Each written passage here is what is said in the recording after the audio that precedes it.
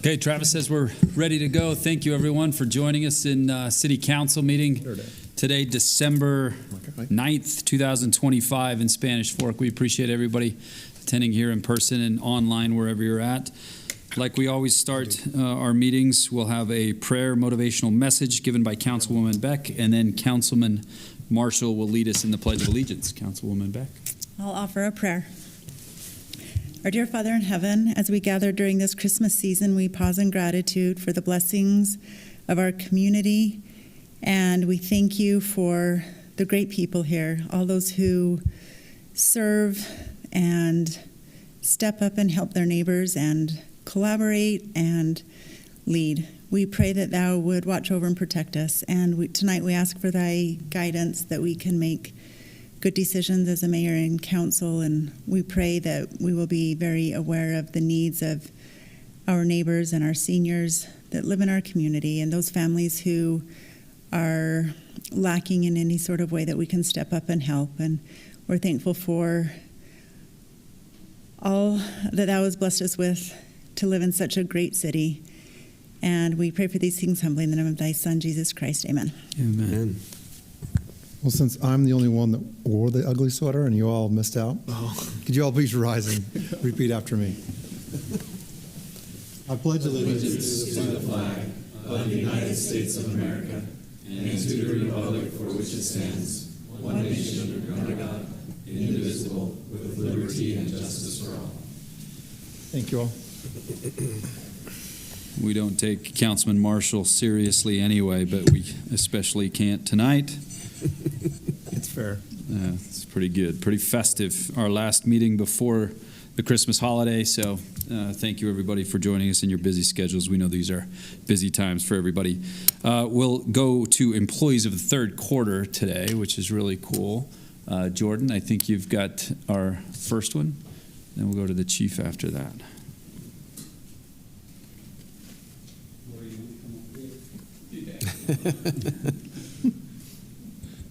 Lori's. Do you want to? Like, just Yeah. She doesn't listen to what I say, but that's usually for the best most of the time. So, Lori is one of our awesome employees of the quarter. I'm going to read this nomination, and then I'll share some of my own thoughts. Lori is amazing. She will help with any issue and follows it through until it is resolved. She is the most honest, dedicated, straightforward manager I have ever had. And there's a pretty good chance I was the manager for this person before this. So she really listens to everything you bring to her and considers all ideas good and bad. She gives her true thoughts and feedback, but never discounts other people's. She is a listening ear and a compassionate, kind, well-spoken manager. She does not micromanage and lets her employees make their job their own. She is confident and smart and stands up for her employees always. She's the voice of reason, and she's an amazing resource. She is innovative and creative with problem resolution, and if she doesn't know an answer, she will find out. Nothing slips through the cracks or doesn't get a response. I cannot imagine being able to do my job without Lori as my manager. She is truly amazing to work with, and just as a person, she is a great example of professionalism, honesty, and kindness, but is so much fun at the same time. She has a huge heart. Lori, without a doubt, should be employee of the quarter. Lori's, the ladies in the utility office love Lori.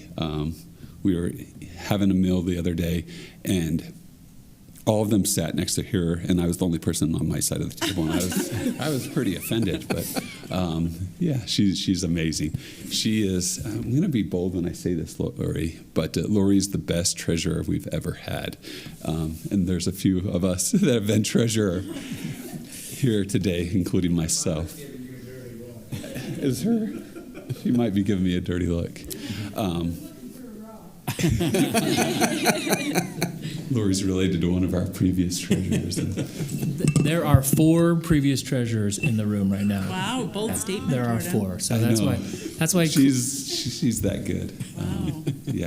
It's hard because she makes me look not as good that way, like what it was there before. But she's amazing. She's a true professional.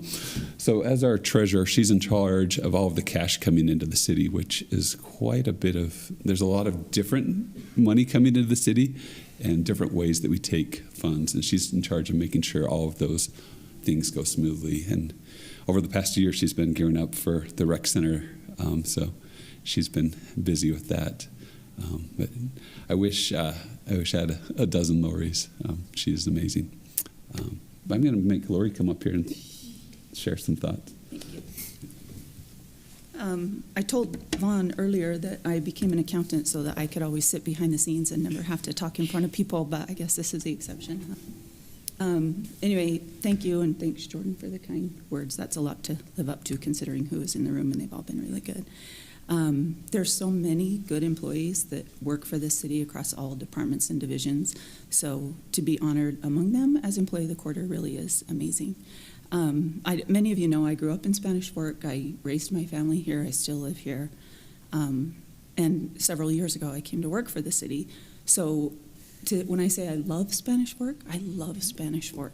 And to not only be able to live in the city that I love, but work for the city that I love really, truly is a blessing. And then I have to say just my finance team, they are amazing people. I get to work every day with some of the best people that this city has to offer. And they make it easy to come to work, to a job that I truly, truly love. So, and Jordan is great. Don't let him fool you. He does a really good job. So. And he is well respected by his team, even though we give him a hard time. So thanks to my team, and thank you for the recognition. I appreciate it.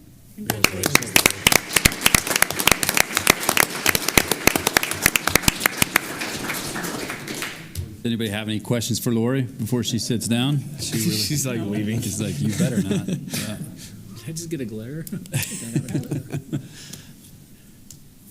Chief. Is there a preference in order that Nope. you would prefer? Whichever you prefer. Okay. Ben Besendorfer, would you please come up?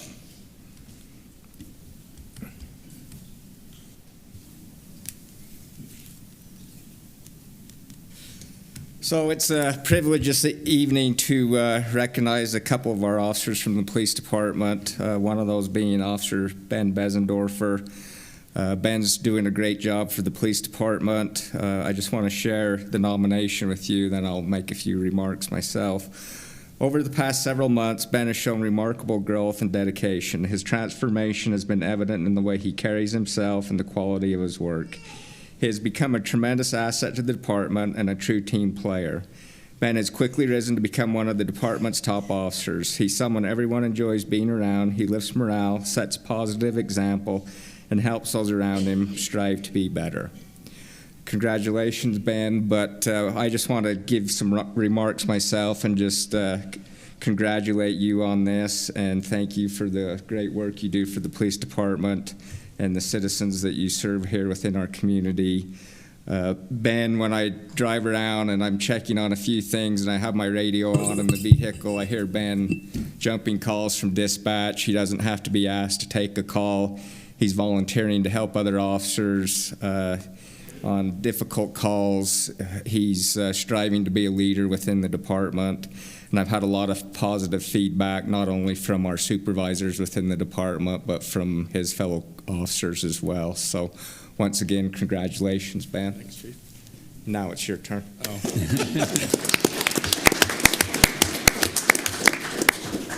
Well, walking in here, Seth told me I needed to work on looking better. And so from that photo to now, I think I look a lot better. So I did what you asked, Seth. Now, the context needs to be shared. Aside from that, it's an honor to be, I guess, nominated as an Employee of the Quarter, especially to stand up here with Lieutenant Harding. He's someone I look up to, so it's just an honor and a privilege. So thank you. Thank you, Congratulations.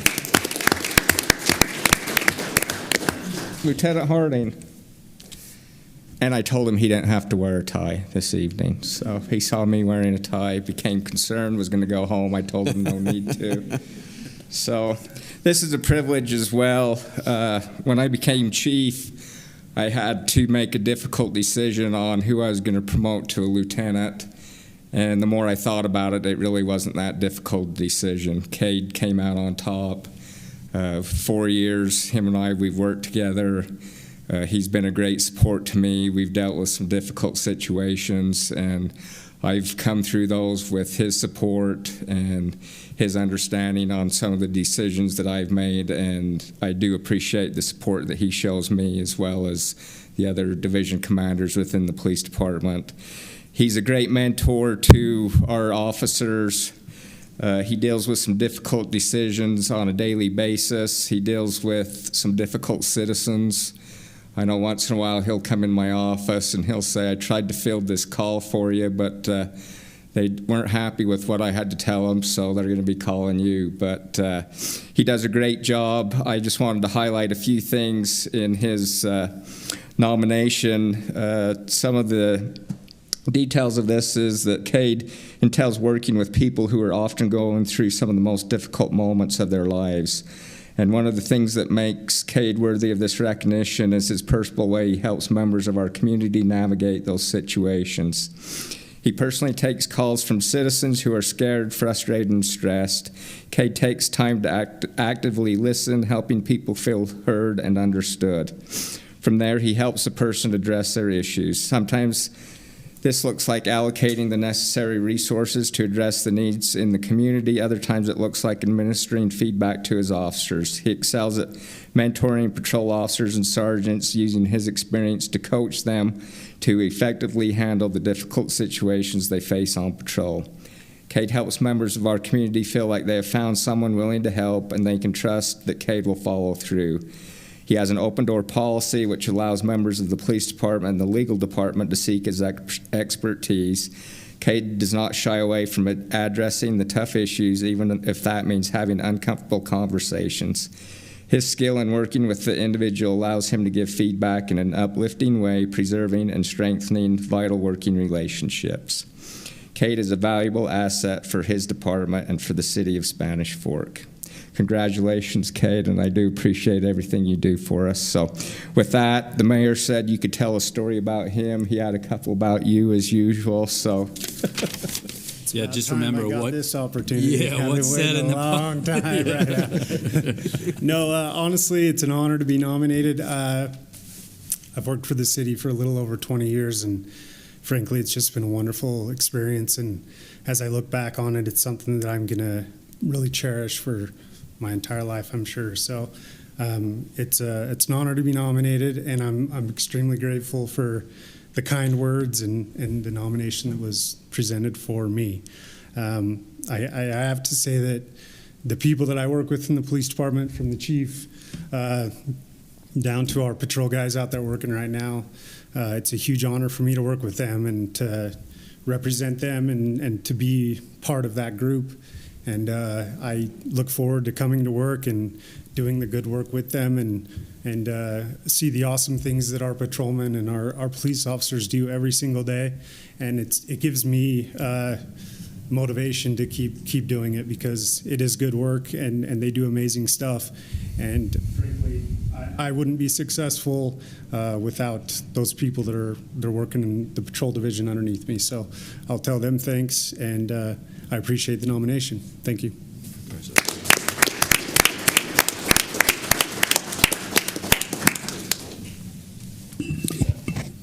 directive what happens. Yeah, let's get a picture with all three of them. Yeah, if you all three would come up, and maybe while they're coming up, Cade, from time to time in certain settings, there are stories that are told. And I think today's a chance for you to tell a story.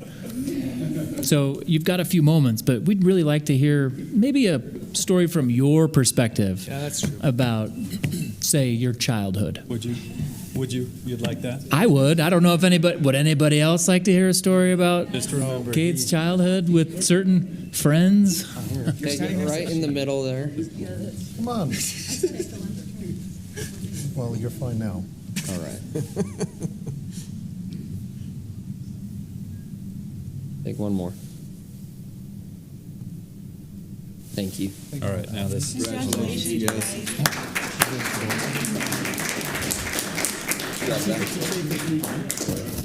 Thank you, Lauren. Come back at you. Congrats. Seriously, you need your appreciate you so much. Oh, cool.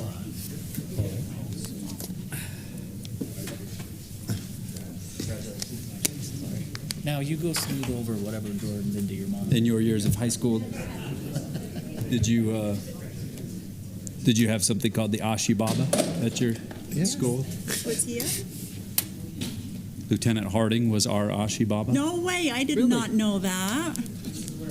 If he could show the public what the Ashi Baba is, that would be great. He's not, he's walking He's out. out of here. No, See, that's why he's not going to share any stories, because he knows that you have too many of them. I've got. And just maybe on record, he said, "There will come a day." So I'm hopeful. Maybe not televised would be most appropriate. Maybe, perhaps. Cade is a good dude. So's Ben, and Lori is not a dude, but she is a great lady, and I think maybe overshadowed what the part of Lori's job. I mean, every department in the city is important. Certainly, public safety is, but in the world of finance and government, what good people you have in the right places to make sure the public can have trust in your hard-earned tax dollars are being watched over and spent wisely and accounted for. So very important stuff. Appreciate Lori and Ben and Cade. That's a great way to start a meeting. So, Mayor, it probably is worth telling this group because it's been a few years, but Lori's mother was our treasurer, Claire, the lady who said, "What?" Oh, I didn't Claire realize was our that. treasurer when I was first hired and before then. So she was the treasurer probably mid 90s, late 80s maybe, but through 2008, 2010. So a long run as our treasurer, and a lot of the good things that we do today still have a foundation in what Claire did. So Lori comes by what she's doing really naturally. And she's married to an accountant as well, a CPA. So like they go home at night and they talk numbers. Like One to me. Yeah, I'm in. Credits. 6 or 7, I guess. So you said 4. Who was the other besides Jordan? Tyler. Tyler. That's Yeah. right. Tyler. Yeah. Yeah, we get upgraded every time. Whoa. Mayor, I may be out of line, but I was You are. Cade's, I was Cade's basketball coach, That's right. and I said we had a particularly aggressive young lady Yeah. on the other team, and I said to Cade, "Would you just take her out?" And he did, and I almost had a lawsuit from the father. But Cade's a good. Eldon When he needs. says take her out, that means like on a date, not like take her out. No, he would. No, Okay, no, yeah. pretty sure I'm gonna throw it out. Yeah, I'm pretty sure. He coached me in basketball too. He meant take her out. So not only did we get one Cade story, but we got There's two a lot. tonight. There's a lot. And Poor Cade. when Eldon has time, he can tell you a lot of stories about coaching youth in this city, and Cade is one of them. So that's good stuff. Okay, takes us to item 4, public comments section. This is anybody from the public that would like to address the mayor and council for stuff that's not on the agenda tonight in public hearing, but any questions or comments that you'd like to make to the mayor or council. It's public comments section. Try to keep it to 3 minutes. Jack's our timer over here. But any public comments that anybody would like to make to the mayor and council, please feel free to come up and state your name and ask your question or state your comment. No takers. Okay. We'll go to out of public comments section to council comments, and we'll start over here with Councilman Took and work our way down to Mr. Christmas Sweater over here. Councilman Took. Excellent. Thank you, Mayor. Good evening, everyone. I have a couple things, but before I share those with you, I'd like to give some time to our President of the Chamber of Commerce, Kathleen Levitt. Thank you for being with us this evening. Thank you for having me. So good to see you all. I wanted to thank you all for participating in Winter Lights Parade just a couple weeks ago. It was actually a really lovely evening. I think that was the warmest one I've ever done. So super grateful for that. Just a few upcoming events that I wanted to make you aware of. We have a new networking Christmas luncheon on December 18th, hosted at the Hampton Inn. Then new networking in January will be on January 15th. That's being hosted from one of our new members, Bonsai Flooring. They're just across from the airport. So we're combining it with their ribbon cutting. So hopefully we can get a lot of people there to support them. They've been really supportive of us. They joined and then they jumped right into the Winter Lights Parade. So very involved business. We're excited about that. And then the annual awards gala is January 26th, 2026. If you guys would please mark your calendars. We would love you all to be in attendance if you can. That's going to be hosted at the Amavi event venue again this year at 6:30 p.m. So very much looking forward to that. I think I've mentioned before that's one of my favorite events. So I'm excited to welcome you all to the awards gala. And that's all I've got. Merry Christmas, you guys. Merry Christmas. Kathleen. Thanks, Appreciate Kathleen. you. Yeah, thank you, Kathleen. Merry Christmas to you as well. Just two other items from me this evening. I won't say much about the Fit City Rec Center. I know others will share a couple thoughts because this is a big week for that as we have the ribbon cutting and dedication tomorrow for it, which is so exciting. But I do want to just share one thought. So I've loved attending the farewell lunch with the seniors this past week from the old senior center, and then the new one, a couple days ago at our new location in Fit City Center. Excuse me. And I just wanted to thank Jack for if you're on social media, you saw after that meal, he made a post, an Insta story with a touching Randy Travis song, and just really well done, but it showcases all of the seniors and how they've filled that entire room that we have, built for them, and just it was touching and powerful, and just showcases their embrace of this new change. And change is tough. Change can be very scary, and it was just really nice to see that work out and to see them there and happy and have a new home. So that's just the one comment I want to make about the Fit City Rec Center this evening. The other thing that I have is a little bit different. So before Fiesta Days this year, we had the Miss Fiesta Days pageant, and I was fortunate enough to be a part of that in helping decide our Miss Fiesta Days. And at that event, that day-long event, I met Miss Rodeo Utah, and her name is Olivia Favero. She's lovely, from up north in Utah. She came, supported us all day, helped out in various ways with that pageant that day. I got to know her, and then she, shared her love about Fiesta Days, of course, but then she reached out later. I've got some experience with pageants and so forth, and she reached out for help preparing for Miss Rodeo America. And so I helped her with coaching and interview prep and so forth the past couple months. Well, anyway, I think this is kind of just fun to note, and I just woke up Monday morning and read this in the news, and it said, update, Olivia Favero, Miss Rodeo Utah, 2025 was crowned Miss Rodeo America 2026 on Sunday, December 7th.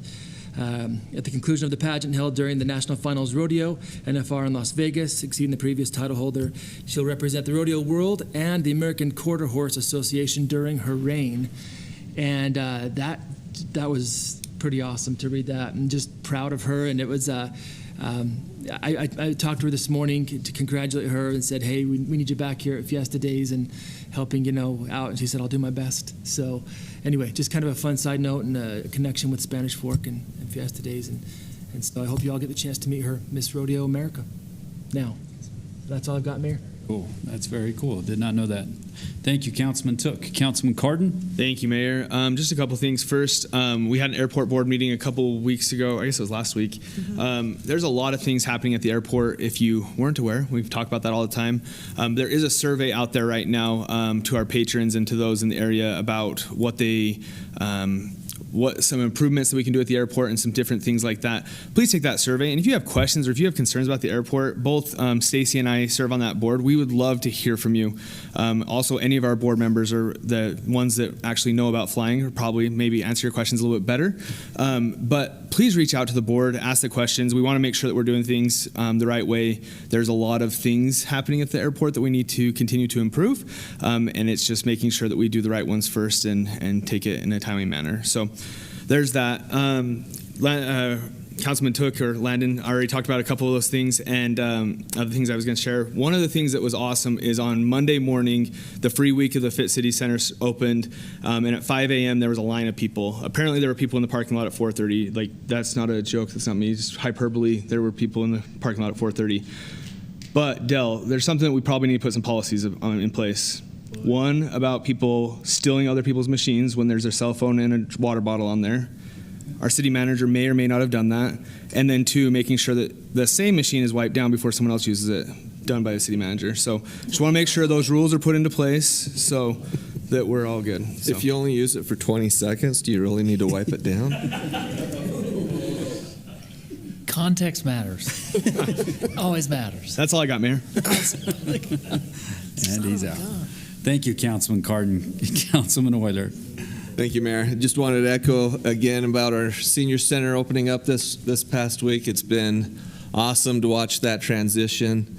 I spoke with Beverly. She's one of our employees that works there. I spoke with her today, and she mentioned that just in the past week or so, they've had 20 plus individuals sign up for the new Fit 60 Plus pass to become members down there. And so it's great. It's a great opportunity to come and socialize and enjoy a great meal.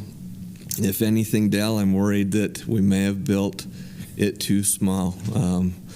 People are coming, and it's awesome to see. We'll figure that out. I want to see it packed. So if you're a senior in our community or even a neighboring community, we'd love to have you. So I sent a couple of links to Jack. I want to show a little bit of what we've been doing on the Historic Preservation Commission.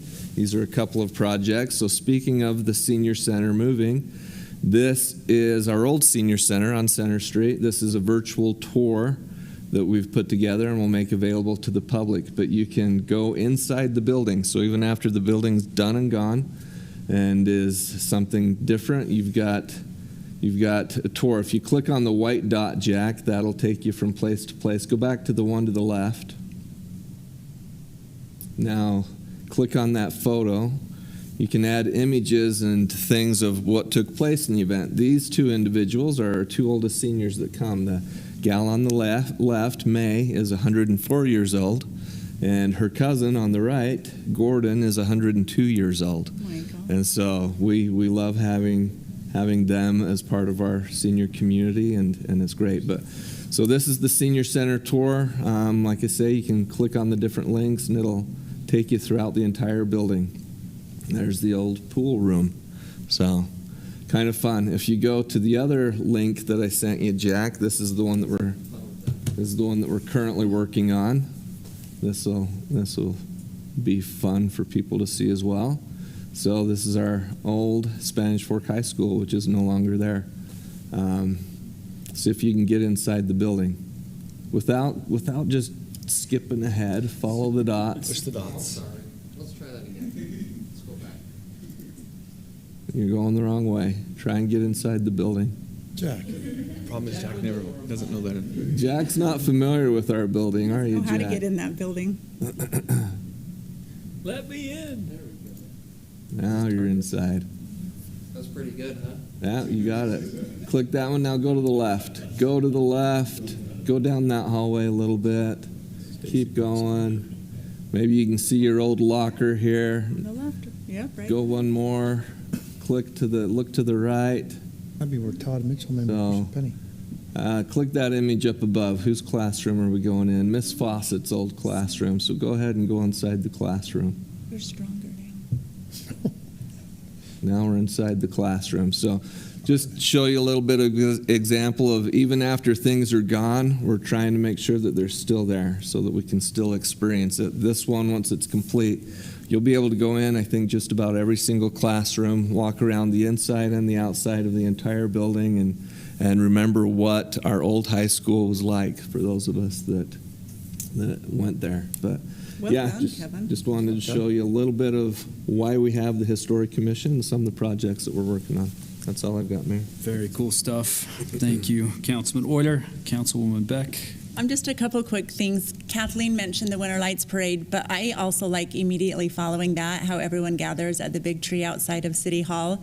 And we had a choir there singing, Santa arrived, we lit the tree, and it's truly a Hallmark moment. I love that. It really feels like it kicks off the Christmas season. And then just with the rec center, I haven't been since it's open. I mean, it's only been open 2 days, but my mom's been twice, and I'm just so proud of her. Every day she's like, I've walked the track around 8 times. I'm like, oh, Mom, like this is just so exciting to hear of all the people down there taking care of their health. And when I'm hearing her talk about, oh, I saw so-and-so, and I talked to someone about joining the seniors, she's kind of drug her feet on that one, and I think she's going to pull the trigger and join. So it's just a good place, especially for our seniors, and want to wish all of the residents and friends and family and coworkers and everybody a very Merry Christmas. That's all. Thank you, Councilwoman Beck. Councilman Marshall. It's a perfect story about the Fit Center. That's exactly what I was hoping we'd find out. I need to explain this ugly green thing. It's just real briefly. I apologize for everyone viewing on TV and in the room today. Didn't mean to be this underdressed. My company had an ugly sweater day, and I thought I could make it home before City Council, and I was wrong. So this is what you get, and I apologize, but I'm here in my at least mental capacity, if not physically dressed appropriately, so I apologize. Looking forward to the ribbon cutting tomorrow and getting that thing fully underway. I have not also been back since we had our open house that one night, but looking forward to those stories. Like whether I use it or not, those stories like really will be what makes it special for our community. So that's cool. So keep them coming. With that, Mayor, I don't have anything further. So Perfect. Thank you, Councilman Marshall. I think it's already been said, but Hallmark movie moment is what Councilwoman Beck, what I was thinking when we get done with the light parade. And it's hard to see from the flow, everybody, but man, there was a lot of people for a parade at dark. And no matter how warm it is, it's never cold, or it's never warm, really, it's cold. So thanks for coming out and supporting the businesses. And then the tree lighting after, I get a tap on the shoulder, and it's Miss Spanish Fork from a few years ago. Alexis Hill just returned from serving an LDS mission, and it was, her little, she just got home the night before or something, so a little homecoming for her, and very cool feeling around that with the Spanish Fork Chorale. Was that who was singing? My gosh.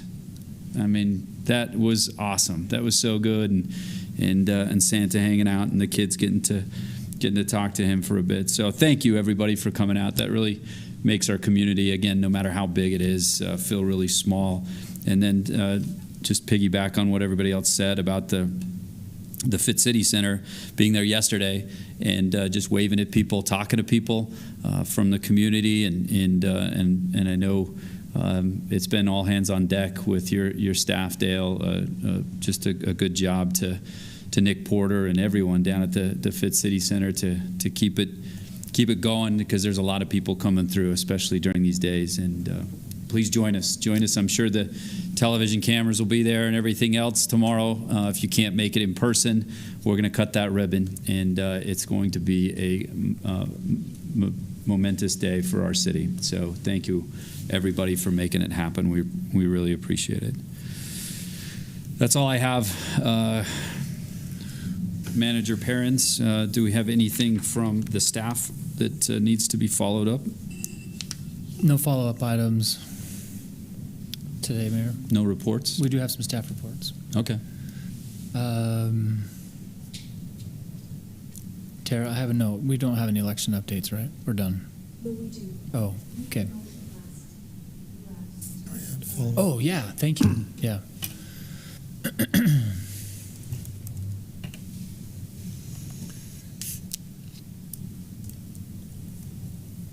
Hey, welcome. I'm glad to be back. There were some numbers that we needed to clarify on the election. From this document that you can see here, hopefully that will go out of the way. There we go. So just wanted to clarify that the number that was originally presented last council was that first, or the second number you see there. It was by mail ballots. What it didn't include were the electronic ballots, the voted in-person ballots, and the provisional ballots. So if you can see at that very bottom line, that is the number of those all together. That was the concern, is that we didn't have all those in. And then the next slide is I was able to get a cast vote record, and this is where it will tell me every single vote that happened and who they voted for. It won't tell me who voted it, but it will tell me who they voted for or if they didn't vote. So you can see here that we had 4,060 votes for Mike Mendenhall and 2,881 for Scott Nielsen, and those total votes came to 6,941. But the final total votes came to 6,989, and I just wanted to explain a little bit, make sure everybody understood that that is because some people undervoted, meaning they could have voted for more people and they didn't. So when you have an undervote, those numbers will not equal that final total vote. And then we had one overvote where they can't decide what the intent was with that voter. And so at that point, they don't know who that voter is, and that vote doesn't count. So, and then the next slide is the council members. We did a cast vote record as well, just so you could see those numbers match up. I think that helps everybody feel like those numbers are where they need to be. So you can see those totals for each candidate, and that came to 13,001. And then if you add those undervotes and overvotes, again, people who decided not to vote for a council member, or voted for one, or voted for less than they could have, those are the undervotes. And then the overvote would be that they voted too many people, and so those votes didn't count. So that came to 13,084. Did you have any questions for me? Thank you, Tara. Questions for Tara? Looks great. Thanks for the Tara. clarification. Okay. Thank you, Tara. Thank you. Thank you, Tara. That feels like it was forever ago. It does. It just like, So last but it was just, yeah, it was just last month. A couple of items from Parks and Rec we'll have Dale talk about as well.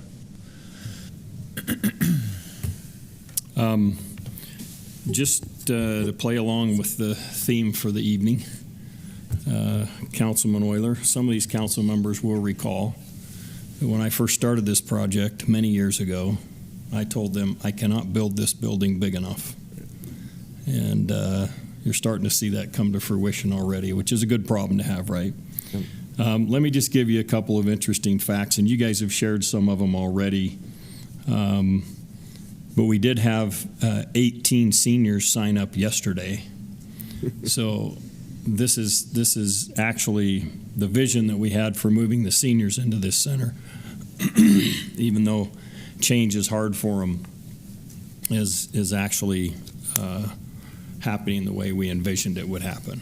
And it's kind of fun because I've seen Dave Euler, our former city manager, has been down there both days. Now, Susan didn't make it one day, but she came again today. Good. So it's fun to see some of those people out that are enjoying the facility. We had, so just yesterday, as you know, this is the week we started the free week for anybody that wants to come in, can come in and use the facility. Just yesterday, we sold 116 memberships. $6,000 worth of memberships in one day. And some of that's online, some of it's in person, but just the number of people and the synergy that's been created is incredible. We had 1,600 people come through yesterday. I rounded that up by 8 or so. But we expect many more, obviously, as the weekend progresses, or as we progress towards the weekend and after we cut the ribbon tomorrow. So we do invite you to come participate in that. I know all of you probably received an invitation to be there to participate in the ribbon cutting at 6 o'clock tomorrow night. Let me just touch on a couple of other things. Give you an idea of how things are going at the Festival of Lights. Bronco and Emily and Janice have worked diligently to try to figure out systems and ways to make this a good experience for people. And we've had many people involved from the IT department, from SFCN as well, to work through some of these issues. They've been wonderful people to help us with a lot of our online stuff for the Fit City Center as well as this. But our goal was to make this a positive experience for people so they weren't waiting in line for 2 hours to be able to get through the lights. So we've required online registration. We have to have online tickets to get in. We've stopped allowing box office people to come. And it's worked remarkably well so far. An example is we had about a 700 car night and there was no wait, virtually no wait.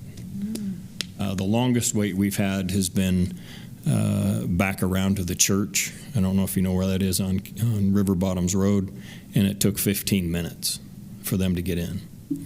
So the system we've laid out has worked. We have allowed only like 100 cars per half-hour time slot, and now we're going to expand that out to 120. Our data shows that all of the 6, 6:30, 7 o'clock time slots, those are the prime spots that are being used, and most of those are sold out. So we're going to expand that.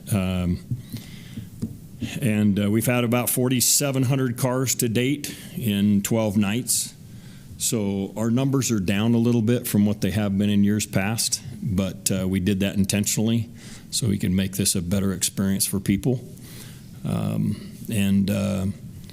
We do have a new ticketing system. Stride Events has been really good to work with us to be able to make that process seamless. Our police have been fantastic to be there just to help with security because, we've had some traffic issues in the past. I think we bored Cade and his guys to death because we haven't had anything to do, which is great. That's what we wanted to have happen. So things are going really well there, and we're excited for how that stuff's playing out. They've had to turn away a few cars, which they've needed to in order to let them know, hey, we're serious. You need to go online and get your ticket. And people have been able to do that on site as well. So anyway, there's a couple of reports on things. I hope all of you are planning on coming tomorrow night. We have little assignments for all of you, which will be fun. So we expect to have you fully engaged in that process with the Fit City Center. That's all I have. Thanks, Dale. Thanks, Dale. Those What do you numbers are fun to hear. Mm-hmm. What do you want Shane to wear tomorrow? Well, not that sweater. It's 4:30. What time is it at tomorrow? Yeah, 4:30. We want you to wear this. I'm going to wear this one again. You probably will, just despite me. Ribbon cutting at 6? The ribbon cutting's at 6. And Jack, you may want to answer this because I don't know who's all needs to be involved in this media day. We have a media day that's scheduled for 4:30. I don't know if all of them need to be involved or if that was just an invitation if they want to come down. Yeah, as you can be. We'll have leadership from the Fit City Center, from Parks and Rec, and you as you can to be there and talk with the media and show off the new center. So, yes, you'll start lifting at 4:30. So maybe to be really clear, you do not have to be to the media stuff, but if you don't come at 4:30, then probably by 5:30 would be great. Okay. Yeah. Perfect. And are you with regards to the Festival of Lights and even the last few weeks, people using the rec center, are you getting any feedback that we could hear, that we could know about, any positive or negative? Are you hearing anything from the public? Councilman Euler, you can't answer that. I won't answer that. We'll wait because there. From my understanding, there's still things being worked on, like the sound system. Oh, for sure, there is. Right, and yeah, so that was horrible, wasn't it? Yeah, until we get things kind of resolved, I'm not really addressing any concerns that are coming to me because you'll notice tomorrow we'll still be using a portable sound system, which works just fine. But there are some legitimate concerns that I know Councilman Euler's received from the seniors, and I assured them yesterday that we're going to take care of it. You just need to be patient with us. It's a new facility, and we got some quirks and things that need to be worked through. But they'll be certainly comfortable once we get settled in with some of those things. Yeah. But yeah, I'm interested in anything else that you've heard. Tomorrow is your last free day, right? No. After tomorrow. No, you'll have Wednesday. You'll have through Saturday. Oh, so the rest of this week? Yeah, the rest of this week. Yeah. So I guess in that vein, a little confusion when we went the other night. A lot of people coming right after work, so it's like 6 or so, and somebody finally came out and just said, "Hey, if you're here just to go in, just go in and explore it." Rather than there started to be a line because people wanted to sign up, and they're like, "Where do I buy my membership from?" Right? And so your staff did a great job on saying, "Hey, if you want to go in, just go in and explore it, and then come see us in a minute on either side of the desk to sign up," because there was a lot of people wanting to sign up, which was creating a line of some people. You can tell some kids kind of with their towels ready to go swim. They could just go swim.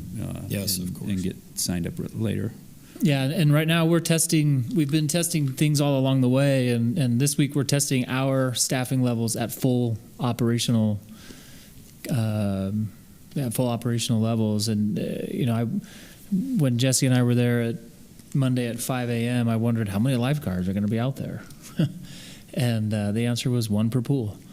And they walked around, and that's all they needed. And I was really glad to see that, because I was hoping we didn't have to have 15 lifeguards, guarding an empty body of water, right?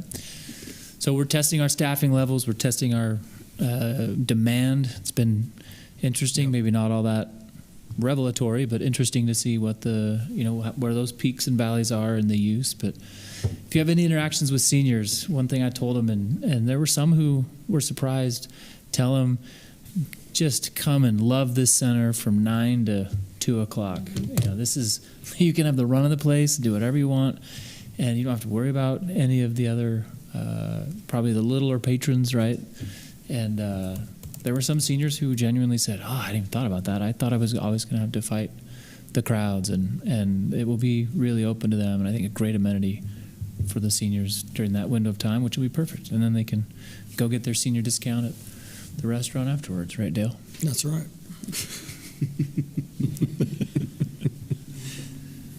Very good. Very Thanks, good Mayor. stuff. Anything I neglected to mention? We're a rodeo city in one of the top rodeo in the country, and it's not just rodeo in July, but it's rodeo in December. A lot of NFR fans that are watching it on TV. But yeah, thanks, Mayor. Dale, the mayor, and I were down in Las Vegas last Tuesday, Wednesday, and Thursday for the PRCA convention that they have prior to their national finals rodeo run of 10 nights.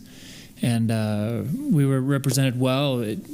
Spanish Fork is certainly one of the great rodeos in the country.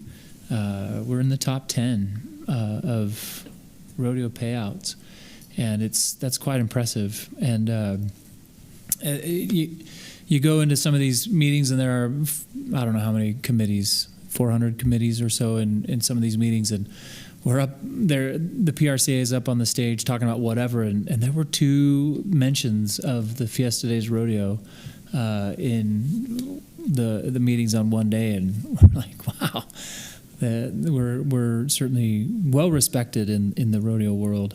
We've got a lot of great things planned. The 2026 rodeo has been planned for a year or so. The 2027 rodeo, in terms of all the personnel, are planned. And we down in Vegas this week, we were actually working on details and plans for the 2028 rodeo. Just making sure that things are lined up, because they may not be that far in advance. No, we're one of the unique rodeos that are able to be as prepared and in advance as we are. And so we were there. It's great to get that work done. Perfect. Okay. Anything else before we go to the 101 agenda from the council? Okay. Spanish Fork 101 tonight is the Victim of Crime Act grant, the VOCA grant. Yes, and we're excited to hear about that, just like we are every year, another important piece of public safety. Good evening, Council. Thank you for having me again. So this is just my twice-a-year annual reporting for the VOCA grant, which is about 50% funded for this position that I'm in. And so I just wanted to give you kind of an idea of where our program's at and where we're going from here. Oh, you have a clicker. If you So sorry. There we go. Okay. So this is just a general information about the grant, kind of the purpose. Ultimately, it's just to help support victim service programs within different agencies. For us specifically, it's a law enforcement agency. So I wanted to talk a little bit about why we invest in victim services, why we're funding this position, and why it's important. So I've talked in past about some of the victimizations that we serve, some of the things that we do, what an advocate does. But I wanted to dive a little bit deeper into another portion of that, which is the way that survivors cope after going through a victimization.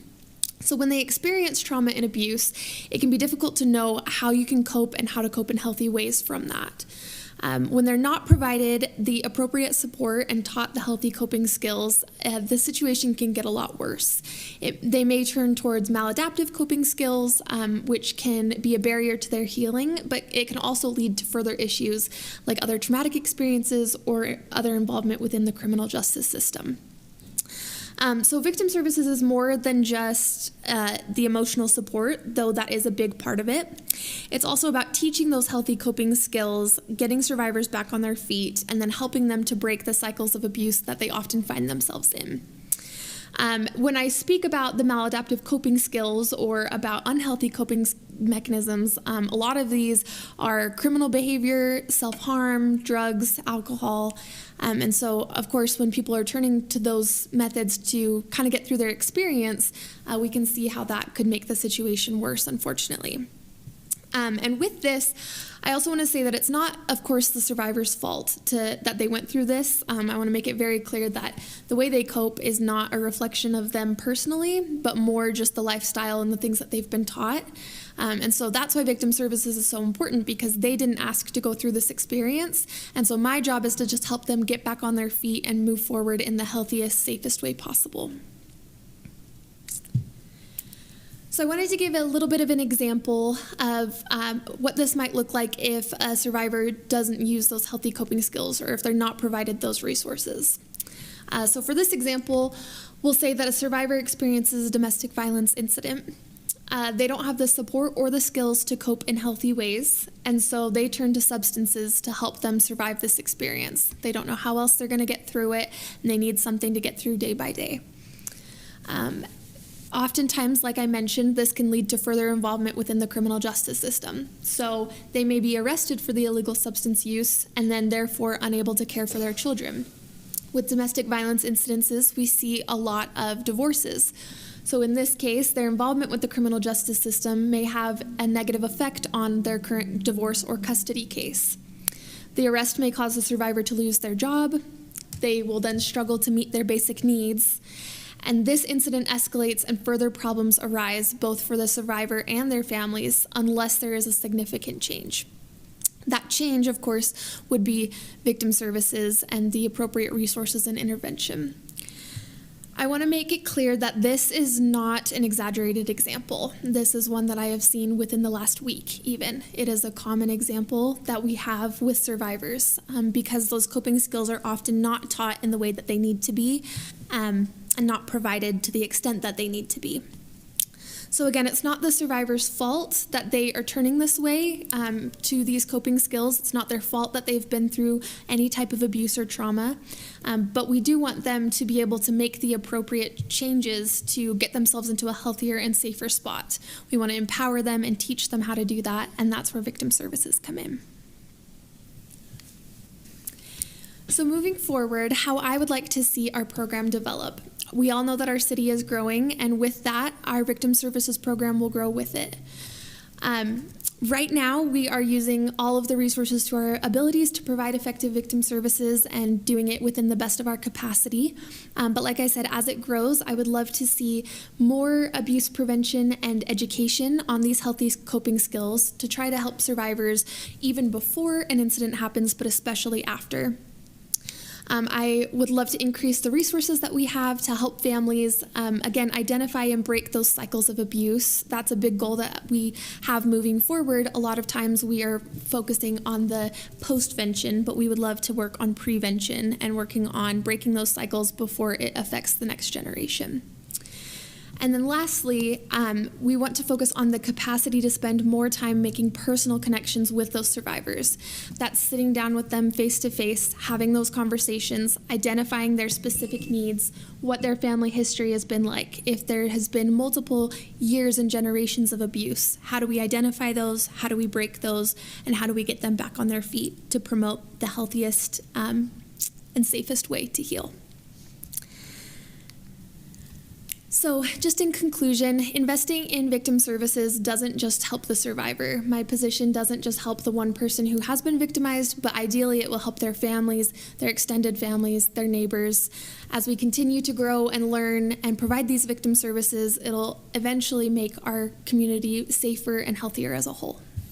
So, thank you for letting me present with you tonight. Thank you, Lexi. Questions for Lexi? Lexi, I do have one question. So about a month and a half ago, I was able to take the 12 and 13-year-olds of our ward. Ward is a church congregation that I attend there, Shane.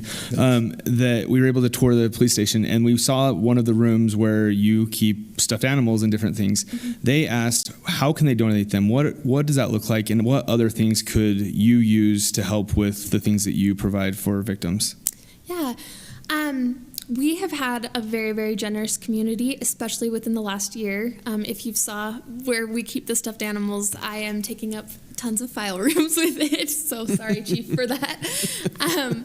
But yeah, we've collected things like stuffed animals, blankets, little fidget toys. We've even done hygiene kits for people that need to leave in a hurry, to leave an abusive situation, or if they're going to the shelter, making sure that they have the toiletries they need. Gotcha. We've also done just different packets for resources, and then just like even some clothes or shoes if needed. Gotcha. So would they just contact you to find out what things are needed at the time and then go from there, or is there like a list somewhere? They can just contact me. You. Okay, perfect. Thank you so much. Yeah, thank you. Anything else for Lexi? I have a question. So on this last slide, completely agree with what all of you just said. I think it's a very one-on-one victim advocate conversation to help change the trajectory of these victims' lives.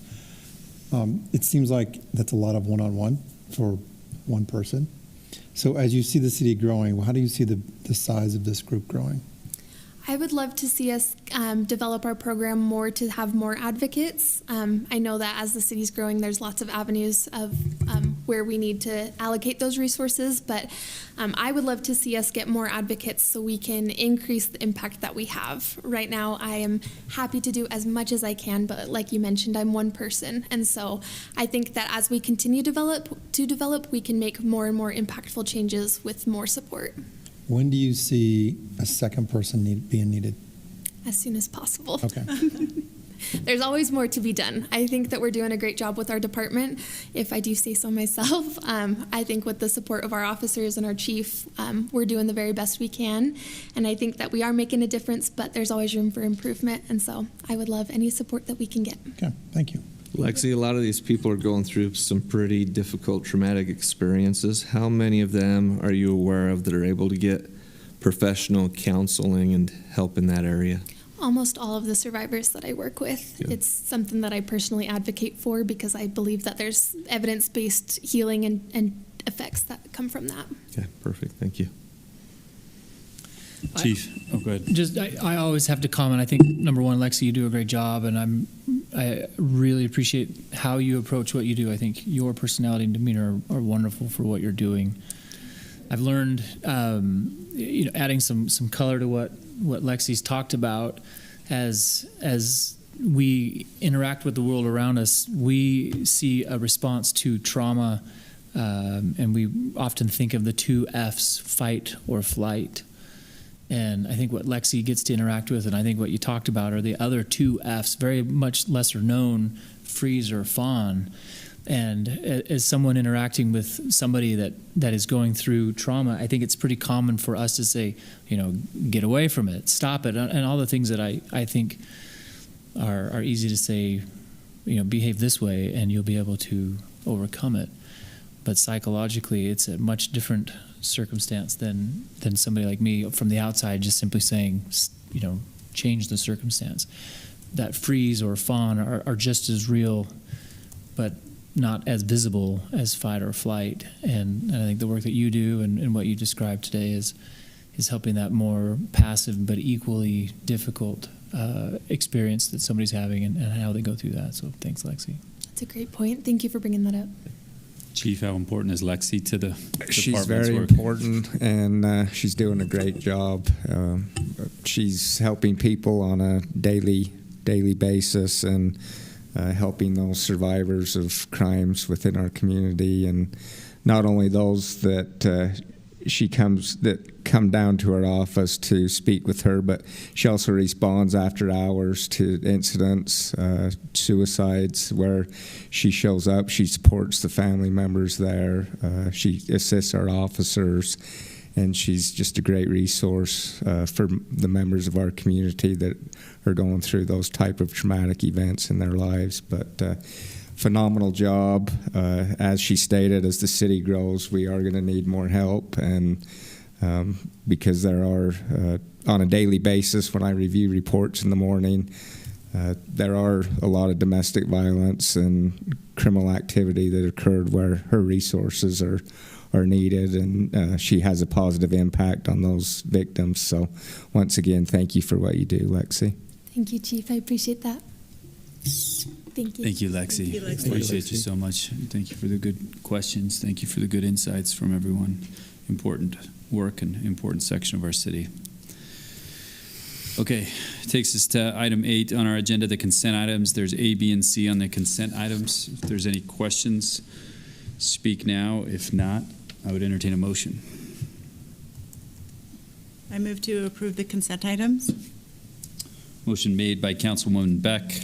Second. Second by Councilman Took to approve the consent items. All in favor say yes. Yes. Consent items are approved. Takes us to section 9, the public hearing section of our agenda. There are items A, B, and C. First is the ordinance for the Swenson property zone map amendment. Mr. David Anderson. Mr. Mayor, thank you. The Swenson property zone map amendment involves a 64-acre site located immediately west of Old Dominion, if anybody knows where that is. It's on the south side of State Route 77, talking about way north near the northern city boundary of Spanish Fork.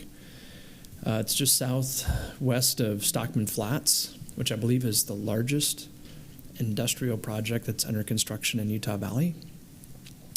And again, just over a 60-acre site.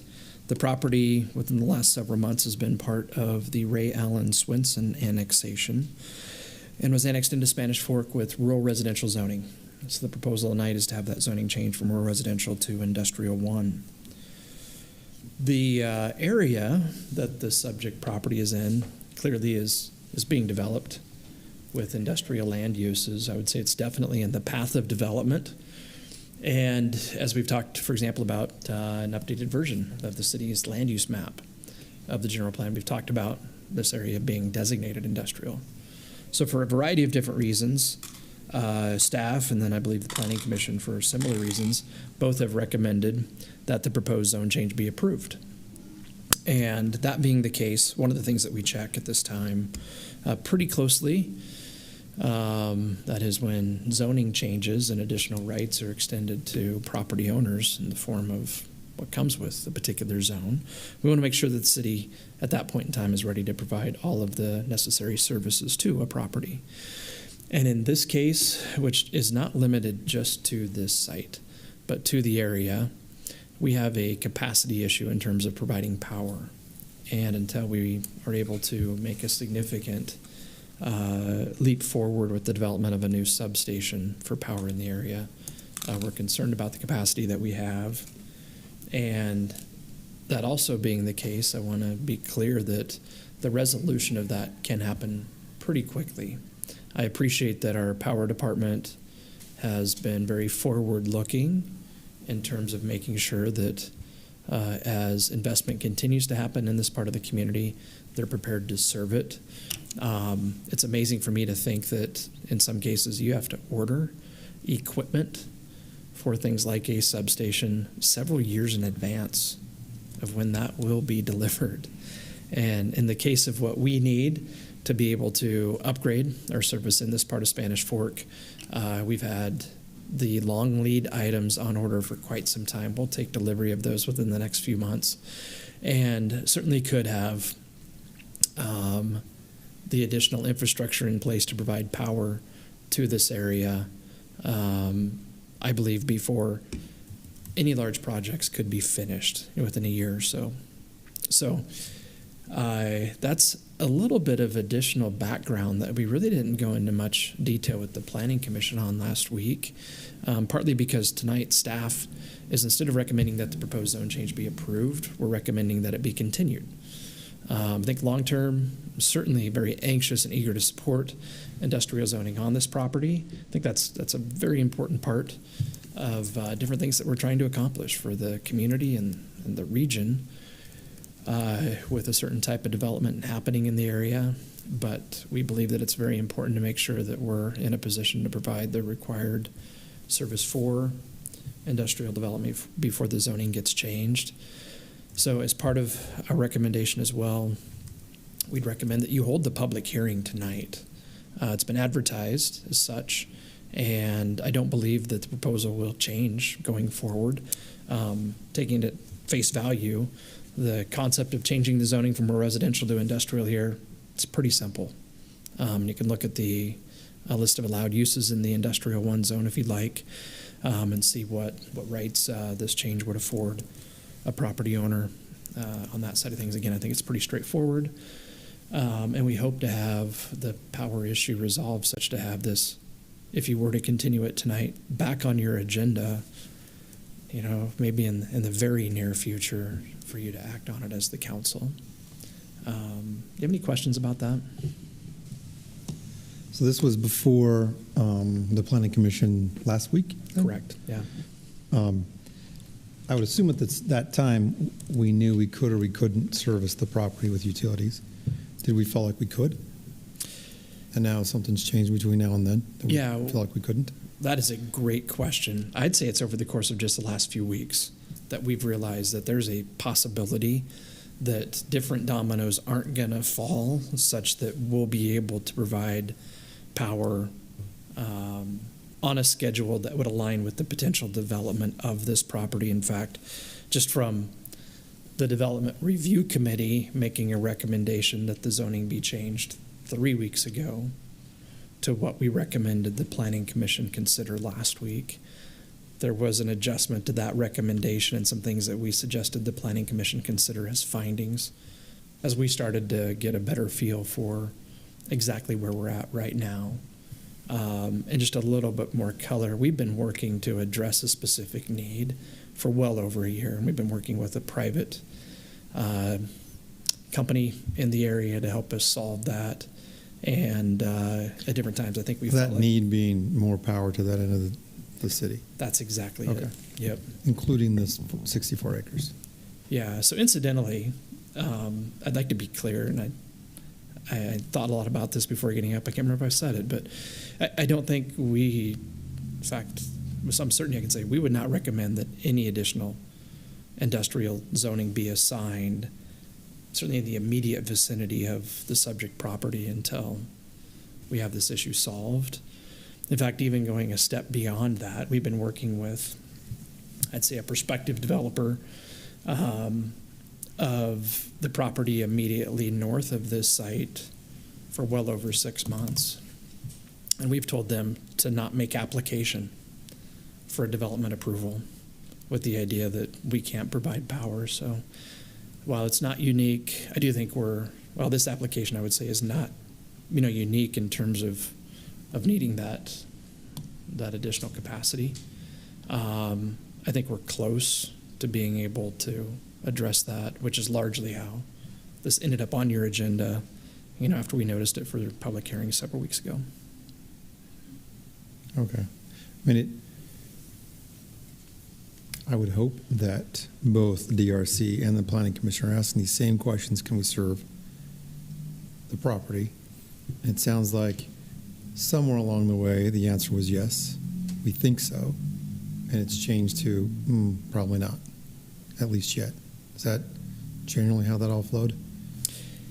Without lining up a site for a substation, we cannot do it. Okay. So we're at that point tonight, definitively understanding. So in this case, Dave, I'm not trying to give you a hard time. I'm just trying to understand the process a little bit, because it's DRC. This has been a problem for a year, and DRC several weeks ago said yes to this and no to, or don't bother submitting an application to the people of the north because we can't service power. Why was this one a yes?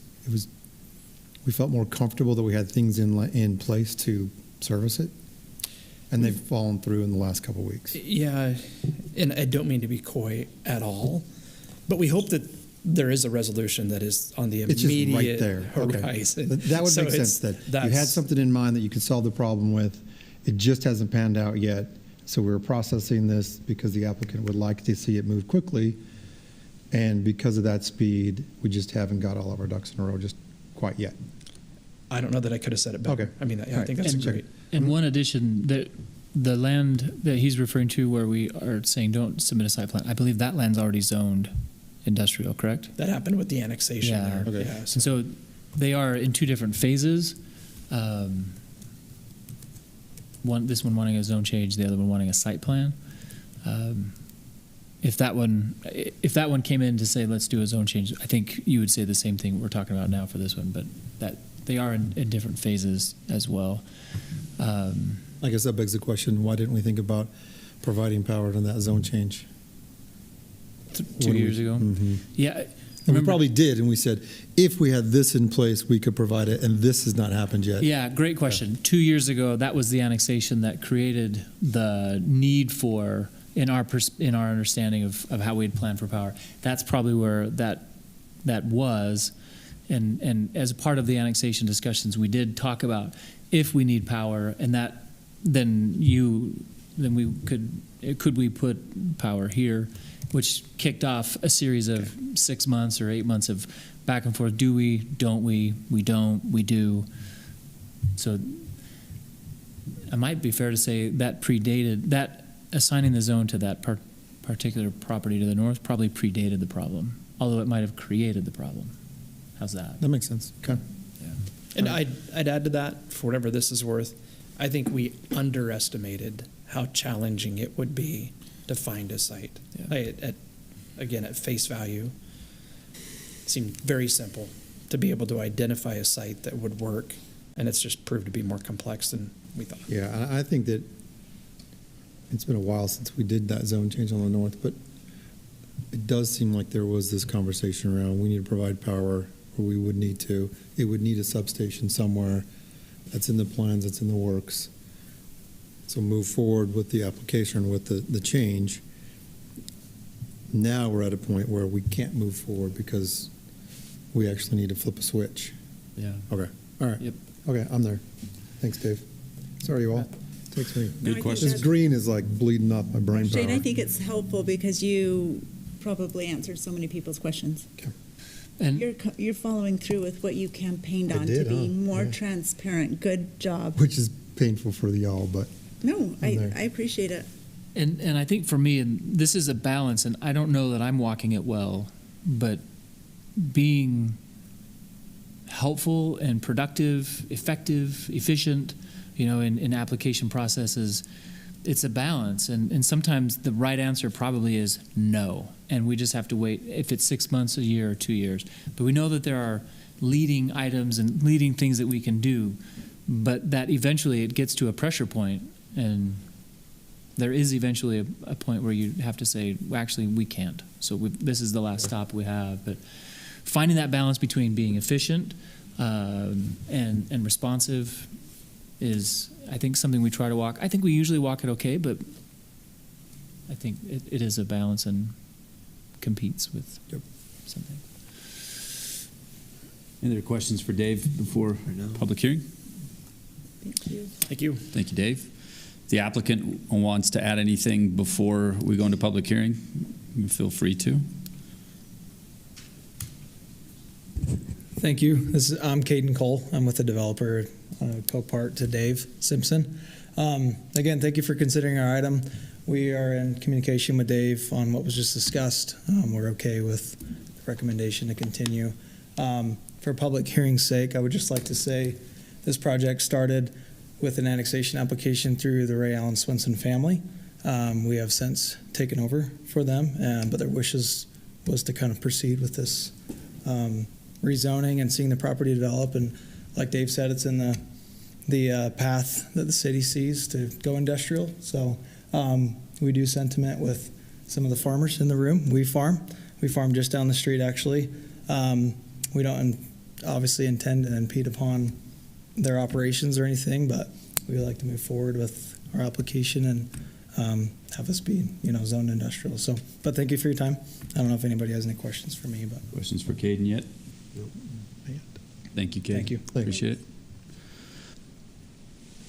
Okay, before we go into public hearing, Jack, you'll be our 3-minute guy that we'll have it up there. If anybody needs any more time, please feel free to message us, email us, whatever we need to make sure you get in the public record. But please try to keep your comments in public hearing to 3 minutes so we can be fair to everyone that's come tonight.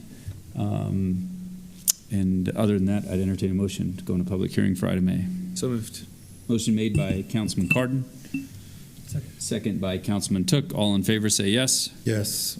We're in public hearing for item A. Anybody from the public that would like to speak to this item? Even I'm allowed. This is a good hat holder. I was going to ask, my name is Eldon A. Neves. I was going to ask Kevin if you have a basketball court there at the Senior Citizens Center. In the senior center, not within the senior citizen center, but at the Fit City Center, yes. But not in the Senior Citizen Center? Well, I guess if we wanted to, we could put up some portables. It's got a wood floor, so. It's got 8 hoops right next to it, 8 indoor hoops. So get down there and start working on your form. You need it. No, I need to go to the Senior Citizen You looking Center. to coach a seniors team? What's that? Are you looking to coach a seniors team? Now, don't put my 3-minute up yet. And also, The time is ticking. also, since there's so many people going to speak on it, I don't know if we need to worry about that. I forgot to bring your article that I wrote for you. You brought it. I know. I didn't bring it. I know, but you brought it another time. I've got it. Oh, you have it, Yeah. really? Okay. My When book you of were the remembrance. star, and okay. 1998. Okay. I don't let anybody in my family forget. Okay.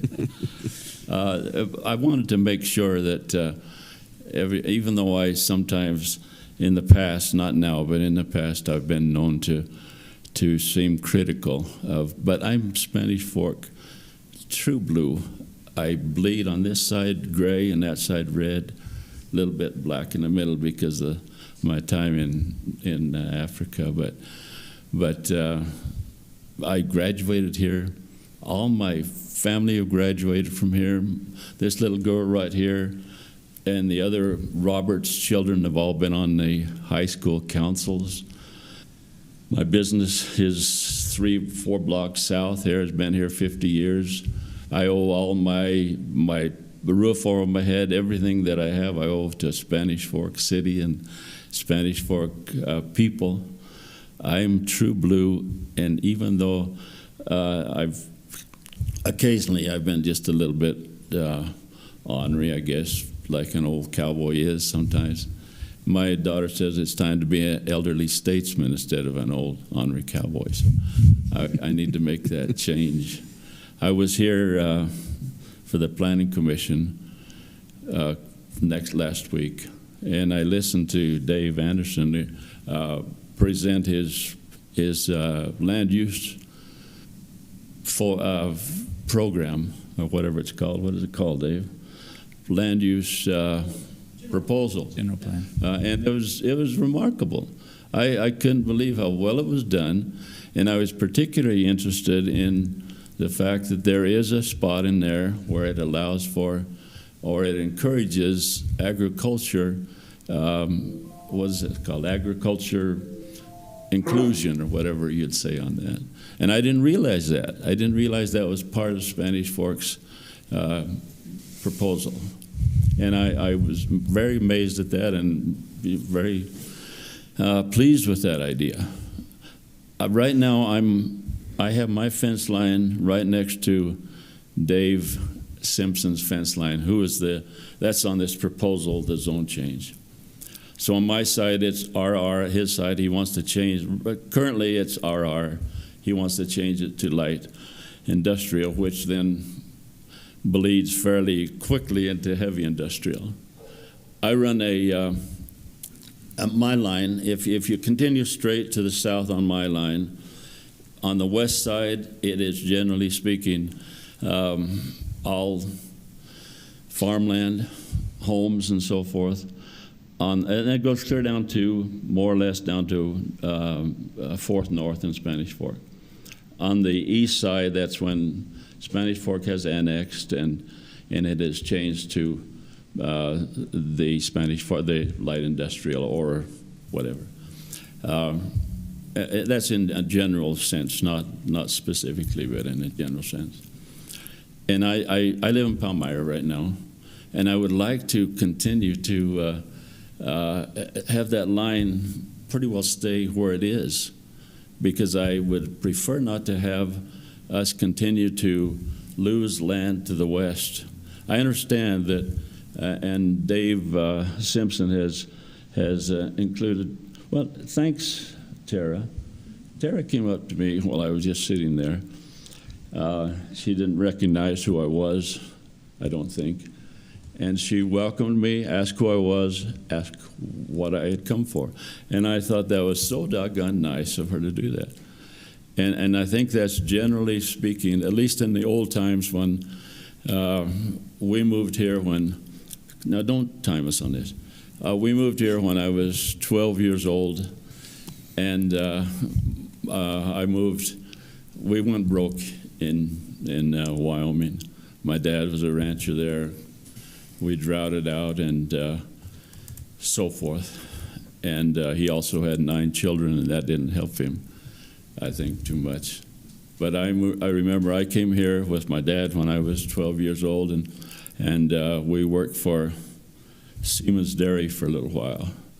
And I remember walking around Spanish Fork with my dad one Sunday with a sack of pecan sandies, and we walked around to see the country, went to Swan's grocery store, and I liked Spanish Fork then, and I do now. I'm a Spanish Fork promoter. Well, I don't know why I got sidetracked on that, but I did. Right now, I oppose this change for a couple of reasons. Right now, I run a cow-calf operation. That cow-calf operation depends on having a live calf. If I don't have a live calf, I failed. Right now, I'm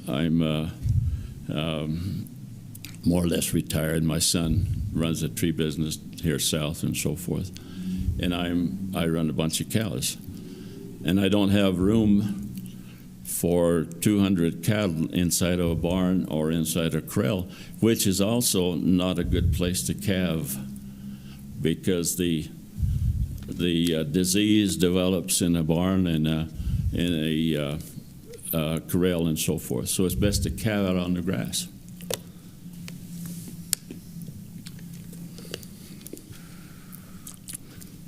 I think Mike remembers, or Mayor Mike remembers, that when a cow calves, the first thing she does is she goes off by herself, clear to the very corner. And that for various reasons, but she goes off by the corner there, and then she if she gets the calf on the ground, then the first thing she needs to do is turn around, lick the placenta off the calf's face so it won't smother, and then get the calf to suck. And if it doesn't suck within the first couple hours, then the calf dies, unless I'm there to intervene and so forth. Anything can disrupt that process. Anything. Loud noise, lights, trucks, dogs, people, whatever. If at any moment during that process, which takes a couple hours, then the calf dies, unless I'm there to watch over it and so forth. This development we're seeing on the other side specifically is going to disrupt that process. And so when Dave says to me that, yes, he can do what he wants is his property. I'm talking Dave Simpson, my good friend that I sit next to and hug, and sometimes I'll kiss him on the cheek. If for some reason I got all mixed up here in what I wanted to say, but his doing what he wants to on his property disrupts what I want to do on my property. Got it. I would like to see RR remain for a while. I know sooner or later perhaps it's going to change, but for right now, it affects me in what I do on my side. It affects me drastically what I do on my side. I had somebody say to me, Dad, Grandpa, why don't you just lay down and die and go sit by your fire, and don't do these things. I had one old gentleman say, this is when I was with my dad up there in Wyoming on the mountain, an old sheep herder, and he said to me, when I asked him how old he was, he said, how old would you be if you didn't know how old you are? And that is, to me, is the greatest bit of philosophy that I've heard, and that's remained with me all my life. And I realized that if somebody were to ask me now, Stacy asked me how old I am, I'm about 65 years old, because I don't know how old I am really, but that's how old I am. Can I just read you some stupid poem? Not a stupid poem. Let me read you something. Is it going to take 17 seconds? It is. Okay. Let me, and don't turn it on. I'm on. This is by, or just turn. You're going to give me that anyway, Mike. After I'm all, going to give you the hook, is what I'm going to give you. No, don't do that. Don't do this. This is by Dylan Thomas. Okay. And it says, "Do not go gentle into that good night. Old age, don't do that. That messes my whole thing up here. I got to start again. Turned off now. Go ahead. Do not go gentle into that good night. Old age should rave at close of day. Rage, rage at the dying of the light." I'm not going to cry, don't worry. "And you, my father, there on that set height, curse, bless me now. See, you messed me up, Dave, because I love you. I've been so, every time I see you, I think, why in the heck did he ever become a mayor? Your and son. I'm so proud as if you were my own child. But curse, bless me now with your fierce tears, I pray. Do not go gentle into that good night. Rage, rage against the dying of the light." Let's keep that change. Let's keep that. Thank you very much. Thanks, Eldon. Thank you. Appreciate you. Anyone else for public comment on item A? Seeing none, I'd entertain a motion to go out of public hearing. So moved. Second. Motion made by Councilman Euler, second by Councilwoman Beck. All in favor say yes. Yes. Discussion or questions back up here with the council. I think the discussion is that's council's age-old question, Eldon, is what do we let the developer do? What do you want him to just wait, but he wants to develop, but they're technically in Spanish Fork, so they can do, and so that's the age-old question. So it's not easy to sit up here and make those decisions. I want you to know that. Eldon, I'd love to talk off-site and pick your brain specifically on how you feel that development's going to hinder and prevent you from doing what you do currently on your property. So maybe after the meeting, or give me a call sometime. I'd love to talk more. I think one thing that we've struggled with, and we've talked about this in the general plan update, is this balance between one use versus another use. And I think there's some real challenges with industrial next to farming. Like that brings some real challenges. There's some real challenges with multi-use families next to farms that we dealt with on the south end of the city. What I was hoping to see in the general plan update, and maybe it's not in the general plan because that's not probably the right place for it, it's probably a policy change in the future, is how can we make them more compatible? What would light industrial need to do to make it be more compatible to agricultural next door? I'm not a big fan of saying, heck no, it can't happen. But I think there are some mitigating things that could potentially happen to make it so Mr. Neves can continue to do what he wants and this can develop into something. That's a big, 64 acres is a big chunk of land to not put into productive use from a from a development standpoint, and just especially if the property owner wants to move forward. So I think finding that balance, to Stacy's point, is really important for us. And we're going to be faced with it, since you all want to go west of I-15, we're going to be faced with it all the way down the west side of I-15. And so getting it right is important. But it's not. It's, to Stacy's point again, it's not an easy decision, something we don't take lightly. And I think to the point of both the developer and also what Dave was saying is that there's the question right now is like obviously being able to serve this, right? So the hard part is tonight is that we're not in that spot to be able to make that decision because Sure. we can't serve it at the moment and we don't have that path forward today. But it sounded like the developer and both the city are saying, hey, let's table this, let's try to work through that. I think at that point we do need to, again, maybe consider some more of those things. But tonight, there's no way I could vote for it except for to table it. Sure. I think that's a good point. This will, if we do decide to table it, it would come back. We'd have a conversation around it. I think it's, we should also use this time to say if we would like to see something different, or there's something that helps us to move this forward, we should say. Yeah. Because we don't often get that opportunity for a second bite. And I think to that point, right, it's hard to say, hey, let's completely change this area when right across the street from this is Old Dominion, right? So you're kind of, I don't want to say we've signed some of that, right? But we have went down that path already to say this area is industrial. So, but it is to the point that you said, is it a policy change of how we integrate when it's next to farming or next to whatever that may be, any agricultural use? Like how do we mitigate that? I don't have that answer because I don't know exactly what it takes to protect that, right? I think Kevin will know more when he has a one-on-one with Mr. Neves. So I'm glad you volunteered for that. That's awesome. I'm not saying it sounds sarcastic, but it was not meant to be. I would love to hear what you all discuss, because I think some feedback to the developer could be helpful in the next conversation. Dave, to Jesse's point that he made with the development that's directly across the street from this, obviously we see developments right there adjacent, so maybe give additional details to specifically why we can service on the other side of the street, but we can't service this property. Yeah, I really appreciate you asking that question. I understand water and sewer a lot better than I understand power. So I can only speak in kind of general concepts.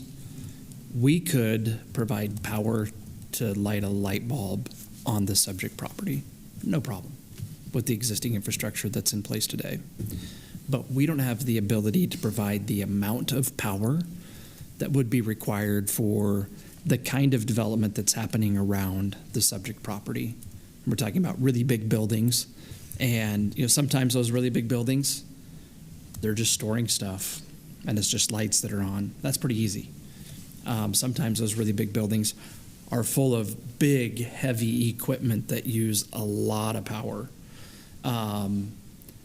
So it's really a capacity issue, and it's the concern, I think, is heightened by way of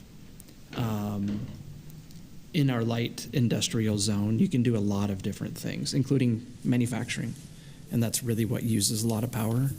That's also what in a lot of ways is most beneficial for a community.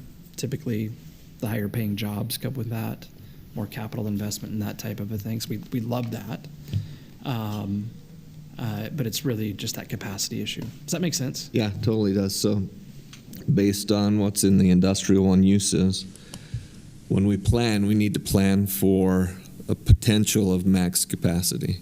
You're saying we could probably meet a minimum capacity of what's in our industrial just to turn the lights on, but we don't know what eventually could be here. And so for that reason, we need to make sure that we've planned for a potential of a max electricity capacity on this location. And I'd say we're not even necessarily planning for the max, but something we don't within know. the realm of reasonable, Yeah. and that we definitely don't have the capacity Okay. for that today. Okay, thank you. And Eldon, I'd just like to say thank you for coming out tonight, all of you, but I've not had the opportunity over all these decades to meet you. I know your children very well, but yeah, lovely to hear from you and about your farming. And you know, I think about Spanish Fork, and that's one of the things that makes us so great are the farmers. And so I'd love to be part of that conversation with Councilman Euler to understand better how there might be, you know, a way to, you know, find a, you know, way to. Sure. Rancher, not farmer, though. Thank you. Yeah. Excellent. Yeah.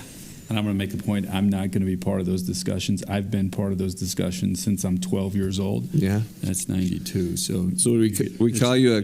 It's your guys' turn. We call you a cattle farmer and a crop rancher. Is that what it is? Oh, that's fun. Great questions, great comments. Anything else? It sounds like a motion's forming here with the recommendation from staff and accepted by the applicant here of a continuance until we get some more information for this property. Table, same thing. Vaughn, either way. We've held a public do we have hearing. to put a stipulation with an end date, or do we just say, do we have to put any condition with that? No. Okay. I would entertain a oh, go ahead. Is it continuing or table? Okay. I'm not going to make the motion. With a sweater like that, it doesn't matter. Listen, buddy. I move that we table the ordinance for the Swenson property zone map amendment. Motion made by Councilman Cardin. Second. Second by Councilwoman Beck. This is a roll call vote for item A. Councilman Took. Yes. Councilman Cardin. Yes. Councilman Euler. Yes. Councilwoman Beck. Yes. And Councilman Marshall. Yes. Item A is continued. We'll discuss it in the future. Item B, ordinance for the Giles Duplex zone map amendment. Again, Mr. Mayor, thank you. The subject property in this case is not too far from where we are tonight. 32 North, 200 East. Let this warm up real quick. It's not a large property. Currently, property's vacant. Just like to thank River for coming. River, you're welcome anytime. Instead of your grandfather, come visit us anytime.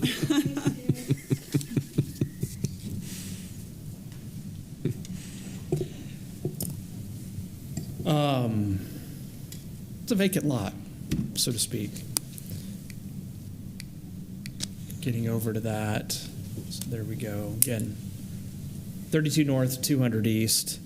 The applicant in this case owns the subject property and some properties that surround it. And because of that, he's been able to modify some boundary lines to help make what they'd like to build on the subject property fit the way that it should. Subject property currently general planned for high density residential development, and that's consistent with the proposal to build a duplex on the subject property. Some of these images get a little bit difficult to decipher on a screen in a bright room like this. In short, this is maybe better to look at. That's what the applicant would like to build on the subject property. It'd be accessed from 200 East. And with the infill overlay, the council does have the ability to approve a project with things like reduced setbacks from what otherwise the municipal code would require. In this case, the primary adjustment that the applicant would like the council to approve is a reduced rear yard setback down to 15 feet, which is both the least rear setback that I can recall the council has approved for things like this in the past, but also in previous infill overlay proposals, the council's approved 15 feet multiple times. So frankly, I don't really think there's a lot more to say. Right now, it's a vacant lot. The applicant would like to construct a duplex there. Both the Development Review Committee and the Planning Commission have reviewed the proposal, and they've recommended that it be approved. We have prepared this draft motion with 2 findings and 3 conditions for the council to consider if you're inclined to make a motion tonight to approve the proposal. Thank you, Dave. Questions for Dave before public hearing here. Quick question, does it face the road or is it sideways? Is it big enough frontage? Face. It is, right? So that is the Yes, front elevation. that's what you'll see from 200 East. Okay, that's Kind what of I thought, typical, but- okay. really not anything. So Dave, I It's guess great, but it's not necessarily unique. the only question I had, it looks like, is condition 3, so it's already in there. I'm looking at the parcel map, and with the 2 adjacent properties, I'm trying to figure out how they plan on taking care of access with the 2 driveways on both sides. So I guess so long as that gets addressed and figured out before a building permit gets issued, then And I'd love to hear from the applicant on that. I know they've given that considerable thought. I'm curious as to how the parcel map, how that came to be to begin with. It looks like it goes right through part of on that south side, it goes through the house that exists on the south. On the north, it's cutting their driveway to access the rear yard, goes right down the middle. So I'm curious to know what agreements or how that's going to pan out. So we'll save that for We have an Kevin. expert in the room on that. Perfect. So there's 5 feet from the side to the property line on the image. Surprisingly common in the older part of town, particularly. Lot lines where you wouldn't think they would be. So that's literally the lot line? Yeah, right on Do you mind, Councilman, if we let Yeah, you? no, we can. Yeah, I don't mean to. Any other questions for Dave? And we can have the applicant come up before public hearing, if you're all right with that? Thank you, Dave. Thanks, Dave. If the applicant would like to speak before public hearing. You're on, Kevin. I'd love to get an answer to that one. Sure, Kevin Olson here. So on the north, let's take a look at the north where you see the house on the north right there. All this property zoned together, okay? Basically in this part where the duplex is going to go is basically by the same property owner. So we took a little bit of this property or the existing property to the north and added that to this to make it work for this duplex. So that driveway you're looking at on the north is just null and void. It doesn't affect the property. North of the old existing house that's there, everything could go around the north side of that to the back, okay, to that piece of property.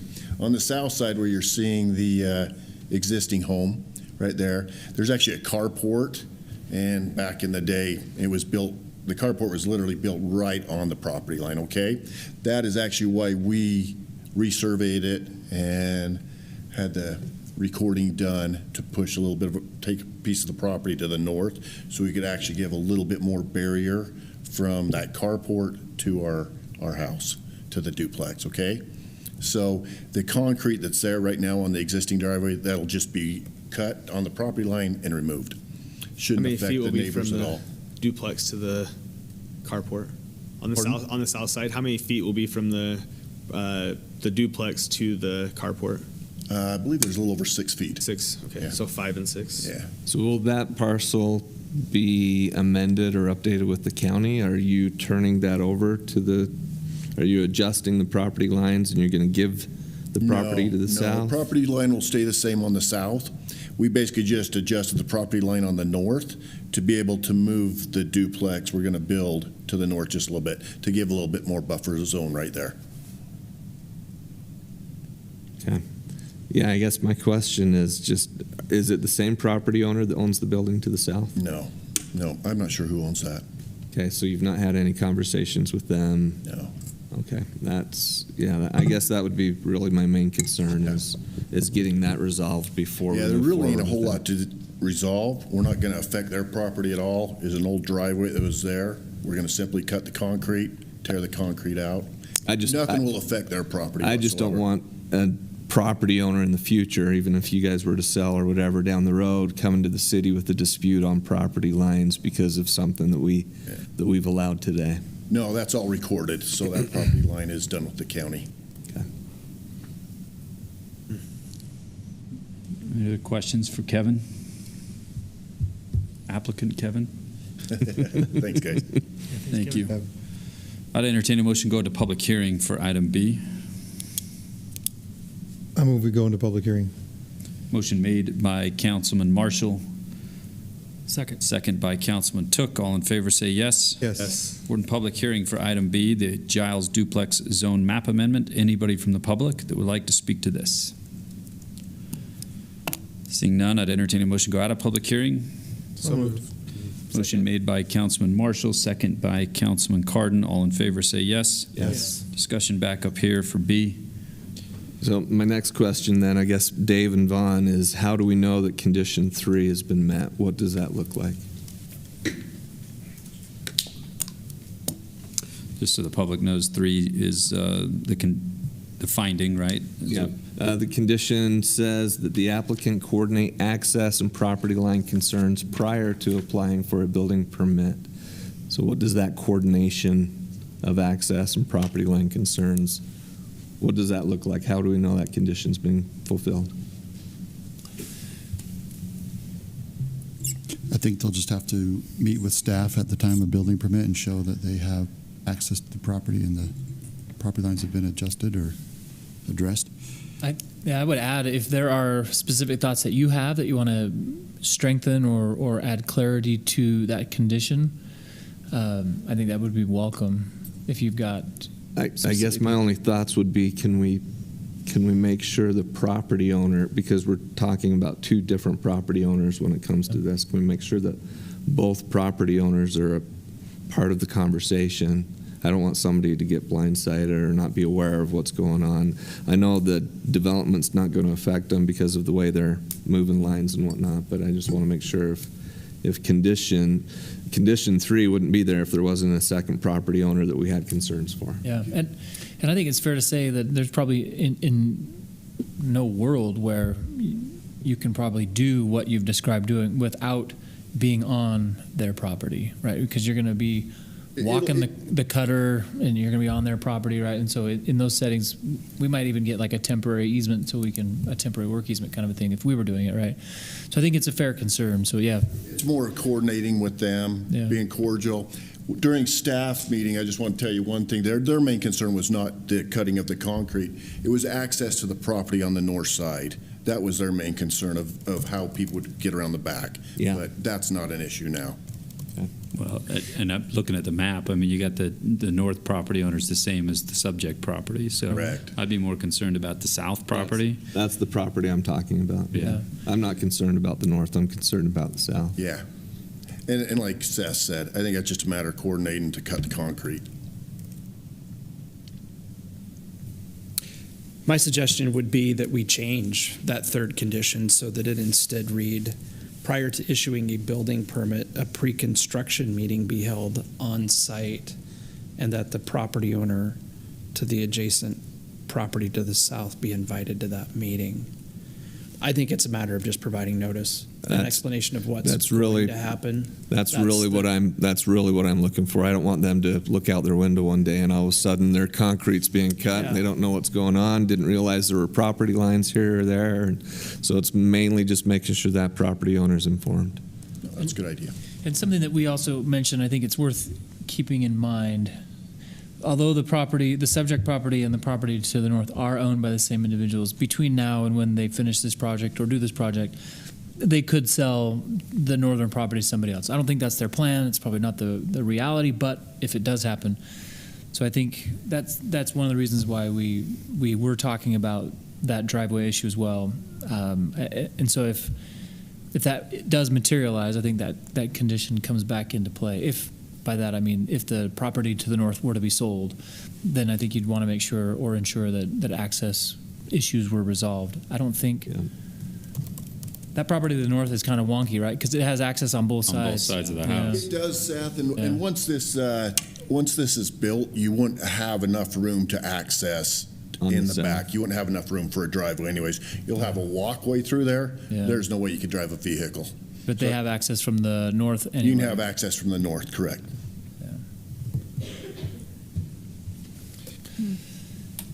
Yeah, Dave, I like what you've suggested there. I don't know if I didn't write that down, so maybe it just gets included. Vaughn, how do we include what Dave recommended as far as the change to condition 3? Restate it. Yeah. I can restate it whenever you want. Ready for him to restate it? You're entertaining a motion? Let me get there.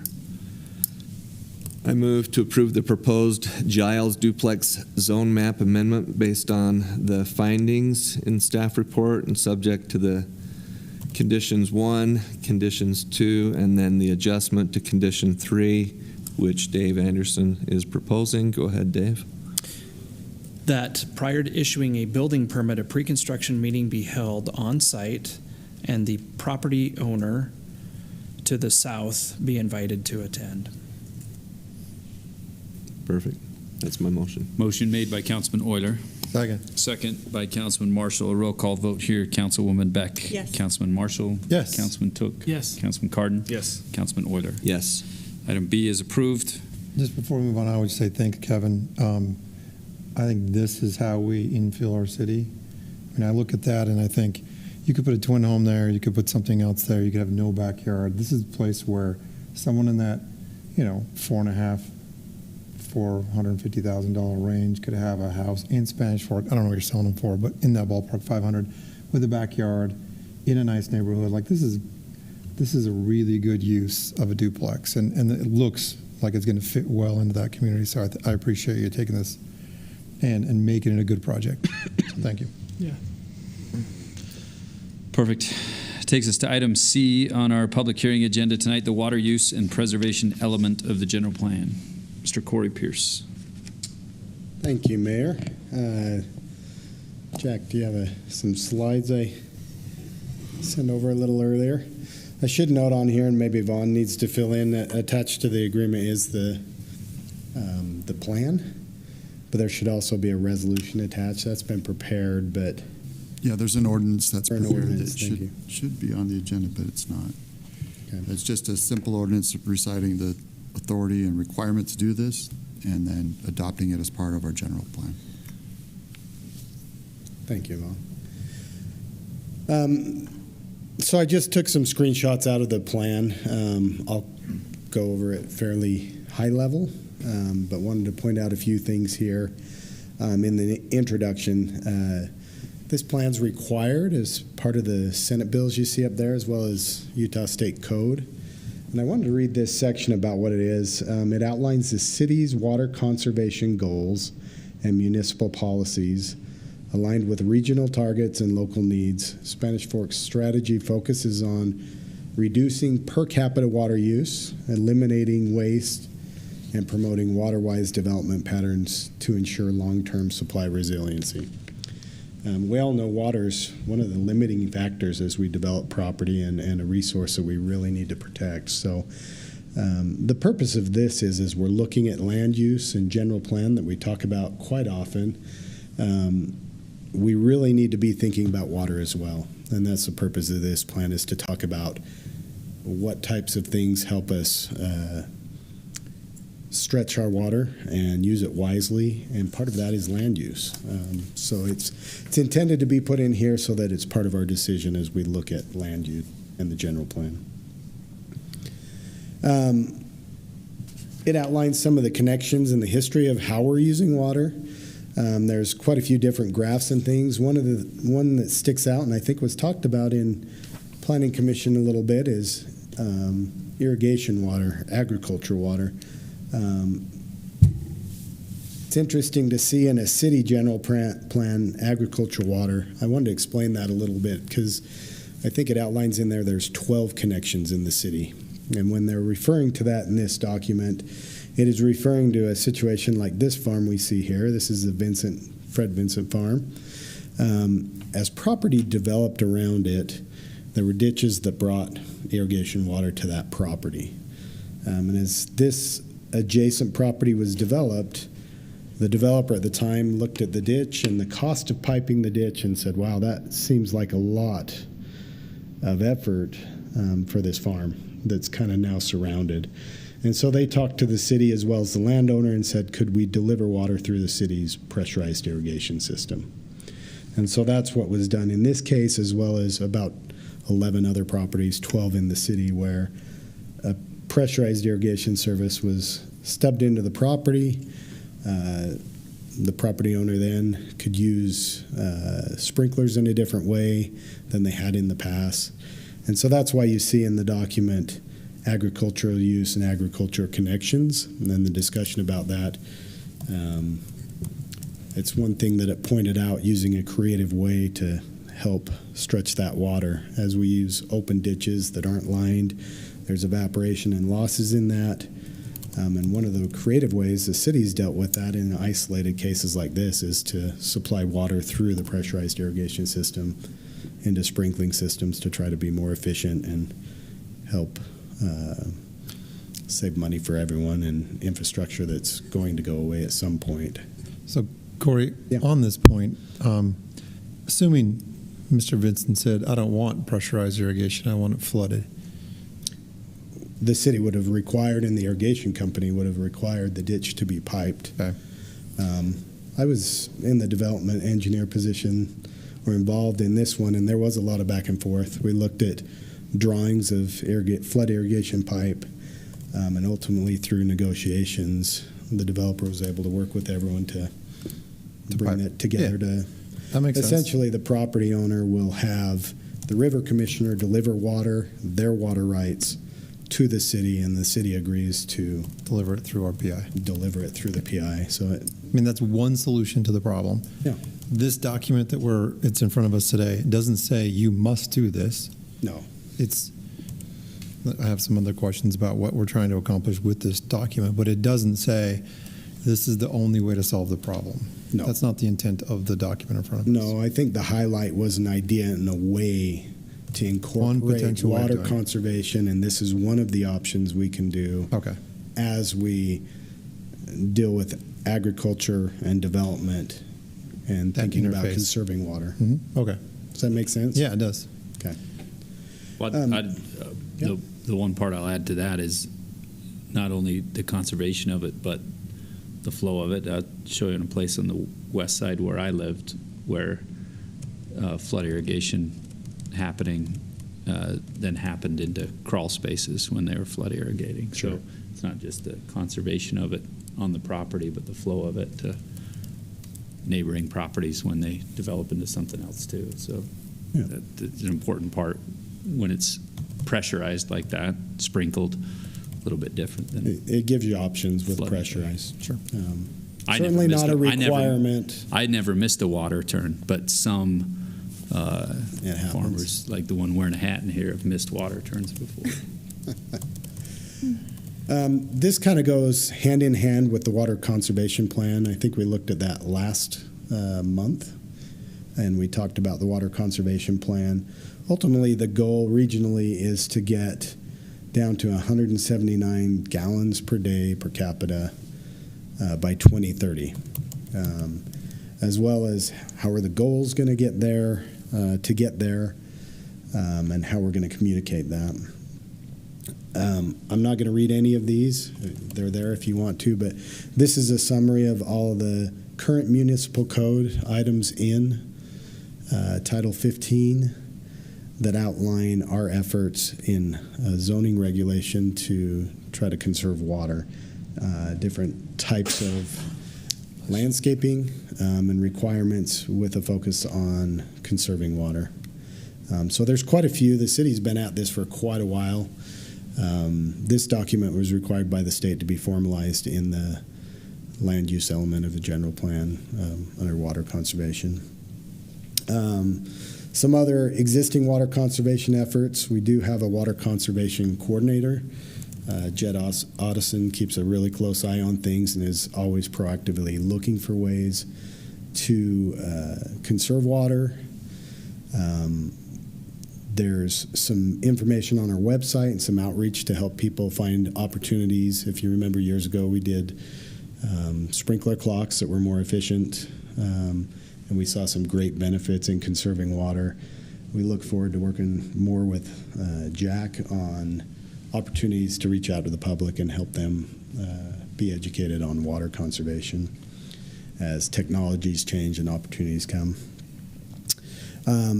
Maybe lastly, that last item, leak and detection repair. This is one of the great stories for our water department. Several years ago, you can see about 2009, they really started tracking and looking at unaccounted for water.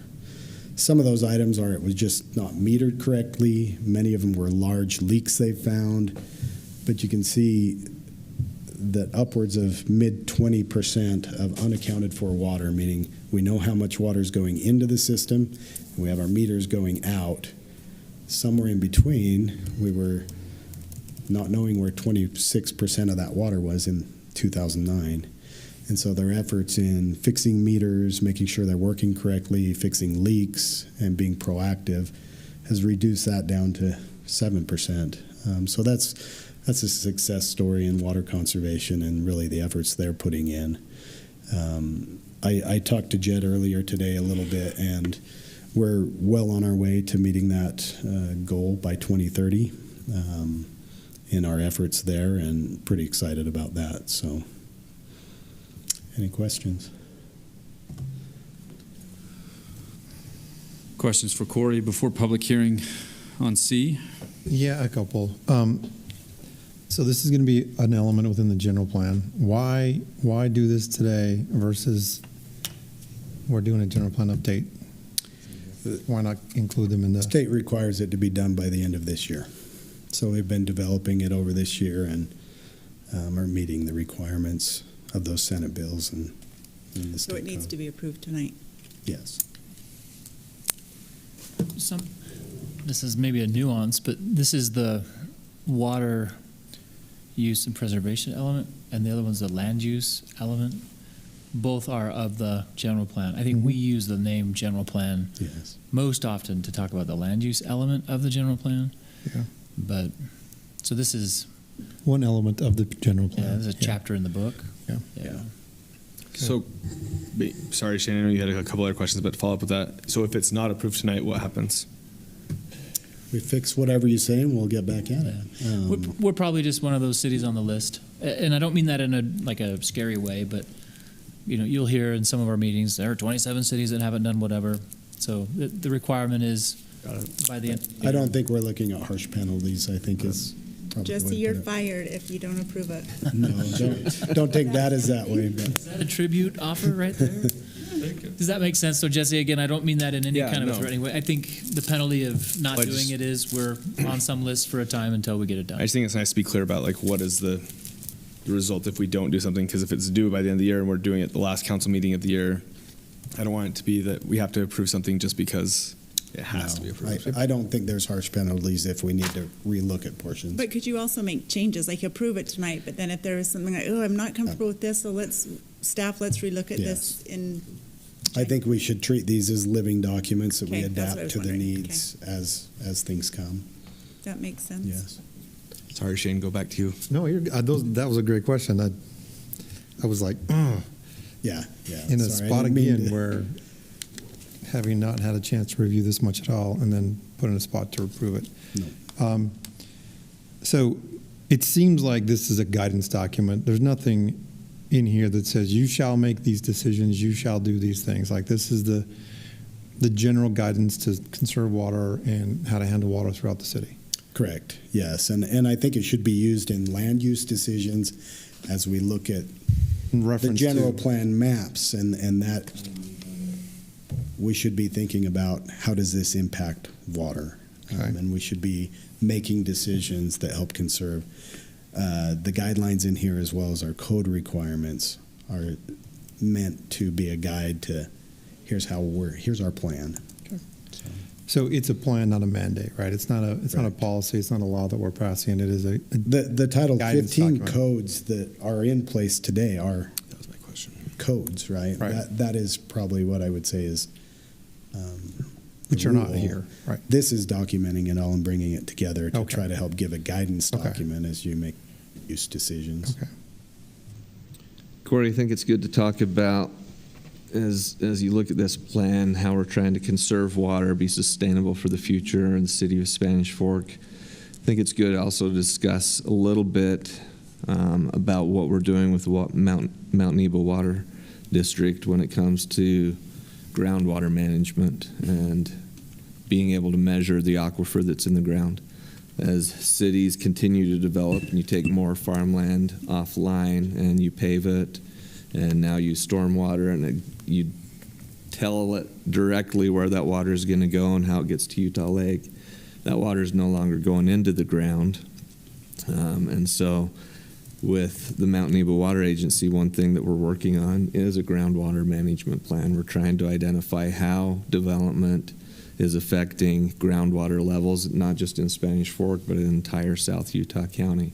And so it's important that, as we talk about conservation, how we make sure we've got water in the city, it's also good to realize and recognize how are things affecting that aquifer in the ground, because that is a vital resource as well for future needs, plus for those that are using it currently in unincorporated areas.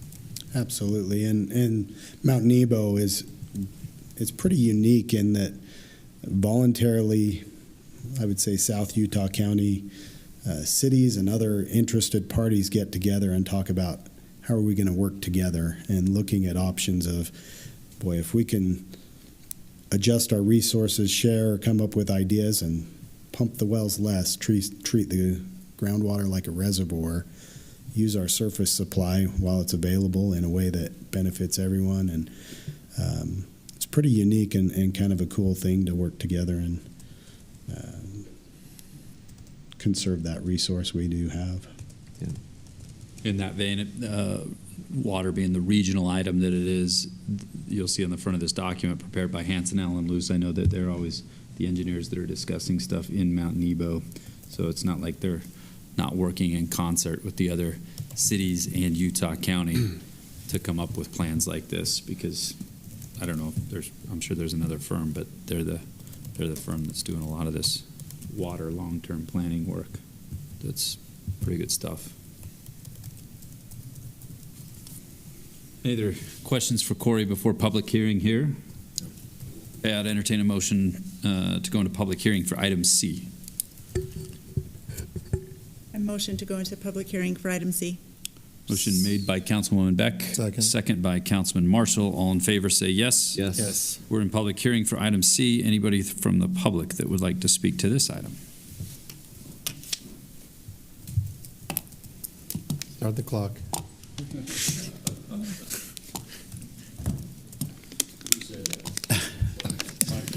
Me. My name is Eldon A. Neves. I was just really amazed at Kevin's comment about groundwater. Until 1st of January, I'm a trustee of the Central Utah Water Conservancy District, and that's one of the things that they've done is had a area where they put the groundwater in, and that's extremely important for those of us on water wells out there, because we have seen a drastic drop in water wells in that country. Also, I was wondering, I had a question probably for Corey, and that is for those of us who maybe would like to lease water, is there water that the city has, irrigation water that we could lease? There is a potential for that. We can sit down and talk about it. Okay. Yeah. That would be really great. Also, and how much time do I have left here? About done.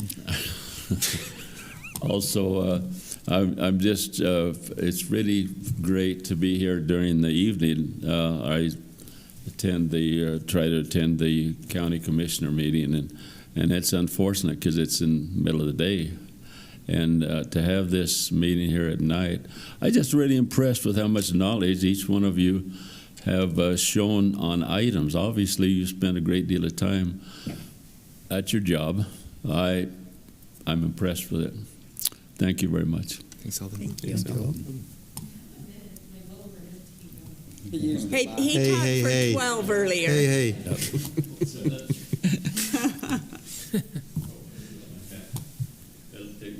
You got it. Yeah, don't forget that. Anyone else? I'd entertain a motion to go out of public hearing for item C. So moved. Motion made by Councilman Marshall. Second. Second by Councilman Cardon. All in favor say yes. Yes. Discussion back up here for item C. Any questions? Mayor and Council, the ordinance for you to consider is on the screen. Sorry, it's not in your packet. Okay. It says because there are codes, we should adopt this. What did you say? Corey, I have a question for you. Are there things in this that are introduced in this plan that we're currently not doing? Like whether there's, I don't know, if there's something that says that, hey, this is the way that we do things and that we're not currently doing that in our maybe Title 15 or another ordinance somewhere else? There are, if you have the document open, there's some potential suggestions if the city wanted, or some ideas. Page 14 of the document, you can see there's a table 2, existing and recommendation zoning and ordinance updates. It lists all the ordinance I threw up on the screen quickly, but Right. For example, it says additional considerations. These are things you could consider, and it's meant to be, again, guidance and document. Turf could be prohibited in new or renovated park strips and medians. And some of that we've already adopted, right? Like, but so Currently, it Yeah. says they have to be 8 foot wide right. so that the sprinklers are efficient and we're not just watering the curb and gutter or the road.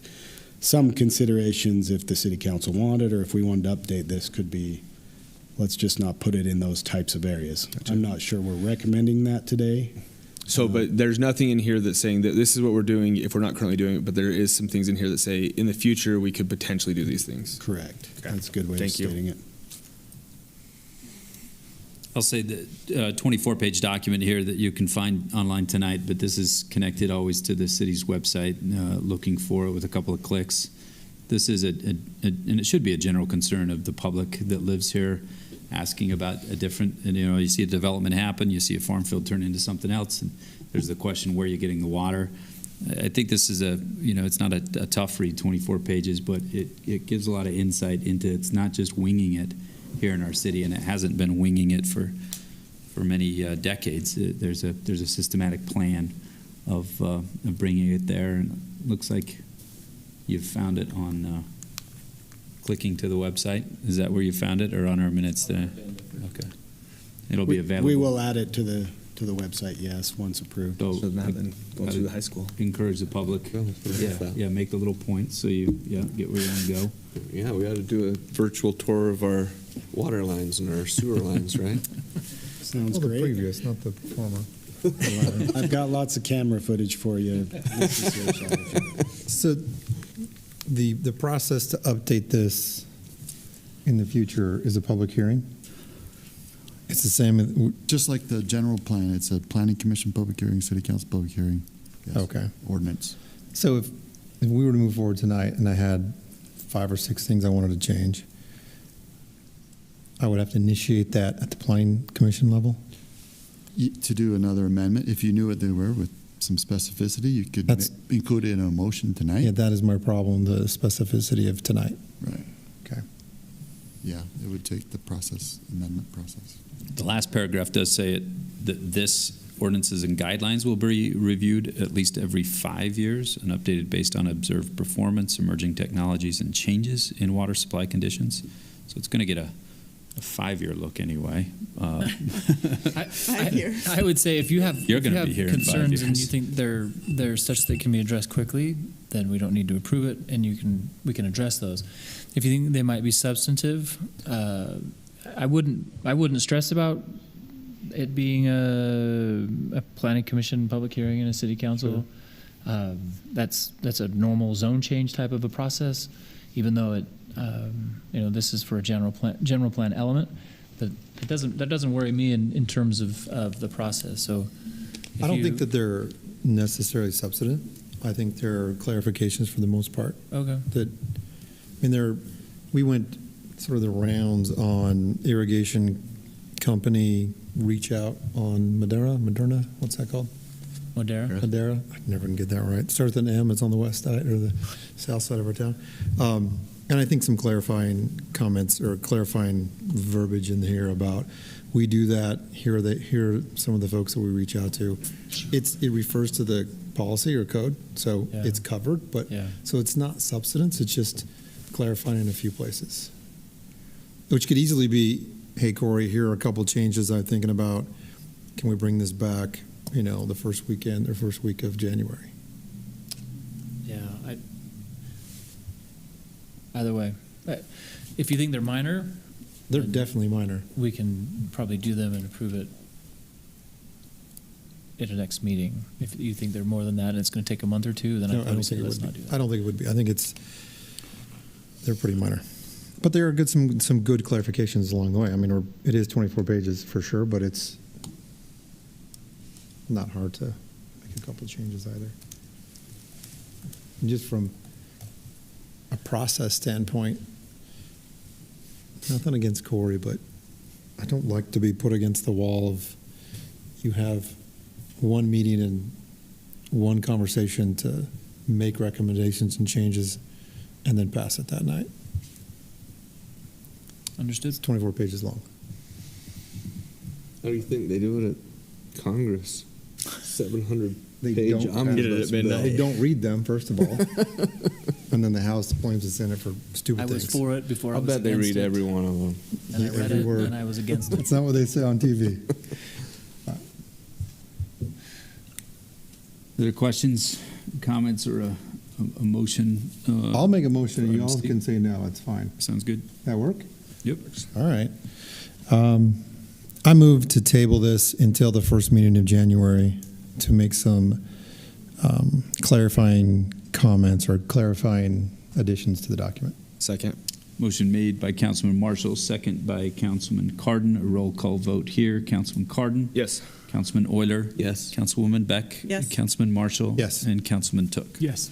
Item C is tabled to... Wait a sec. Can we No, we can't. we need a document that you all said yes to me one time? It's because you're wearing that sweater. Okay. I'm wearing it every time. Merry Did you- Christmas. Was the camera on? Camera was on. Audio was recording. Travis, delete. Yeah. Travis. Perfect. It's in the So if Thank you you'll- all. annals of I'll send it to history. you. Yeah, if you'll share those Yep, sooner sure. than later, It'll that be we soon. can work on it. That way we Yeah. can get to it. If there's, and then we'll just send the draft back out, and we'll do a red line change so they can see what those are. That way, it's easier for them to see what's Thank you very much. different. Yeah. No, that's great. And I'll get them quick.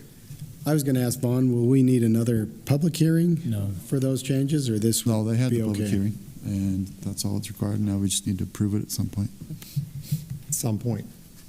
Sure. I mean, you could table again next time. I mean, I'm just kidding. Again, there is On the list. a state requirement. so We'll let's get there. not- yeah, We'll get let's there. not- We'll get there. No problem. I get let's it. not dilly dally. I'm not dillying. The You don't want to be on the list. I do not want to be on session start. his list. It'll be done before that. That's a fair point. Right. Yeah. Going to be brought up during the session. I do not. When is our council meeting in January? 4th, 6th? 6. So if we approve it by the 6th, it'll be approved before anybody knows. I'll get them to you on Christmas Eve. Okay, that takes care of a public hearing section of our agenda. The next A through G are new business items, and then a discussion before we go into work session.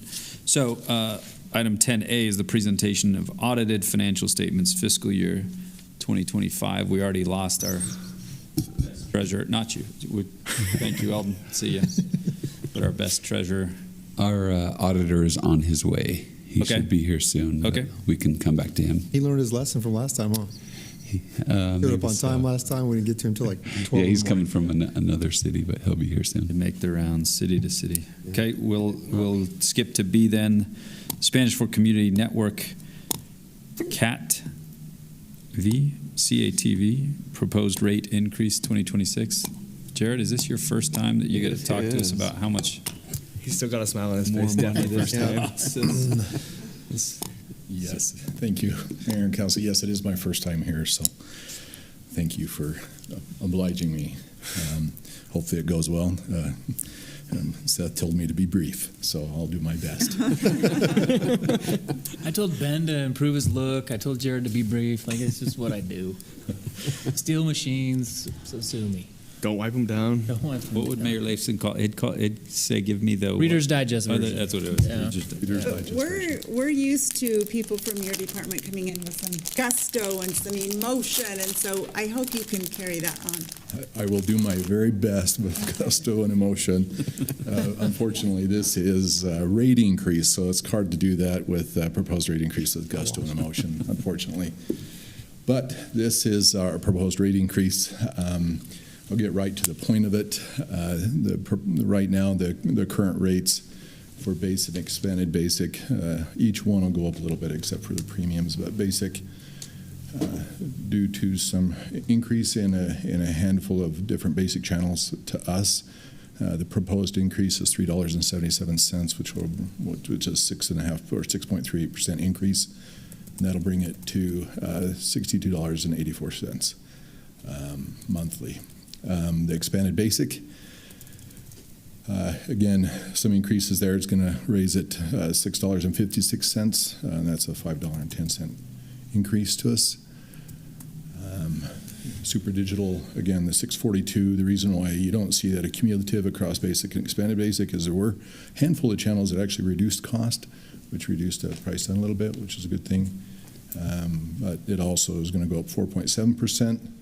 And then for the full package, that's reflective also, $6.42 increase for $3.77 increase on it, or 3.77% increase. Of course, the premiums are going to stay the same. They're contracted. We're not paying any more for them this next year, so they'll stay the same. A couple of things to remember is we don't raise our rates. If you go back and look since 2014, our margins have, I can't see really percent margins, but the amount that we charge has not changed. Broadcasters have made some adjustments. Unfortunately, we have not, but it does raise the rates for our customers. The retransmission consents happens for our basic channels, and that's going to happen next year. So this isn't as large of one as we've seen in the past, but we expect, hopefully not, but we expect that next year might be a little bit more, historically has been. Most of our basic package channels, most of them are already free over the air, so this is a service that gets them in good clarity. Of course, they stream them well, and we can get them out to our customers. Most of them can be received with an HD antenna without the services. And then our SFCN TV as well as SFCN are independent of each other. So even though the cable rates are increasing, our network rates are not. So, okay. We're in the process of removing our coax. We expect that we're down around 200 some customers that are still on coax cable modems. We're expecting that to be those will be decommissioned in 2026. And this is more public record. If you haven't contacted us, please get a hold of us. We'll move you over. And so we're reaching out and getting a hold of them. The fiber installation is still free, and so we're upgrading people with free installations. And it doesn't cost anything more, but it definitely gives them more capability. All right. Was there any questions? That was really brief. I'm getting a thumbs up on that one. Questions for Jared? Covered it. No opinion on I think it's a couple of weeks old now, but the ESPN, YouTube fight, you don't want to get in on that? Yeah, public. It's glad it's over. Yeah, it's probably good that if we don't say anything. But again, I'm more internet nerd than I am a ESPN guy. But I do enjoy it. So nothing on that one. But they did say that for a while now, it's ESPN 3 that was the big hoopla a couple of years ago, has now been quietly discontinued. So it was an interesting thing to note. Didn't know that. Jared, are the folks who use these services, are they notified of these increases? Yeah, so the next process after this, if these increases are approved, then we have a 30-day notice. So we will send out mailers, postcards to each one of our customers that will be affected, and those will go out as soon as possible. We're looking towards the end of this month, beginning of January, and then these would be effective February 1st. It's a pair. So the question was asked earlier on another issue. If we don't approve this, It's ridiculous. do we keep the rates where we're at, and then Spanish Fork City would just have to eat that difference because we're still going to have to pay the cable TV whatever they're charging, right? That's how exactly that would work. Yeah, the number around, but I think our margin's about $7 on this, and so we use that $7 from the 1,400 customers to pay for the O&M on the system, right? You don't approve this, that margin goes down to 44 cents. When we send out this information, do we send the second screen that you shared so they can understand the why? Do we normally do that, or do we just share this? Yeah, we put a We little do bit of both, language right? on there. Okay. Yeah, That's what I thought. yeah. Questions for Jared? This is a terrible thing to say as we're talking about a service that we provide, but it does not hurt our feelings when customers cut this service. This was a great service that we started with the SFCN project back in 2000, but the cable industry has changed significantly in how these services are delivered. If residents don't want to pay these rates and they can find this service somewhere else, it will not hurt our feelings. They will not be any less of a Spanish Fork resident, right? They won't. And that's a genuine comment that I get from people. Well, I can't get rid of that. I want to support the city. And we would say, bump your internet up one tier, get rid of this, and consume more over the internet. It would probably be better for them. These prices are exorbitant. And the biggest frustration for us as a service provider is that we are simply capturing things off of the air and sending it over the airwaves. And the basic plan is the one that shows you what channel 2, channel 3, 4, 5, 13, and what those retransmission channels are costing. 25 years ago, that package was like $15, which was probably our margin back then, right, to provide the service. And all of that price increase has come from those over-the-air, you can get it off of an antenna provider saying, well, we want you to pay to simply transmit that over your system. So to paraphrase, because I know several of us up here still have some of these packages. Drop it. We can get rid of the package, get an antenna, and have the same service. No, but you can get rid of the service and put an antenna and probably get all of basic. So I've got an Okay, I antenna thought that's and I what I watched said. No? Well, the BYU game. It yeah, was crystal if you clear. are getting ESPN, Right, if we're you just getting cannot get basic. that. Yeah, just the basic. But we're probably getting ESPN streaming from something else. So if we're Perhaps, yeah. doing the basic and paying $59 a Yes. month, go buy an antenna, you're going to get them for free. Yep. So you're telling us we can save $60 a month. Yep. But we're scared because we don't know how to put up an antenna. So we just need to call Jared and he'll do it. You don't have to put up an antenna. It's a little device that you just set out like a decoration in your home. Oh, I understand decoration. You plug it into your TV. Yep, Like a- super easy. Yep. You just plug it into your TV. It comes with your remote will pick it up and it scans your TV and you're set. Some residents, I'm not naming names, Sure. may just needed that clarified. Yeah. No, we appreciate that question for those residents. Stacey, you're talking to Chris right now? Honey, I doubt you're watching, so no. So, Seth, we talk about this each year as well. At what point do we decide the O&M's not worth keeping it going? Yeah, that's a great question. Brian and I talked about that at least quarterly. Jared and I have started having those conversations as he's getting up to speed. In the end, that's something that you're going to have to decide, right? I think a great question that you need to be considering as a council is, this is a community network, and so if it covers the basic costs, is it something that I want to provide until the last customer wants to use it? Or would we be more merciful in removing this and forcing them to do something more economical?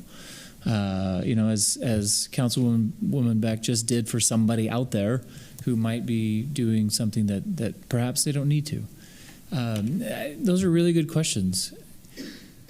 There, I think, is an iterative step in there that we're going to have to face when our number of subscribers goes to a point where perhaps ESPN and some of those contracts require that the percentage is now such that they have to be on the basic.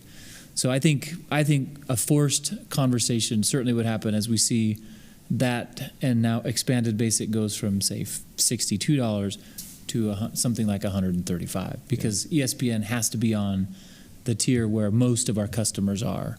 And if that number gets out of whack, then I think that's a day where we say, maybe we want to kill it. So it's fair to say that Spanish Fork residents that aren't on cable, that are not paying for cable, their tax dollars are not being used to subsidize, to keep the cable going for those that are using it, because they're covering their own costs at this point. Yeah, I would say it's important that any customer understand, and any taxpayer understand, that their tax dollars do not go toward any of this.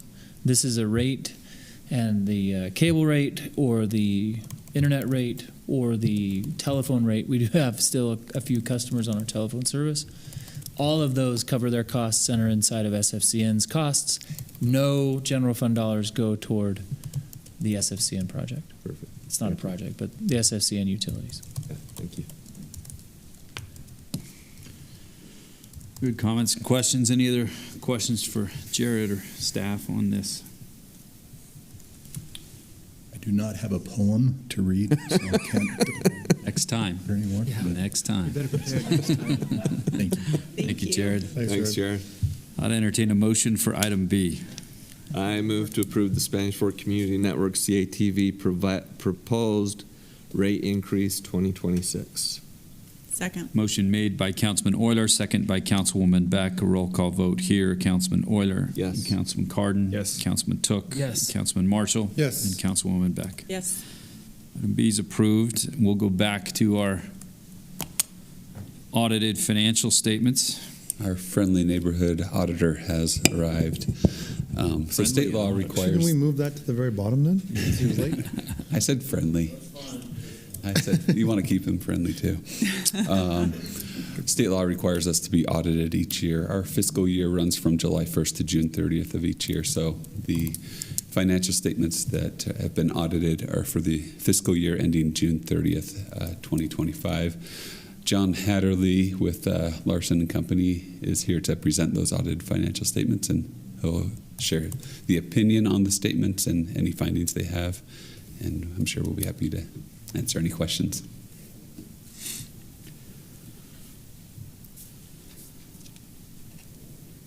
Can't believe you didn't make Jordan do a presentation. That's as long as we trust him, John. Is that limit. All right, thanks for letting me be late, council. Appreciate it. I was in another meeting. I'm just getting over pneumonia, so hopefully I can make it through 2 presentations tonight. If I start coughing, that's why I have water. I'm not trying to be rude. So we finished the audit. I know that you haven't had a lot of time to really peruse it and read it. It's really entertaining. But we met with Jordan today and went over the last few edits that we had for him. So hot off the press. So what I'll do is I'll just go over the reports that we're required to issue as part of our audit, and then the opinions that we give and what those opinions mean, and then just maybe some background on the financial statements, maybe some information for citizens or for the members of council who haven't had a chance to read government financial statements before. If you like reading private business financial statements, these are a whole new animal, a lot longer.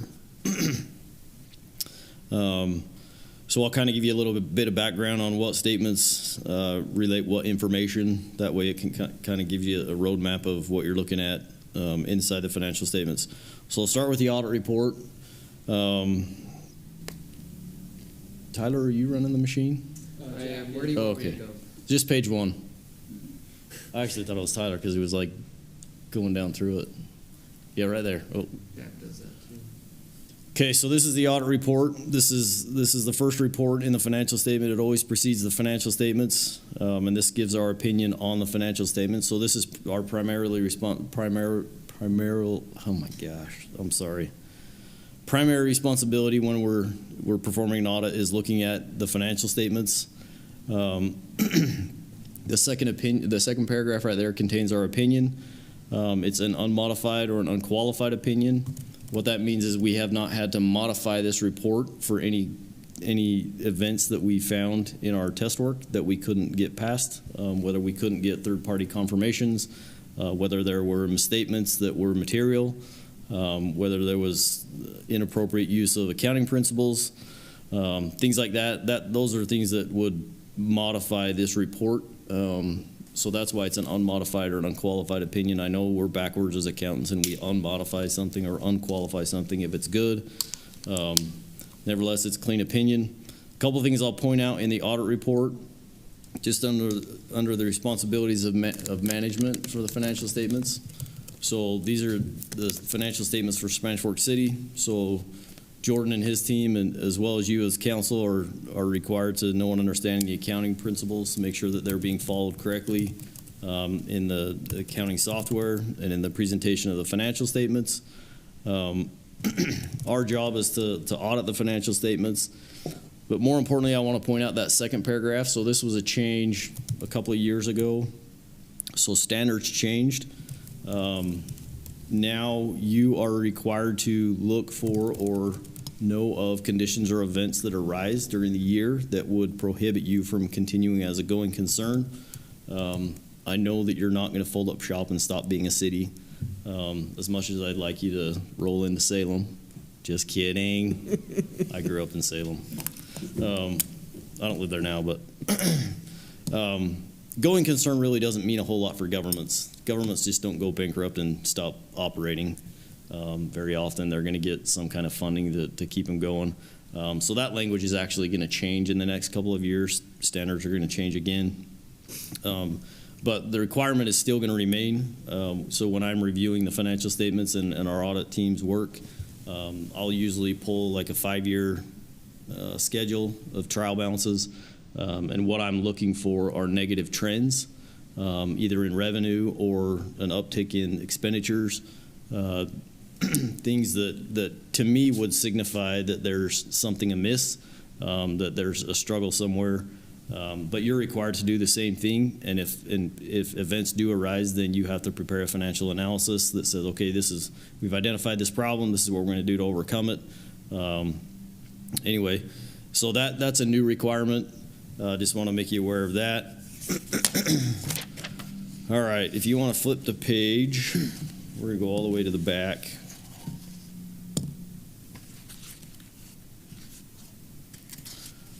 Page 77 of the actual report. I'm not sure which page it is on the PDF, but it's going to be close to the same page. So the next report we're required to issue just outlines that we performed your audit in accordance with government auditing standards, and those requirements require us to look at your internal controls. What we're looking at are significant deficiencies or material weaknesses that arise that signify that there's misstatements in the financial statements that are material.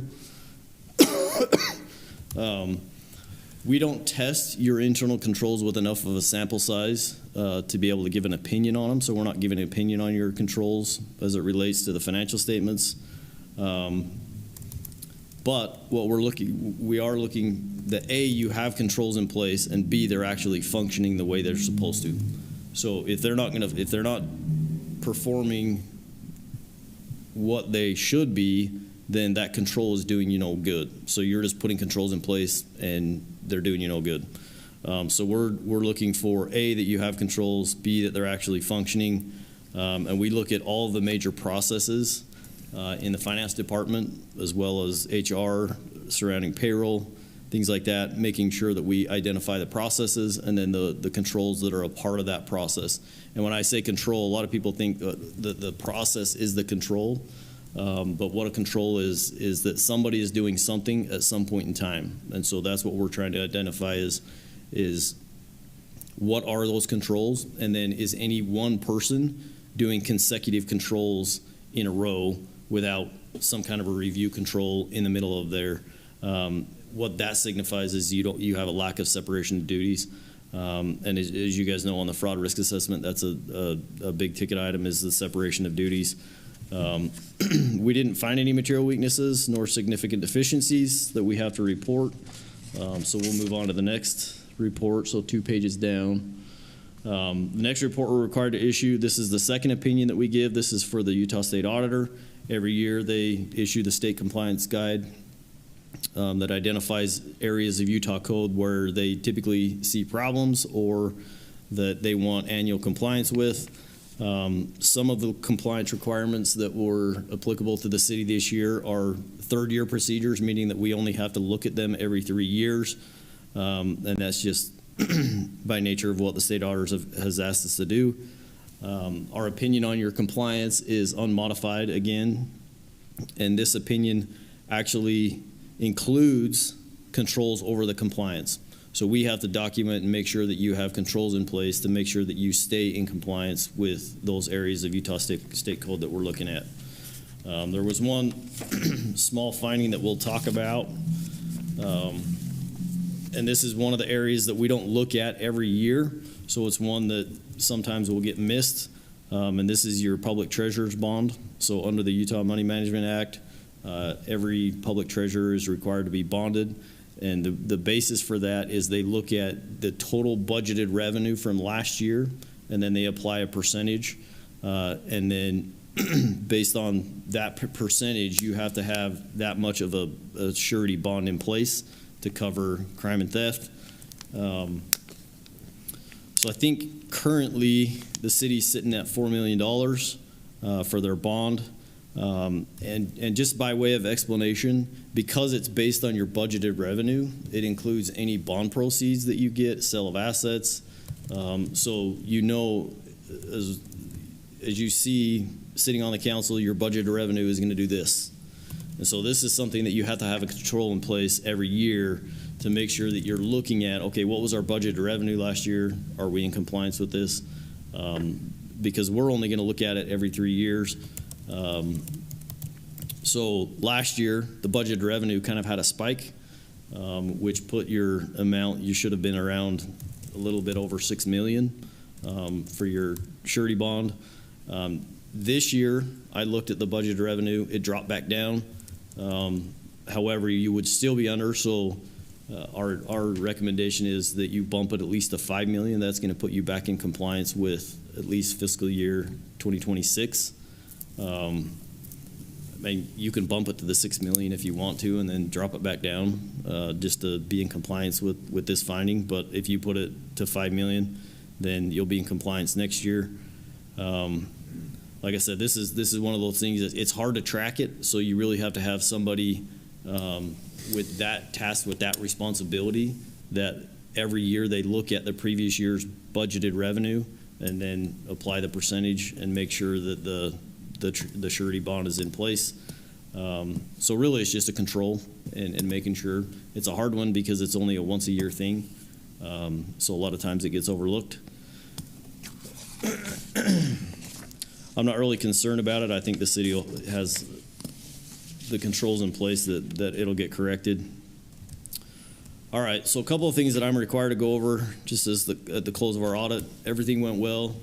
Jordan does a good job.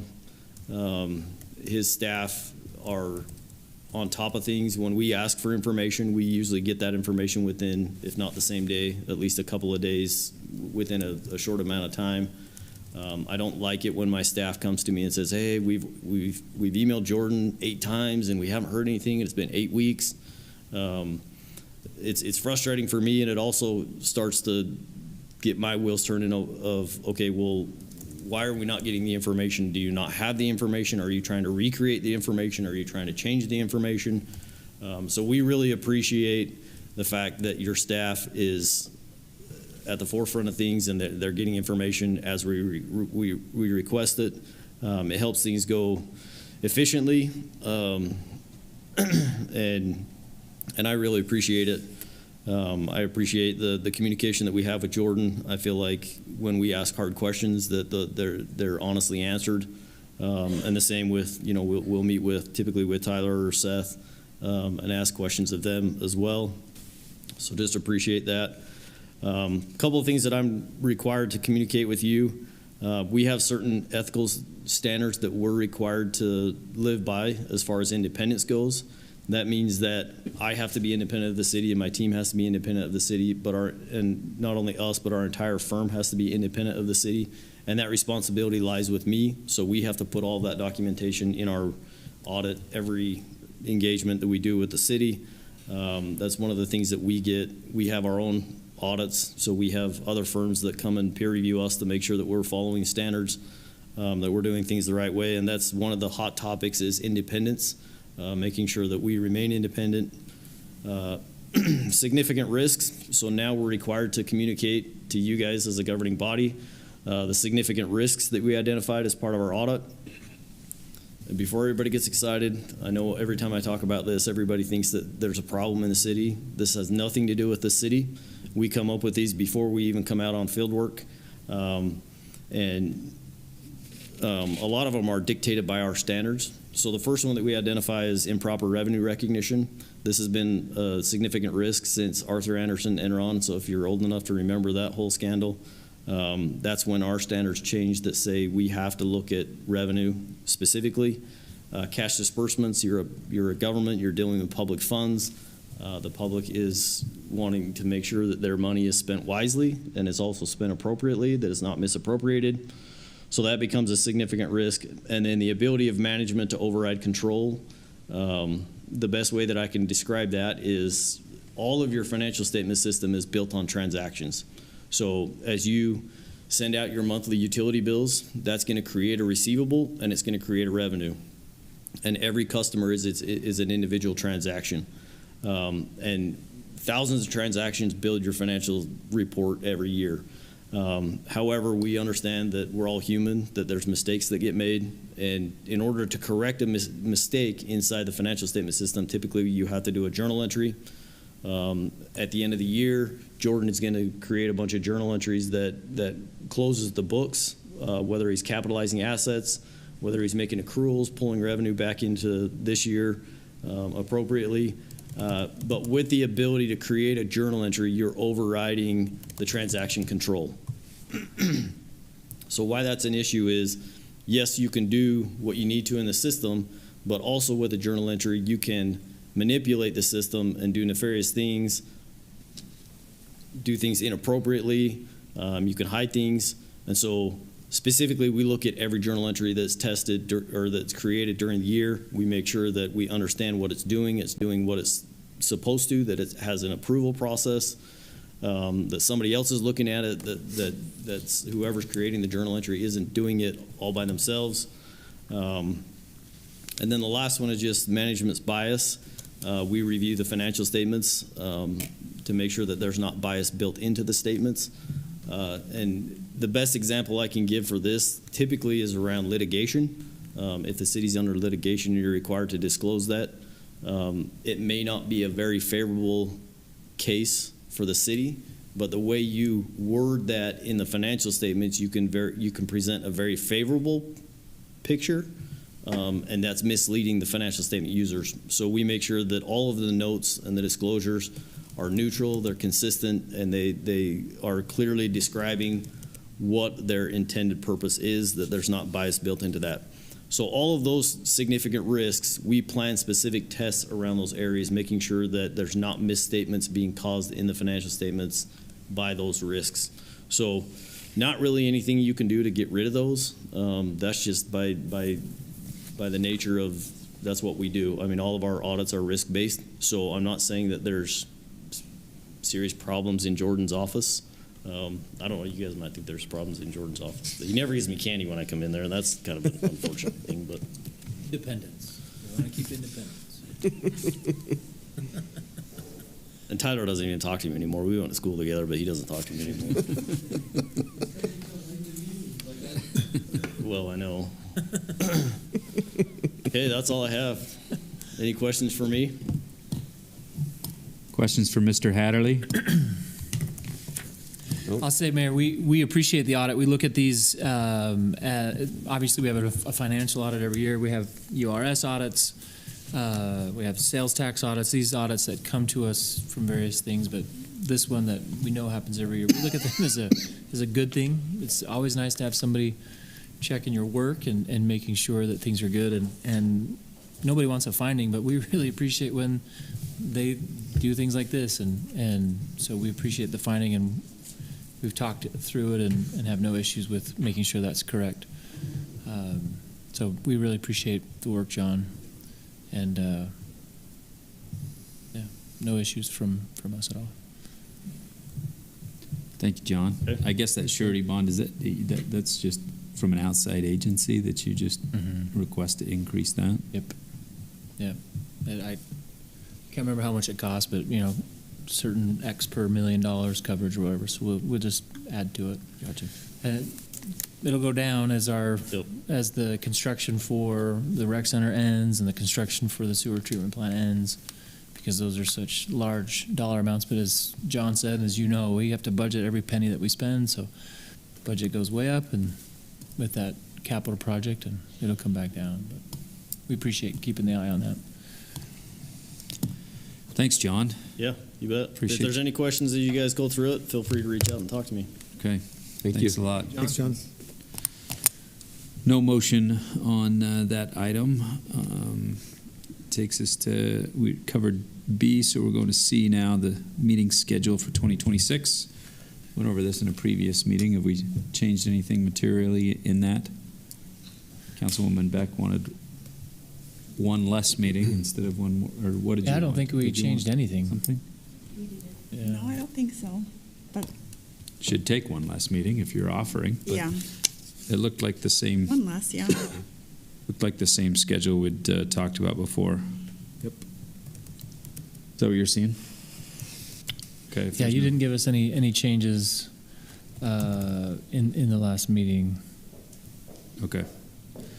This one is a motion. If the schedule looks good, I'd entertain a motion for the 2026 schedule. I move to approve the ordinance regarding the meeting schedule for 2026. Motion made by Councilman Euler, Second. second by Councilman Took. A roll call vote. Councilman Took. Yes. Councilman Marshall. Yes. Councilwoman Beck. Yes. Councilman Euler. Yes. And Councilman Cardin. Yes. C is approved. Takes us to D, resolution approving an agreement, Bureau of Reclamation, Spanish Oaks, Waterline. Mr. Corey Pierce. Thank you, Mayor.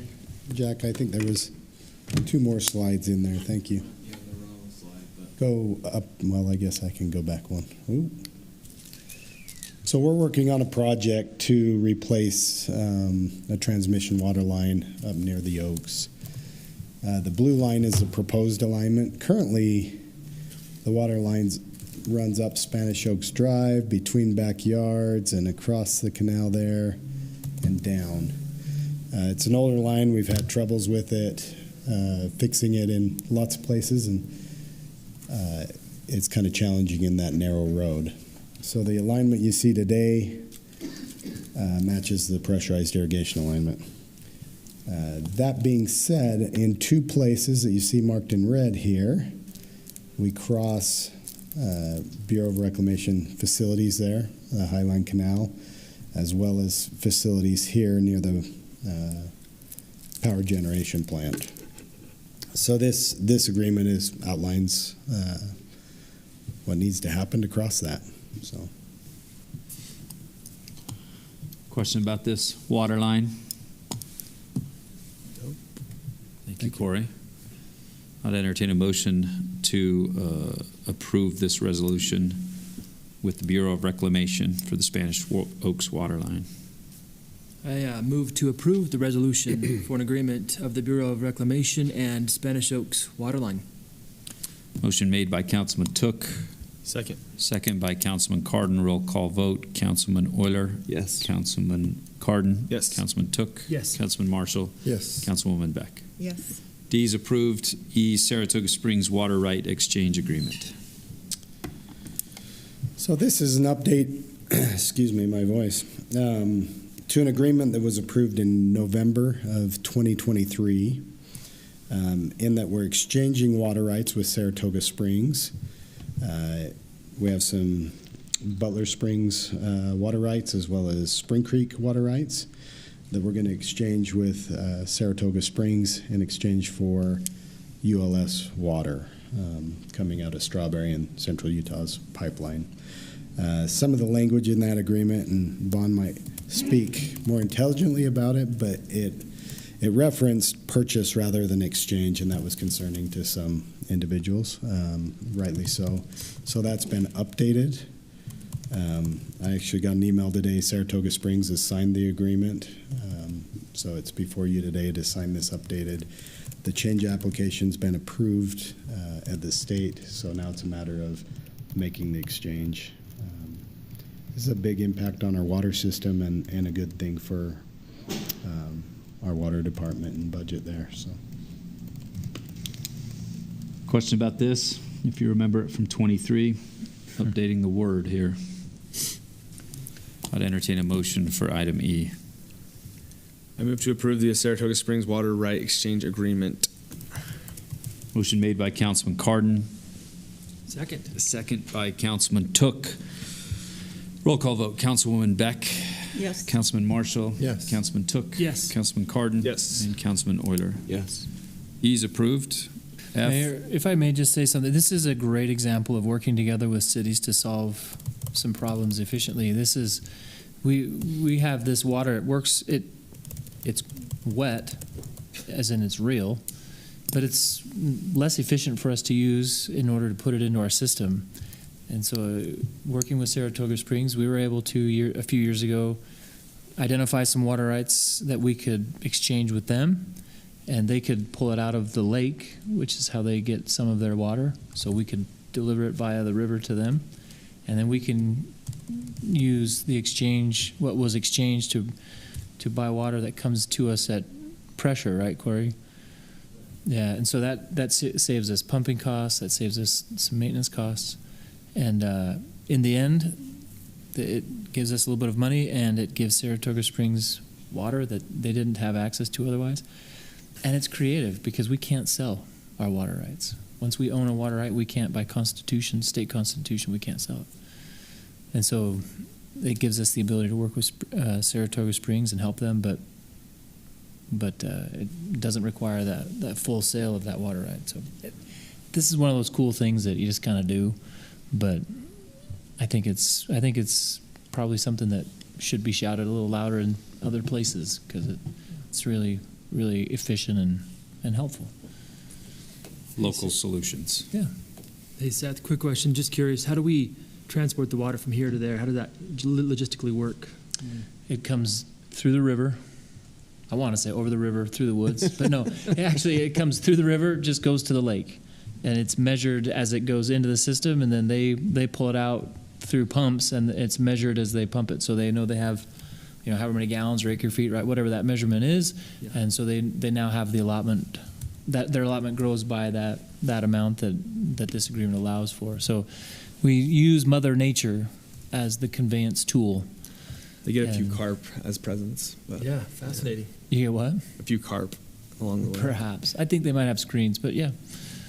well, one of the water rights, if you drive south on Main Street and you see the pond off the side there in the river bottoms, that is the water that is traveling through there to the river and onto Utah Lake. So, and the challenge for us, or less efficiency, is we'd have to build a pump station to get it up into our system versus water at Strawberry that comes at pressure. Mm-hmm. Saratoga's already having to pump out of the lake, and so it just works well for both. And it is a benefit to us, and it's a tremendous benefit to them because it's a lot less than other water that they would buy. So it's a win for both of us. Nobody's hurt, and everybody's helped. I like that stuff. That's good stuff. Okay, good discussion there. It takes us to F, resolution authorizing signing of severance agreements. Who are we severing, Vaughn? Oh, boy. Not today. Mayor and Council, the city manager is the supervision, responsibility, and authority over all the employees of the city.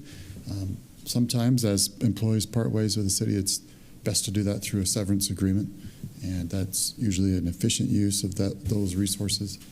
This resolution would simply authorize city manager to sign those agreements on behalf of the city. Who has to do it currently? It's ambiguous. It is. Which we don't like. I mean, So this you might argue that it's implied under that authority that he already has, but I'd rather it be explicitly stated. Questions for Vaughn? I'd say we do one of these every other year. Maybe about one every other year. Where'd Tyler go? He's been severed. He's been severed. It's been signed. Let's see, what else did Mayor Leifson say? Off with his head. Yep. There are no other questions. I'd entertain a motion for F. I move to approve the resolution authorizing signing of severance agreements. Second. Motion made by Councilman Euler, second by Councilwoman Beck. Roll call vote. Councilwoman Beck. Yes. Councilman Marshall. Yes. Councilman Took. Yes. Councilman Cardon. Yes. Councilman Euler. Yes. F's approved. Takes us to Library Board reappointments. Who's on the Library Board currently? Councilwoman Beck.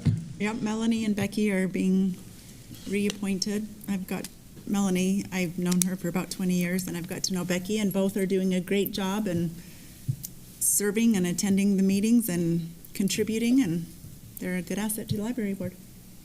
Perfect. So we're just recommending that they are reappointed. Motion made by Councilwoman Beck. Is there a second? Second. Second by Councilman Took. A roll call vote. Councilman Cardon. Yes. Councilman Took. Yes. Councilman Marshall. Yes. Councilwoman Beck. Yes. Councilman Euler. Yes. Perfect. Thank you, Melanie and Becky. Appreciate your service. Before a general plan discussion, do we need any bathroom breaks here for a minute? Is everybody good? Depends on how long the discussion's going to be. Okay. All right. Takes us to the discussion section of the general plan. I'm taking a break, so if you guys don't want to take a break, Dave can start.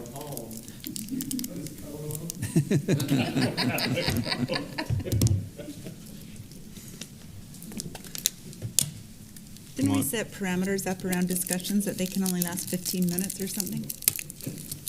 Part of my, This is only going to last 15 minutes, Councilman Cardon. He's made a motion. Okay. No break. It's already later than you thought it was going to be. Yeah, let's take a 3-minute break. Is that all right? Doesn't have to be 5 minutes. You rejected 9:05, we're starting I back move up. that we recess for 3 I get minutes. 15. Thank you. Councilman Kevin gets Euler, 15. second by Councilman Cardon. All in favor, say yes. You're going to need a break. You're going to need a break. realize a second. Objective.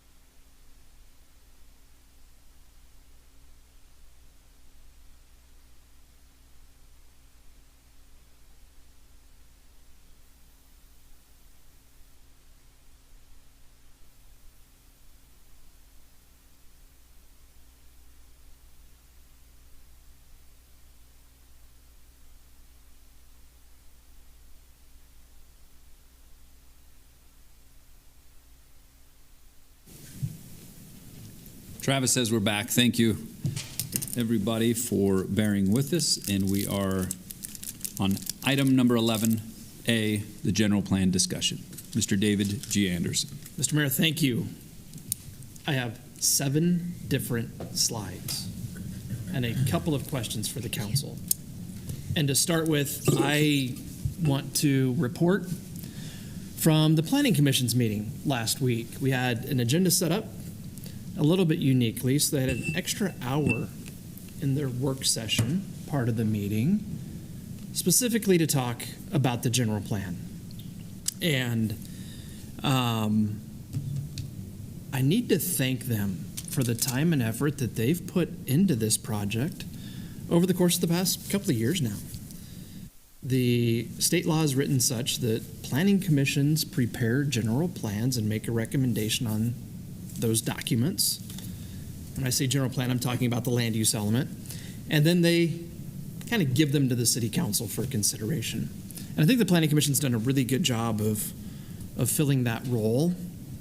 And I want to point out something that the chairman of the planning commission, he's a Buckeye fan, but he still does an awesome job as the planning commission chairman. He really does. He said something fairly early on in our work session discussion about the project. He mentioned that this isn't perfect.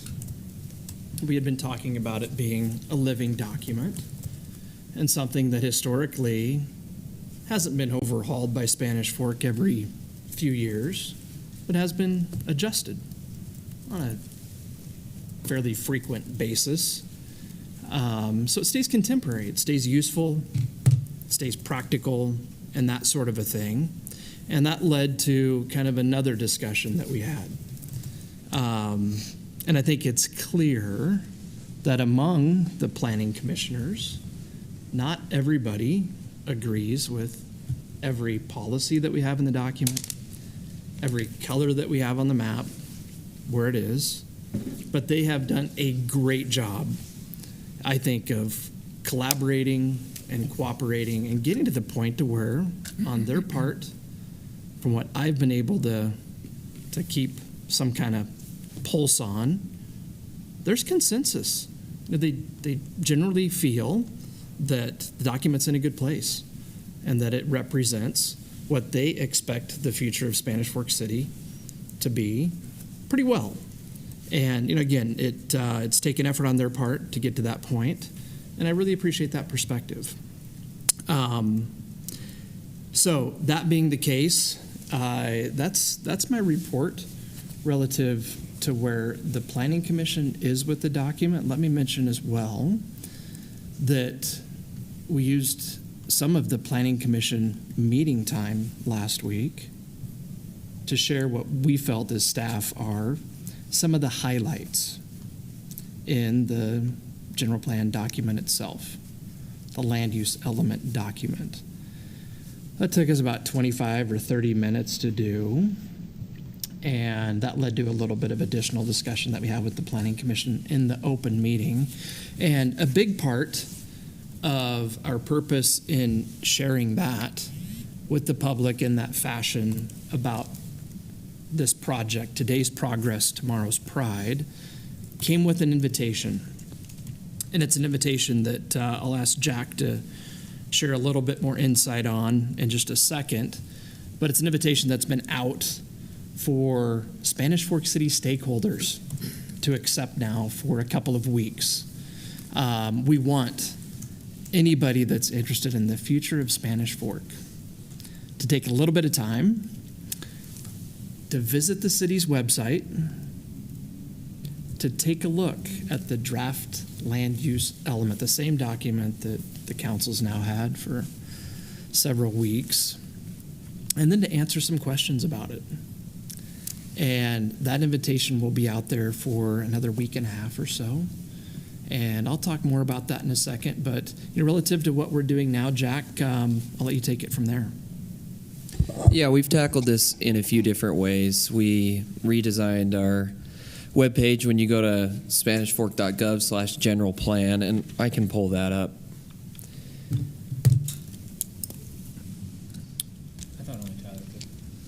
Only Tyler can. Oh, sorry about that. Look what you've done to me. Tyler, would you help? Yeah, sure. So when you go to that URL right now, you find the land use element. You can click and view the whole thing, and you've probably seen it. It's a lengthy document, but it's really readable and scannable. We invite people to read it. And then to learn about the different sections that are in it, we've summarized some of those. We've asked people to tell us what they think through a survey that we created through Google Forms. We've posted about this in a few different ways on social media. The insights from that tell us that from Facebook and Instagram combined, we've had about 48,000 views on this content, 48,000 different invitations for people to read the document and comment on it. In addition to that, we've put it in the newsletter for December, which went on our website on the 1st of December and arrived at people's homes within the last few days. Additionally, we emailed stakeholders. It's a lot of different people, including alumni of Spanish Fork University and a lot of people who have been involved in the project along the way. So we've reached out to a lot of people. Our insights tell us that a lot of people have seen it on social media, including a lot of people who follow us and presumably are residents of Spanish Fork. Wonderful. Chuck, thanks. What's the response been like to the invitation that's been out there? Yeah, so despite a lot of people seeing it, we have, to the form, we've had 53 people respond, so that's not a massive response. Certainly, as we've put this out during the process, there have been other forums and opportunities for feedback that have garnered a lot more feedback. So it could be a thing where people have provided feedback already, and now they're seeing it again and may have some attrition that way. There's been a lot of commentary on Facebook, and every time people comment, we say thanks, and we're glad to hear that. We would really love you to read it and to fill out the survey. So, Jack, thanks again. So the invitation, I think, is implied in that still, right? We'd love for anybody that hasn't gotten familiar with the document to do so.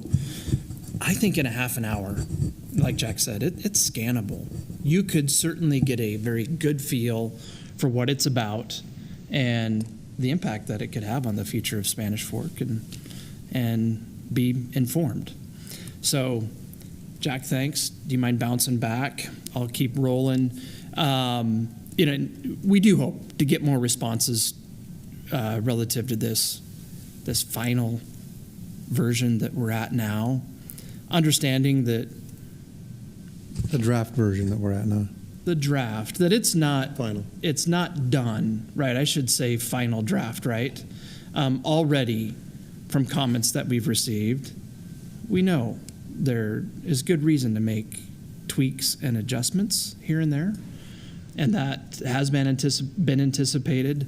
That's part of the program going forward, and yet, as this image describes, which just kind of recaps the public engagement process that we went through prior to this last push. We started with focus groups, and their involvement in the project coincided with the release of initial survey where we had over 3,100 respondents. We did another exercise that a consultant managed for us. They call it the chip game. And at the culmination of those three steps, we were able to provide some refined questions for the community to respond to and got not quite 300 responses to that. The fundamentals of what is in the final draft tie to this outreach and to what we've heard from the community. And in short, that's critical.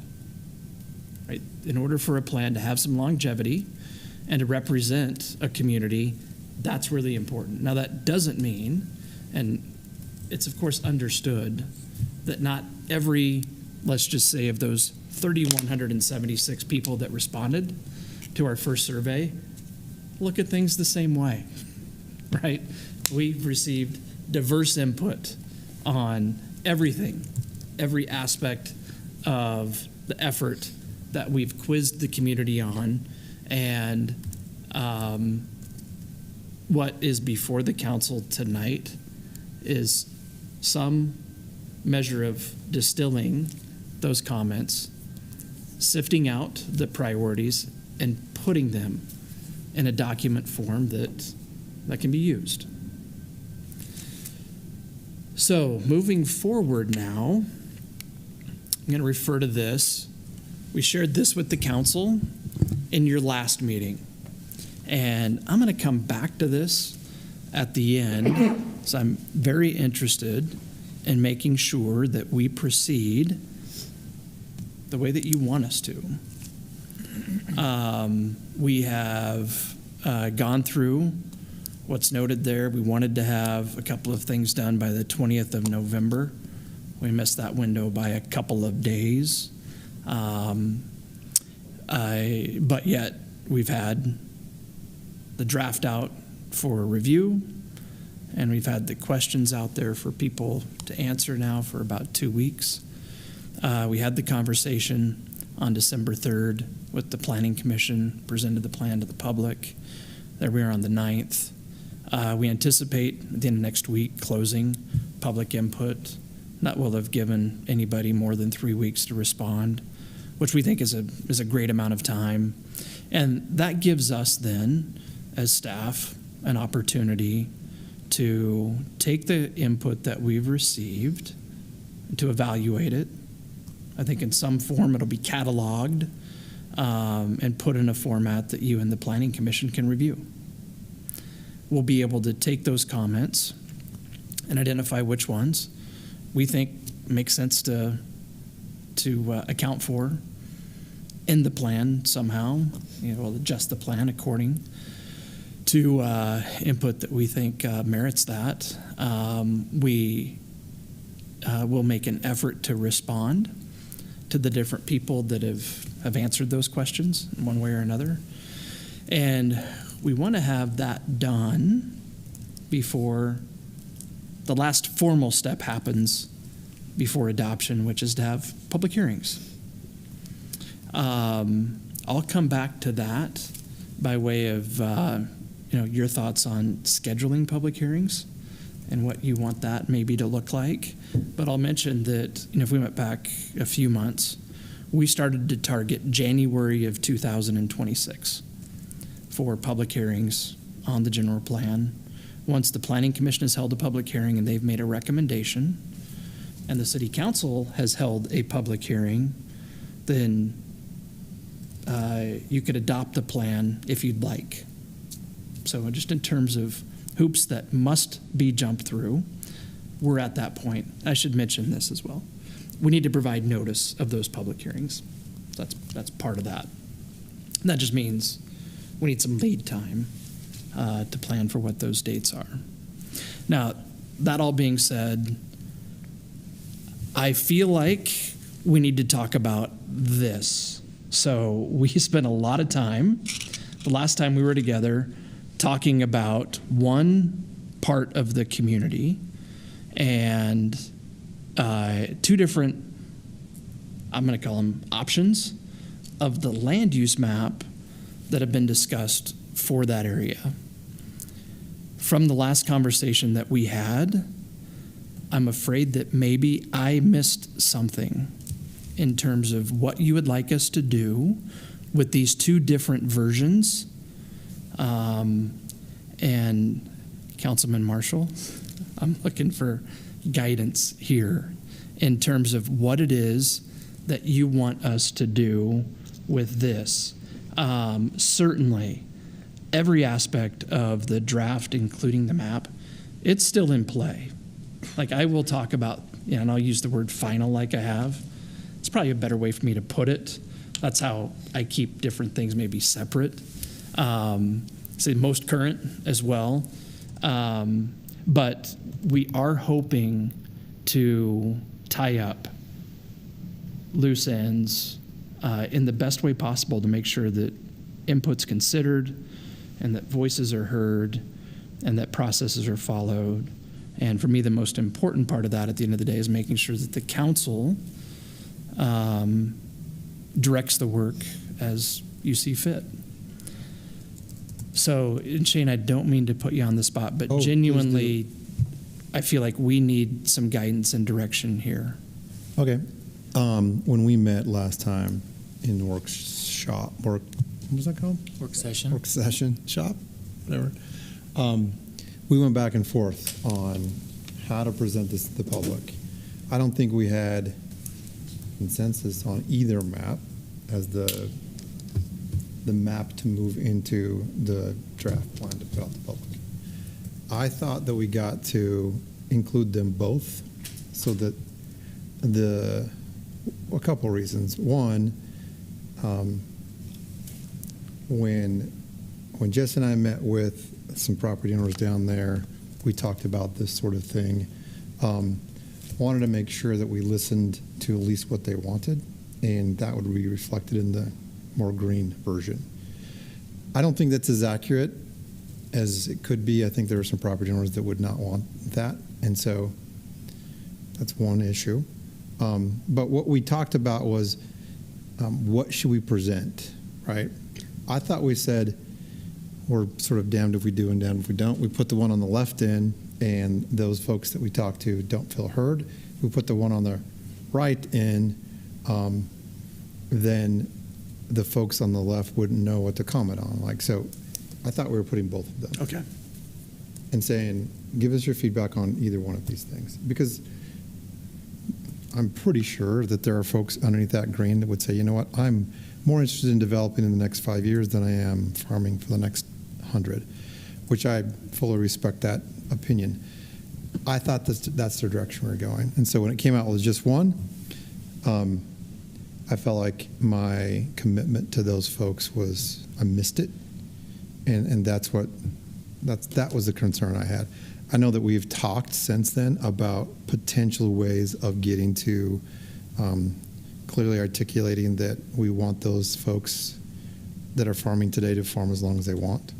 This is one way of doing that. I think there may be another way as well. But this was one way that throughout the duration of the general plan update, we articulated the vision out in 2050 or whatever via maps, right? Not via text. So I think this is what people were looking for. And that's my biggest hang up with what we published versus what we talked about was I thought we were getting both. Absolutely no commitments on the city council's part for one or the other necessarily. I think there's some debate to be had in both respects, but that's where I thought we were going. May I? Yeah. If I missed that, I am genuinely sorry. And I say that to the council as a whole, including you, Shane. You might get a different interpretation from the five of us up here on what the direction was, to be honest with you. I guess, frankly, at this point, it is where it is. And in as much as the council wants anything to be considered, that's what I'd like to work through tonight. And I certainly appreciate your explanation there. I hope you take where we're at face value. Like, truly, we are very, very interested in hearing what the council has to say and then acting on that. So, sure. And I think that night, this could have been a city council member's preference and not 5 city council members' preference. So, and as often happens in that room, in work session, there are 3 or 4 conversations going on at the same time, and I think it'd be difficult I don't think we gave you clear direction. In my head, it was clear, but it could have been just me and Seth having a one-on-one conversation. So I understand where you got to, and it is what it is. I think we could have avoided some, concern that has been expressed had we posted both. But man, so that one on the left's out there. I would really love to know those folks that see the change on their property, what their opinion is, because it matters to me a lot. I know what the ramifications are both ways from a long, infrastructure perspective. So it matters what we do there, but I want to get their opinion. And what I'm afraid of, we're at a point now where there's folks down there that could have given up because we didn't listen. And I thought that we had.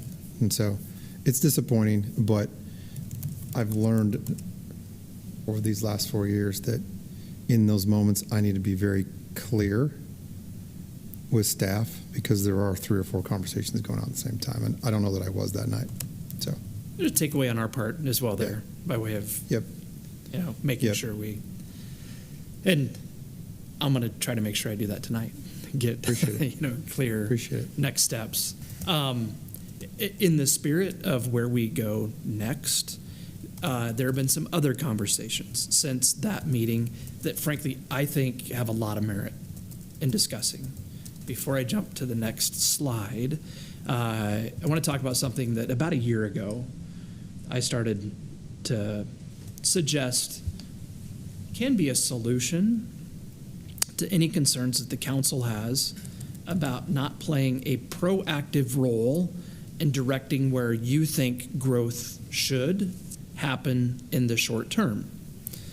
Spanish Fork's unique in a few ways when it comes to land use planning and development regulations and that type of a thing. We talk about a growth boundary.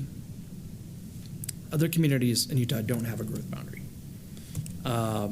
There was a planning genius that helped get Spanish Fork's planning department off the ground back in the early 1990s. His name's Frank Gray. You can look him up.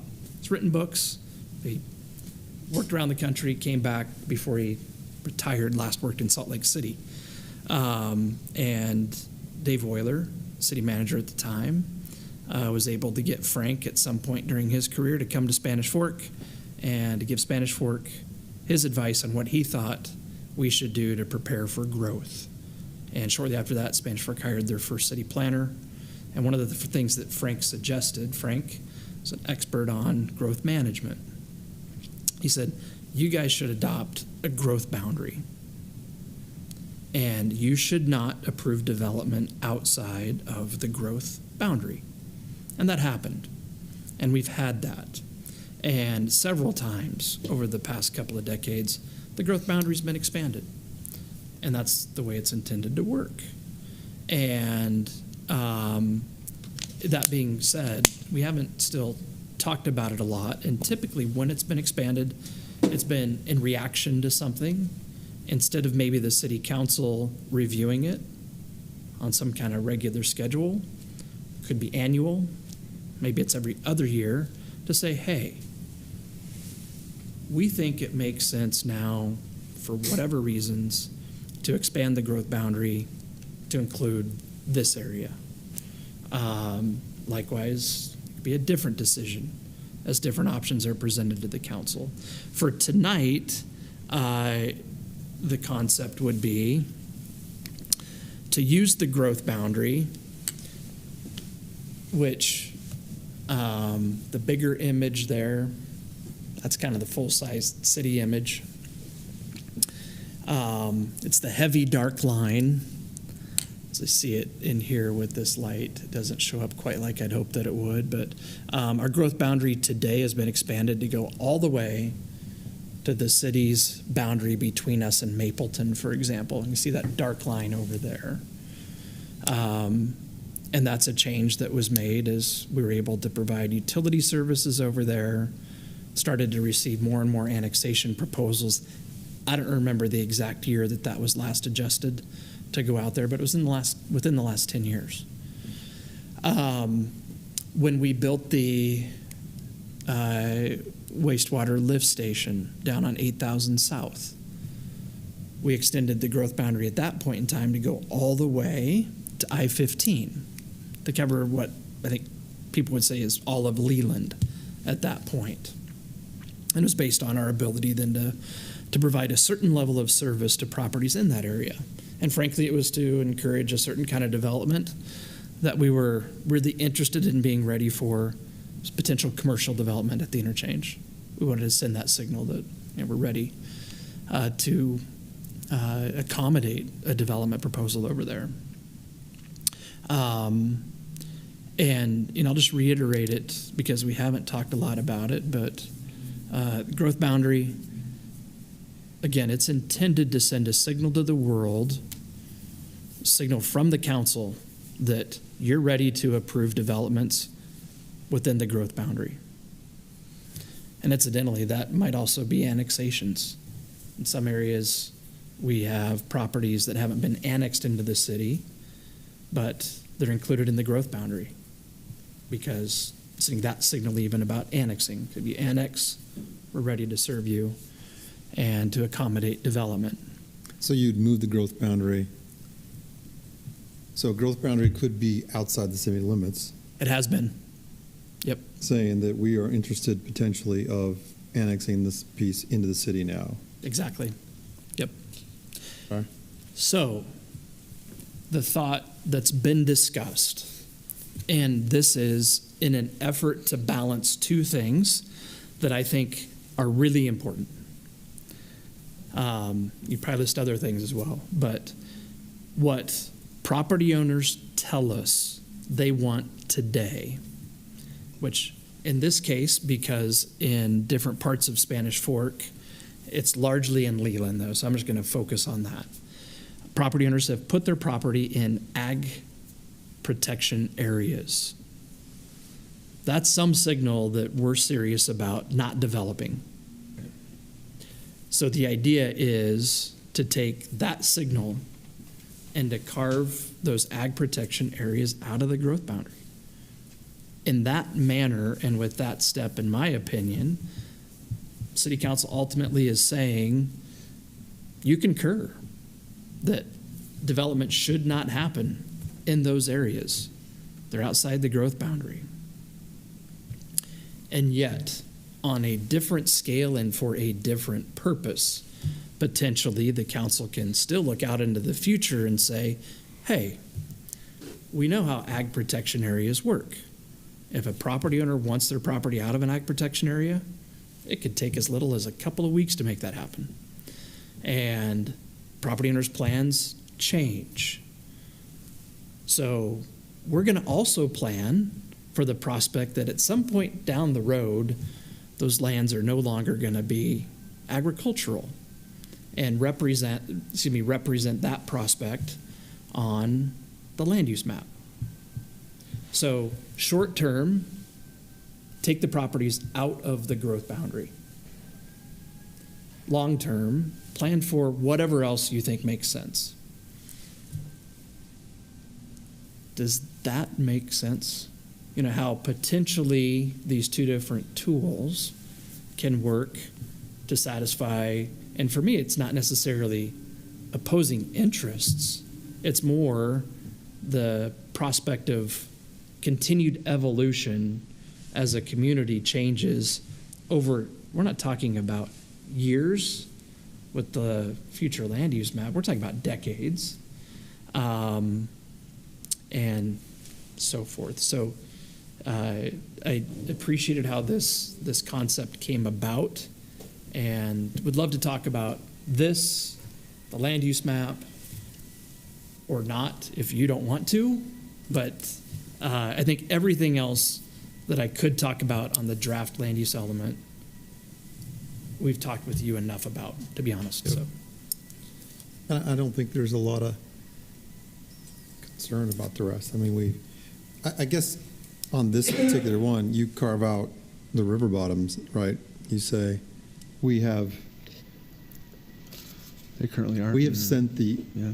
indication that we don't want the river bottoms developed, and so they would be outside. It currently is outside the growth It's in our boundary. policy boundary, but it's outside of our growth boundary. Yep. that's exactly it. Yep. That's a tough concept, and you nailed it. So good job. Is the map, are these two maps, is that green ag protection? Is that what that is? Yeah, sorry, I should have mentioned that. Yes, everything in green there, and this is per a map that we just got from the state last week. So this is the most up-to-date that they've given us. I mean, I do like the fact that this would call attention to ag protection in our general plan land element, right? Because right now it's fairly silent about it, or small. It's easy to put a map in Be there. very but specific. Yeah. Here's where the APAs are within our city. And, oh, by the way, they're not in our growth boundary. This is not without some consequence. Yeah, so it's more than just explaining a reality. I guess that's where I get to the consequence of it. Feels a little more solid to me. Maybe it's just because the line is a little more solid on a growth boundary thing. That if now you're a property owner that would be told you're not inside our growth boundary, boy, I'd want their input, and I'd want them to respond to that survey. I'd want them to try to come here to a public hearing. I wouldn't want a conversation happening, at the fairgrounds or at someone's farm and starting with the dang city is taking my farm ground. And that's just not the place to start from reality and then get into whatever comes after that. But the people inside an area that would wholly understand you're not inside, and for good reasons, for their reasons of them wanting to be, you're not inside our growth boundary. For better or worse, that would be my presumption, right? That they've put their property in ag protection because they don't want to develop. Maybe they don't want developers asking them about, right, selling and to have those pressures, or for whatever other reason. But certainly additional outreach could make sense here. Yeah, I think that's super warranted, is clicking on those parcels and, hey, just want to make sure this is going to, this is in a draft form, but at some point in the future, it's going to be in a final form. Come talk to us. Do we have anything in the survey or in the document currently for the boundary? We don't, do we? No. With the growth boundary? Yeah. No. Okay. So yeah, that would be something like the mayor says to discuss in public when it goes to public meeting, to make that a point of discussion for sure. If we walk down the road a little bit, let's say we decide that this is the best use for how we go forward with this, right? What is the process of someone? So now they have to go get their property out of ag protection. They have to get the growth boundary changed. Is that just a simple application? Is that what that is? It's just council meeting, or? Yeah, it would be a general plan amendment. Okay, so the general plan amendment. Hearings. Okay. Yes. Okay. So is the growth boundary a legislative adjustment? Yes. So there's a public hearing? That's how we've treated it that way, as part of the general plan. Yeah, I actually think this might give greater clarity and more teeth to perhaps that, making the growth boundary like a general plan amendment. Do we ever develop outside of the growth boundary? Have in the past, historically, have we ever moved forward on a project before it actually gets amended and moved into the growth boundary? A couple of times on the north end of the city. Okay. Yeah. So that's something we would just want to fine tune and make sure that going forward. So we're clear that will on be that. part of this effort as well. Yeah, like I said, I think this concept really heightens the growth boundary. Before it was more. Have we ever advisory or whatnot gone forward and developed on property that's inside an adjacent community's growth boundary? See, and that's adjacent communities don't have them. They don't have growth boundaries. That's just so in no, there. we haven't. Okay, good. Policy Their boundary. policy boundary. Can you explain more what the growth boundary means? Is it stuff right now that you're going to kick me out of the city? Nope.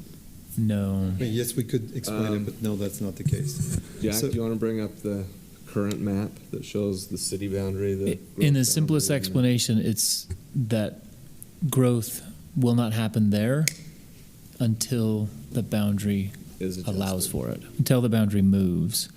So it's our attempt at recognizing the landowner's wish through, in this case, the ag protection, that says, I don't want growth I don't want people talking to me, and I don't see growth happening here.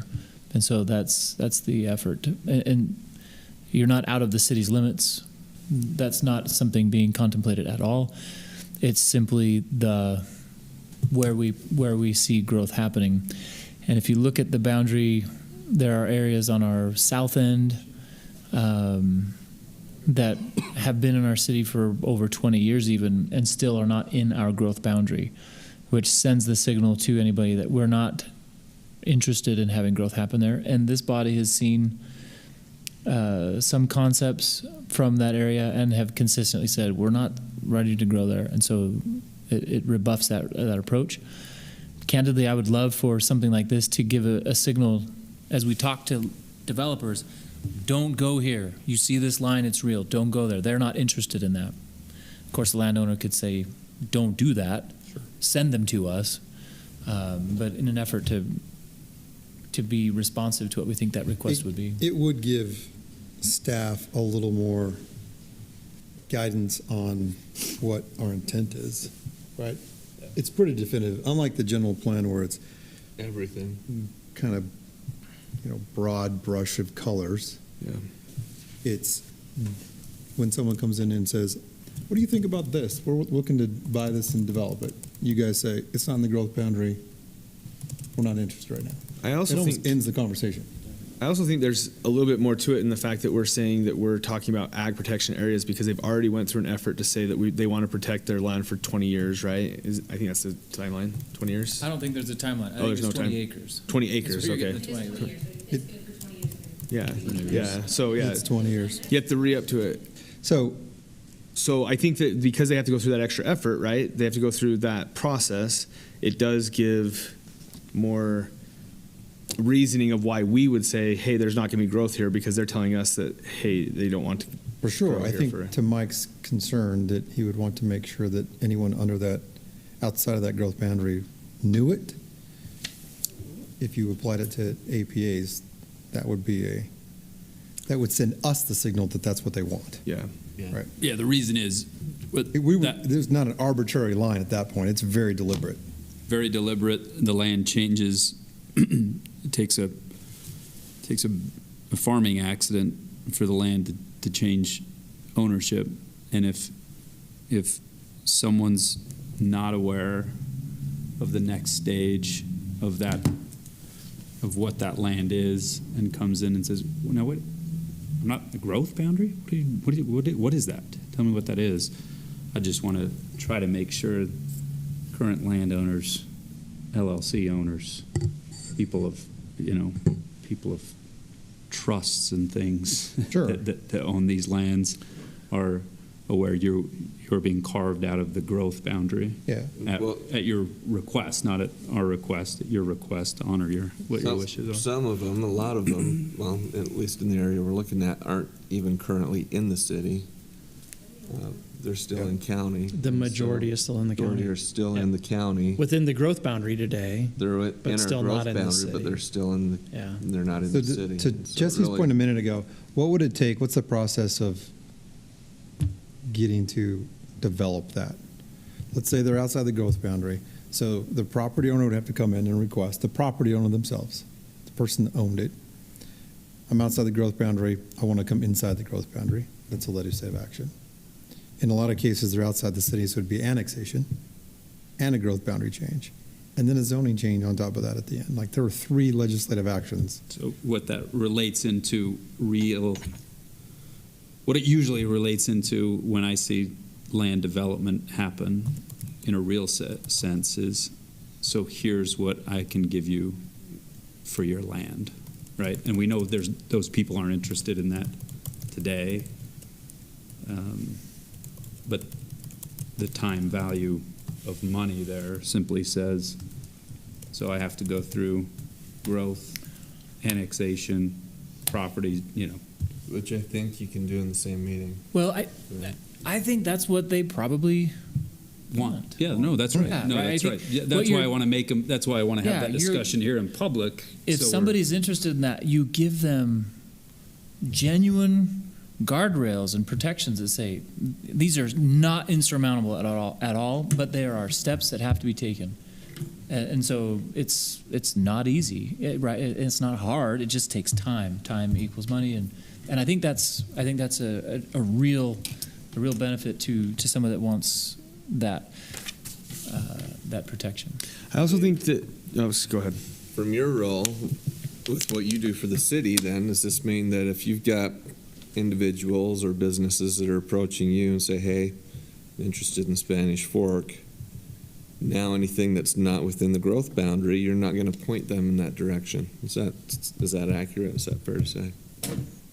That's the idea, and just a little bit more on that. And I feel like, in one sense, this is almost selfish for me and those in our department. But frankly, this really would allow us to provide much better service to the people that we interact with.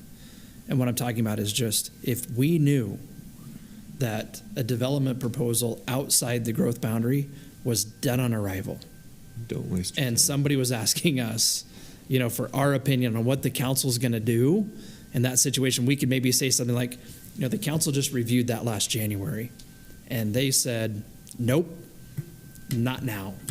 And, we could translate your direction into that kind of advice for somebody before they make an application for annexation or something like that. I think a lot of people's lives are better if we're predictable that way, or vice versa.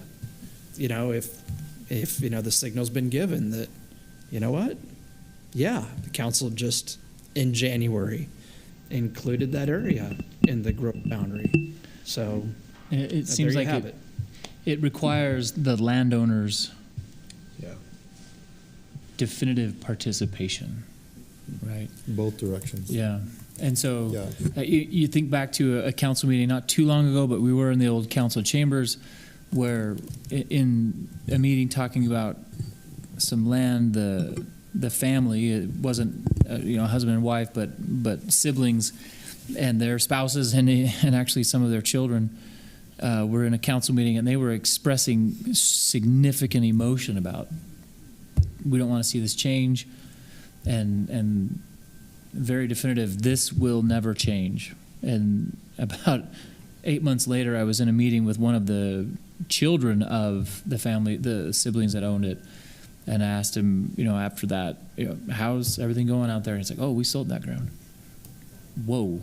I was shocked. What do you mean you sold the ground? Oh, yeah, we sold it, and we bought a parcel somewhere else. It's better. And he was so happy. And it was so contrary to what had been expressed. In that setting, as a city, we would be caught without a good plan for that change that can happen so suddenly at their choice. And I don't begrudge them at all, but had we listened to that emotion that night and said, yeah, let's change the general plan, and let's take away plans and the utilities, et cetera, that kind of a thing, that would have frustrated what eventually happened. But had they put the land in ag protection, we carve it out of our boundary. In the process of selling to somebody else, it would have been communicated to them, because those people would have been coming into us, the developers. They would have come into us and said, we're going to buy this ground. Dave would have said, this is an APA. This is out of the growth boundary. In order for you to do anything, the landowner has to do these steps. And it just creates a nice process where the landowner, either the farmer that is owning today or the group that they sold it to, they now have specific steps they have to go to before development can happen. And then it would probably revert to what the overlying general plan says, but their ability to farm and the clarity that their intention today and for the foreseeable future to farm is, in my mind, really clear with that growth boundary adjustment. But the other thing that it does do is it makes it so that we're not caught flat-footed from a development standpoint because of the surrounding areas being developed, and we're not downsizing piping or not downsizing power lines or whatever because of the potential that could develop at some point.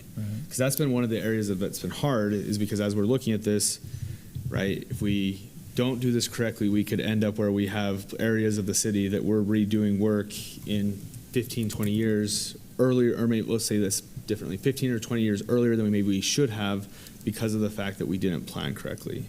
So I think this, in my mind, helps to do a little bit of both, and to, again, give that protection, but also to make sure that we're being good stewards that we're supposed to be. I guess my question is, does it avoid that? Does it help with that? I believe so. If we still have a future land use map that is accounting for an eventual, then I think we would have all of our utility plans based on that. Does your growth boundary need to be contiguous? Does it need to touch each other? Like, Can there be a donut? This A hole? Yeah. Yeah, so in fact, the Stewart Farms annexation that you approved a few months ago as the council, we just noticed when we got this latest map from the state, the APA map, that property is still in ag protection. Now, we brought that to the attention of the property owner there. They gave us an application to have it pulled out. But Interestingly, that APA does not stop the landowner from developing their land, it doesn't. right? Yeah. They can do whatever they want on their land. Even while it's in APA. Yeah. If that's their application. The landowner can do whatever they want. But if it's in APA, At least moving. are we planning for it to not be, right? So I think combining the growth boundary and the APA gives you a belt and a suspender to know this is what we're trying to do. This is what they're trying to do. So To your question, though, with the draft that we put together based on, kind of the concept of if there's an ag protection area that's planned for future residential development, we want to take that out of the growth boundary. You can see, if Jack helps us zoom in over here, that it'd be like Swiss cheese. It would just be Yeah, exactly everywhere. like the The county growth. bound, the county. And We have county property that's an island. We would have non-growth boundary islands. Exactly. And that's, Which this, we can deal this, it's for the council to define. You have that. So Dave, in planning commission meeting, Eldon got up and spoke about his property, said he's in the process of a conservation easement. What does that look like? How does that compare to just APA? And why? Seems like he's been talking about that for a while. If you have a conservation easement, that's a solid black line with crosshatch. I mean, that's another step, a significant other step. Is that permanent, or can that by property owner as well be withdrawn? By design, they're intended to have some permanence. They're generally permanent. What you're doing is you're severing the right for any development from the property. Think of it almost like a TDR. You're getting rid of any right to develop, and you're giving that to a third party to hold. Who holds that? So like you would give it to a public agency, or like the Nature Conservancy, somebody that would hold.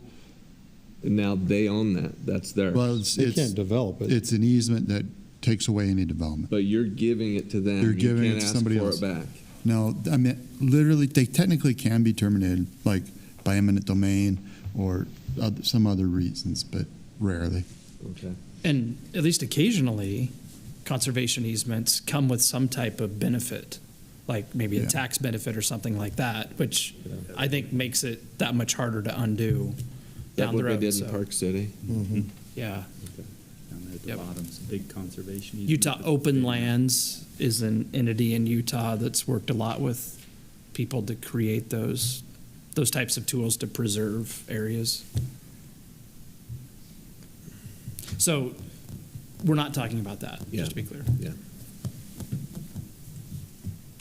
I think this it's getting closer for sure. I think one thing I liked about the green on the land use map is that it sort of shows that we have areas of our community that we want to stay open and farm. And it's not all going to be developed at some point. I mean, we did it, we show that in the river bottoms, we show it on the west side a little bit. I think this ends up at the same spot, don't get me wrong, there's a little bit of a intent with the color change on the land use plan. I think I got that's time to think about it, wrap my head around a little bit. I think for me, probably just by way of a couple of approaches that could be taken, changing the future land use map to emphasize agriculture as the long-term, goal, which might work in some places, maybe not others.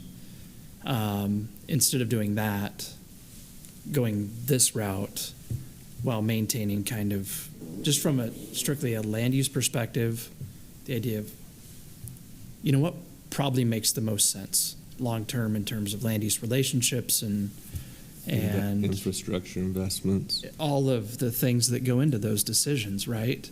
I like how this accounts for both, in my view. Yeah, I think you don't include land. I mean, the school district owns, that the church owns, that other entities own, but the private property people that are going to express, nope, we're going to Leland Mill and IFA forever right here because look, it's close and that's what we're doing, and that's our industry. Awesome. That's a super important industry for our community and the state. Keep doing it. But the church doesn't own, it's pieces of land in the river bottoms for a church, and they don't own pieces of land for schools, but they do out in this area. So is the city for substation. But the areas that people want to still do that, do it. Leave it out of the growth boundary. I like it. I think that's a good measure. Is that our guiding stick then, APAs? As at least a starting point, that's where we're at. Okay. And I think there's sound logic in that. Like Seth said, at least for the most part, current property owners have taken some type of step to, indicate their desire. So we talked about coming out of APA and adjusting the boundary. What about the reverse? If you got a property owner that decides to get an APA, do we adjust the boundary then again to remove them? I think the logic applies that way, Goes in my opinion. Both ways, right? That would be for you to, yeah. What's our size requirement on APAs now? Is it 20? 20. It is 20. Inside the city, but in the county, have they changed that to 20 or is it 40? It's 20 in the county. Okay. There's currently 4 before I was at the ACT meeting. Resolution for applications and 3 of them are special boundary.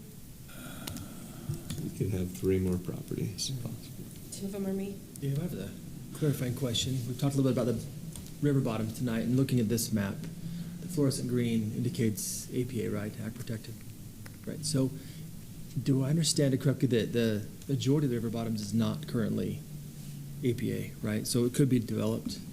Is that right? Well, and even if it's in an ag protection area, that wouldn't stop a development. So, for example, what we see in green here, ag protection areas in the county, those property owners could still approach Utah County today and what is it, 5 acres? Yeah. Okay. The county couldn't use, that I'm aware of, the fact that their properties are in an ag protection area as a reason to deny a development proposal. Okay. Usually just have to have enough frontage to be able to develop that residentially. So what's the ask from here, Dave? Do you want to take some time just to think about this?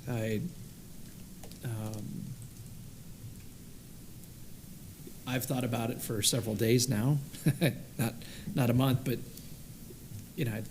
I have my thoughts about what works. Maybe the last thing that I'd suggest you think about, and this goes back to, I can't remember if it was Councilman Cardin or Councilman Oil that asked about the process.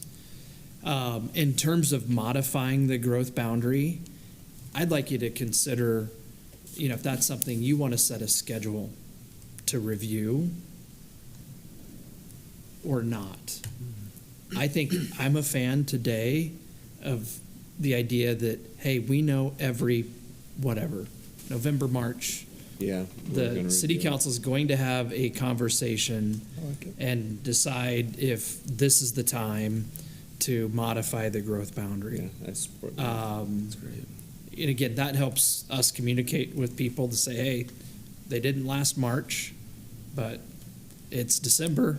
We're going to have another conversation with them here in a little while. So that, again, in my mind, one of the benefits that can come from this is the council playing a more proactive role and not just responding to everything, that comes when it may. Yeah, I like that. I think setting a specific date each year that we review it again, see if there's any new APAs, any APAs that have been removed, any adjustments that need to be made on an annual basis. This is just thinking about trying to honor the will of the property owner. If this was the approach, the 20 acres makes me a little bit nervous with this statement, but assuming you could get your property into APA, it's your choice how it gets reflected in the general plan, because if you put it into APA, the growth boundary moves, and it's very specific in the general plan that you do not want to develop, as opposed to the colored, where it would take action by our part. I think it's just giving reassurance, right? Because either way, it's the property owner's choice to develop their land or to farm their land. I think that what we are trying to do is we're trying to show good effort or good faith in saying, we recognize that you've said you want to farm this forever. You've taken steps, right? Those APA steps or whatever. So we're going to recognize that. And we're trying to do that in a way while also doing our duty to plan for the future at some point.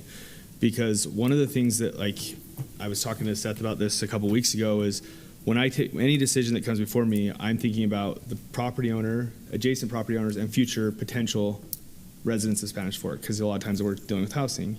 And that's our role up here, is to think about the whole picture, not just that one parcel or that one piece, right? How does this affect everything?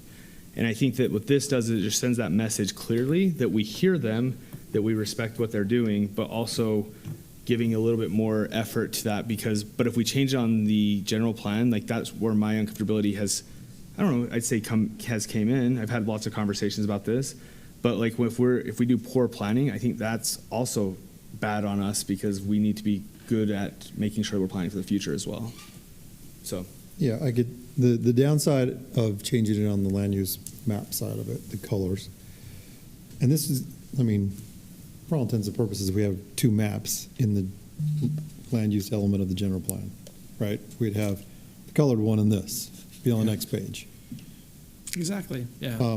But the downside, to Jesse's point, let's say if you plan properly, you need a 24-inch pipe because you didn't necessarily have an 18-inch pipe. The onus would be on the future property owner that said they wanted to be ag, that in the future that they want to be, if they want to be houses, they have to upside that 8-inch pipe to 24. So I don't know that it's much of a risk on our part, but it's still maybe not the best planning long term. So I'm not saying no to this at all. I think that it has some potential. I think it is. Well, I think that's where I get worried before I lose that train of thought, is because that 18-inch pipe isn't just on their property. That 18-inch pipe might be a long way. For sure it would be. It's going to be off their property lines elsewhere. Yep. And in the planning scenario, somebody's going to say, you didn't see this coming? For instance, next to a freeway, you didn't see this coming? No, we didn't, because they were farming. They don't own it anymore. We'd have the exact same conversation we had today with the substation. The exact same one. 100%. You can't do that until you provide utilities. Yeah. It's the exact same conversation we had today. It would be on those that had chosen to be general planned ag to figure out a way to drain their property or put the utilities and whatever, because they missed the boat. I'm not saying that's a good policy to make. Yeah. Because I think we would run into some long-term problems, but that is the ramifications. And I don't necessarily want to. You could avoid it here. And I don't necessarily want to be in public space conceding that we've done it in a bad way, like in the past either. I think if you look at our 10 years ago general plan, what it is. There's not a lot of changes. Well, yeah, and guess what? The community's grown in a way, piece by piece, as property owner by property owner has requested to do it. And it's been intentional, and people look to us as doing it pretty darn well. So I want to make sure if we're adjusting things that it's not conceding like we've done something bad in the past 10 or 20, because we haven't. No. And those farmers that have farmed for that last 30 years and are still farming today have not been injured. Yeah. They own their property. Even though they had a color on a map. They had a color, but for 30 years they have not done anything different. Is there? I'm looking up by Maple Mountain High School, where it used to be. Same farm field, same farmer. There's more traffic on the road where he drives his tractor to his field, but his field has not changed. Correct. Got sheep in it right now. He's got sheep in it right now. I think what the growth boundary does too,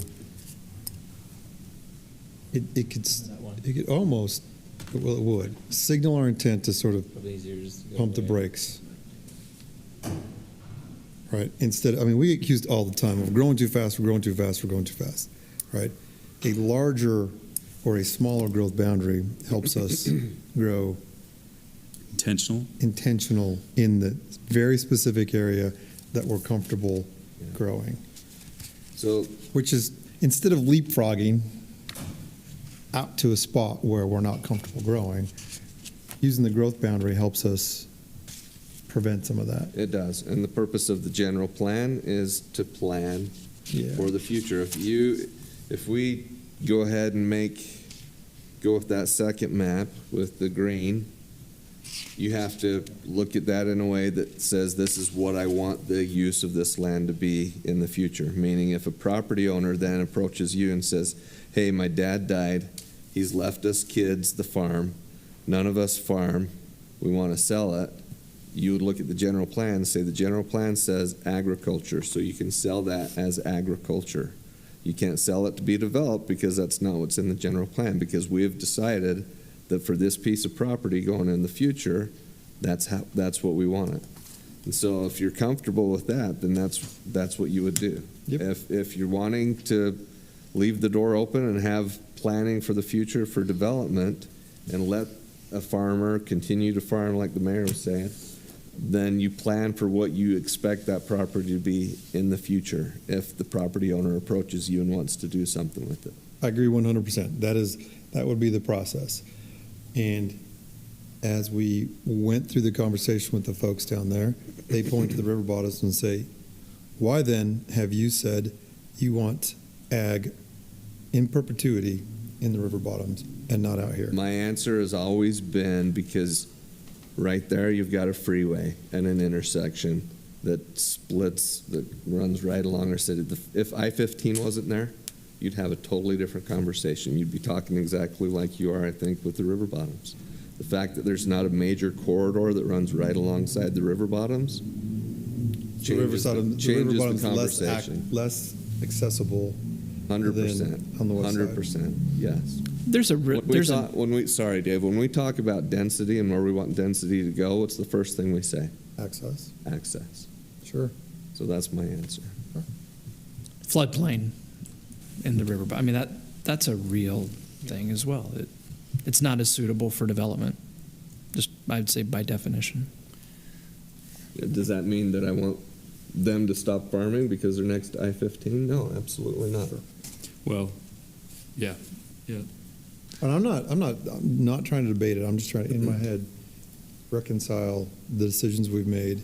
We collectively, not me, not you, but we have made across the city. And I'd love to be consistent. Oftentimes I am not. Just trying to be. Maybe the growth boundary gives us some more focus where you're right, removes a section that some people have said, I don't want the city to ever talk to me about it, and I don't want people to talk to me about it. Yeah. And gives us a chance, like a farmer, to focus on what can be cultivated, if you will. Page 9 of this document, Spanish Fork's landscape has long been shaped by agriculture, and that heritage continues to influence how the city approaches growth. Rather than expanding without direction, the city takes the same thoughtful approach farmers use with their land, observing conditions, preparing carefully, and investing in long-term productivity. Farmers do that. We should do that. And maybe taking some of that out and just saying, not going to invest in any productivity there. The farmers are investing in that productivity. Sure. And my goodness, next time you come back from down south, I felt like the exit now of, I guess I didn't pay attention, but that exit of Santaquin, that South Santaquin exit that has a new Ford dealership and then has some denser homes instead of the homes up on the bench, and then has Rowley's Red Barn. I don't know a bigger ag producer maybe in the area than Rowley's, but they are doing their thing without impediment of that dealership that's happened there. That's, I know, a big deal for Santaquin, and people taking hay rides on their stuff, including the Mendenhall family when it's time to go get cider down there. They're doing a good thing, and maybe that's what happens in this area here is you've got something off an exit where somebody wants to do something that's different, but this pocket of producing ag is where people can either look at a fluffy cow but not pet it, or like the agritourism has happened down there, yeah, come pet it, pay me $50 and come pet it, and walk through the corn maze. I appreciate staff working to find a solution. I really like this. I love it because it puts the onus, one, on the property owner, that if they're serious, make sure you're in APA. And if they are in an APA, that we as a city will respect that and will remove them from our growth boundary, and we will not push in any way to develop or grow on their property until they make that decision and approach the city. So I love it. I think it's I don't know if I'd go far as to say I love, but I do like so if this was the map in the general plan and you are Moderna? What the heck's that Moderna. called? I think Moderna is a shot for COVID. So I mean, it's a real word. And it happened around that same time. I literally cannot remember what it's called right now again. Moderna's across the street at the Revere Health Hospital. The property across the street from the Revere Hospital. One of my concerns about this map is if I am new to the city and I want to move into there, I look at this map and go, oh, I'm going to be surrounded by residential properties. They're not. That's a bad assumption from them to make, right?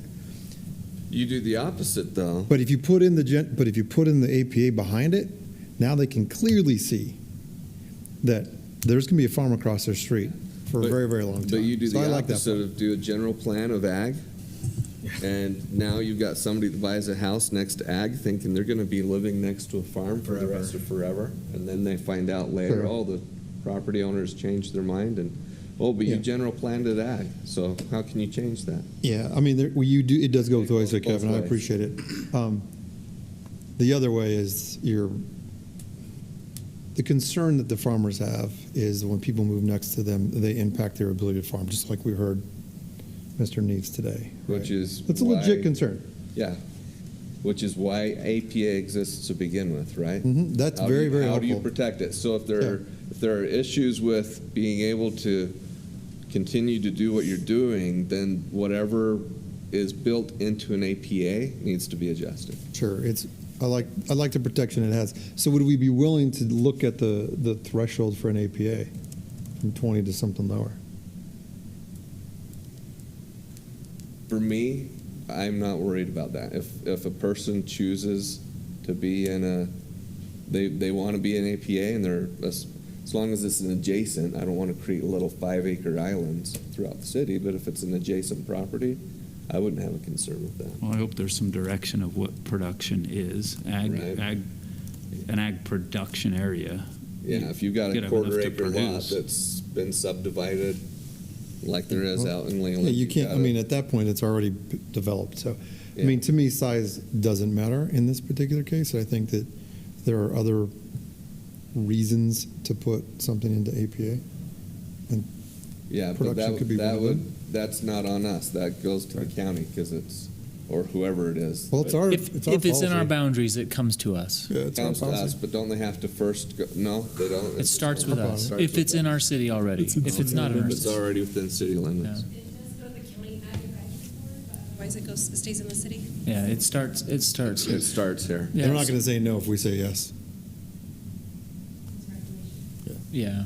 So one other tool that I want to make sure that I know we haven't forgotten about it, but in this general plan discussion, we haven't said it. There's also the current zone, which is the signal for today, right? And so kind of in that Modera example you were just giving, Shane. Modera. In the bod. I'm just going to throw some more out there. It's a block. I apologize. In the Modera, for example, that person that moves in, they can see, one, with their eyes that there's farming happening, so that's one. And then two, what's the zone say?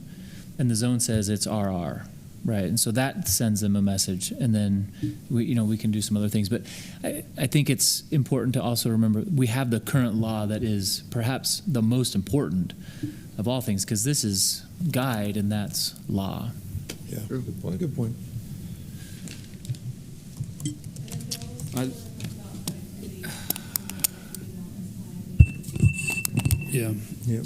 Yeah, and the nature of production, I mean, it's changed to where we're producing more, which on less land, which nobody that lives in Spanish Fork or around it should be worried ag is going away. It's a huge business. It's not just a way of life. It's a huge business. We got things that are built that support ag, that provide tax base to our city and other communities. And farmers are smarter, better stewards of the land than they ever have been, to where they yield more on less acreage. It's going to be a way of life in our community and directly around it for a long, long time, and I'm happy for it because it's our identity. I agree with you 100%, Mike, and I think part of this exercise is to not just say those words, but to back it up with intent. And my intent with the green was to back up what you just said. It came with some faults, absolutely. And I'm trying to get my head around, does what we've talked about today with the growth boundary also send that intent that we care and want farms to go for a long time, for as long as they choose to go? It's sounding like a decent idea, but It does, and I would say the next step is probably say those 12, 13, 20 property owners that would be in that section. Let's ask them. Yeah, does it meet your needs? Let's be clear. Let's be clear and say what we're doing is not just coloring green, but it's look at this solid line that's removing it from a growth boundary. Even though you're inside our city limits, we're removing. It does sound a bit frightening. We're removing you from our growth boundary. You now have to pay the out-of-city library fee. Well, then don't say that. I'm not. True. It's not true. I know. Don't even inject I know it's not true, but it's. We don't Growth want boundary. to misunderstand that way. Just the growth boundary. You're still inside city limits. You're still a resident. You have access to the water. You have That's access all. to the rec Yeah. That's all. Yeah. All the things that you she cares about is if she has a library card for a resident. Yeah, it's true. The rec center as well. Yeah, I think that's a great next step is maybe identifying those that we're talking about. Here's what I would do, Mike, whenever I was proposed. I went down there and met with them. We talked about some things. I would love to go back and say, here's another idea. Let's walk through some of these issues. Or getting, because it's important to me. I mean, there's some passionate folks, Jesse. We made it out alive. Yeah. But there's some passionate folks that want to continue their lifestyle, and it's a lifestyle for them for sure. it's not just, growing stuff, it's growing cattle and raising cattle and all different things. But, I mean, I'd love to have some time to float this by them. And Do you have a think good- they're against coming in here and giving public input? Oh, I think they would be, some of them, but, I mean, they should come in, absolutely. Come on in. I'm definitely going to go see if I can't arrange another meeting and talk through this, because there's some nuances to it that I want them to be able to say, this is bullshit, and I want to talk about it in more than 3 minutes. Just because it's after 10 doesn't mean you can Oh, we're status work after. Travis, are we still going? Can you bleep that out? But it's People are it's in texting Tara's me records saying, though. "Up the mics, go to bed." Fine with me. Yeah. Yeah, I know. That's what I'm afraid of. Yeah, and I don't think that I just don't want to get the roundabout way of like the discussion we had in the back there. Hey, what was discussed? What's the side conversations? What came out of it? And what was misunderstood? Sure. If it is to a point, if it starts to get to a point where hey, we are discussing the general plan, and boy, when we have public hearings on it, did you get noticed? Did you come? Did you care enough? Do it in public rather than you and Jesse just going down in private and then carrying it back. I think we would appreciate that. Yeah. Or have private, but make sure they're still here. But encourage them. Let's come here. Sure. Let's especially if it's adjustment of the growth boundary, because that's what I don't want the misconception to be. I think that could be a good tool, and it could be. Okay, here's what that means. It doesn't mean your library card costs more, or it doesn't mean the rest. I mean, that's sort of the nuanced stuff that I'd want to. growth management boundary. Like I don't want there to be any error here. Oh, there you right? go. Like, Management, growth yeah, 'cause- management boundary, Because growth boundary. right? Okay. Yeah. Maybe we use that language. Yeah. The GMB We're comfortable with the slang in our offices. for sure. GB, but Yeah. So I can just suggest, I know these people very well. I like the idea of us having meetings with them out there because, how often do I talk to you? Y'all are terrifying if I come to this podium. And there's going to be a different conversation than if we could sit down and just have a real conversation, look at stuff and point and. Yeah. Well, we want to make sure when it's people's land and they're the applicant and we're saying, hey, you want to do this with your ground, and no, it's not a zone change that says, hey, this is the zone I'm applying for because this is the next step I'm going to do. But it feels like it is a solid thing that says, hey, city, don't call me about it, and don't have anybody call me about it. And that's going to make your conversation quick. It's going to make their conversation non-existent. Perfect, as long as they understand that, and they set it somewhere where we can have it on the record that it was their thing. That goes similar to what somebody stands up here and says, I want to be annexed into Spanish Fork, and this is why. And what did we all say? Don't hire an attorney. You did pretty good. Mm-hmm. You did pretty good. You spoke for yourself, your land, and your heritage. Perfect. The dozen people I know can do that as well, and I know we've got a history and a heritage of respecting that. So we'll do that. Yeah. Whatever the situation turns out to be of the best situation for them. But I think we're moving in the right direction there. We're way past Stacy's 15 minutes. I told her. The limit you gave us? I told her. Sorry. Jack, on that survey or that landing page for the general plan survey, is there any way to put that button at the top of the page? Yeah, it's something we discussed. I think you put it in both spots if I was choosing. Yeah, it's something we discussed and that we could do. I don't know, Dave, that we have a good reason for not doing it. Dave, we're not meeting again this month either, so how do we, based on the conversations we've had tonight and the calendar that you've got on there for moving forward, what do we need to do? yeah, and let me mention, I don't feel like we're, based on what I've heard tonight, that we're anticipating having public hearings in January. Okay. Maybe February.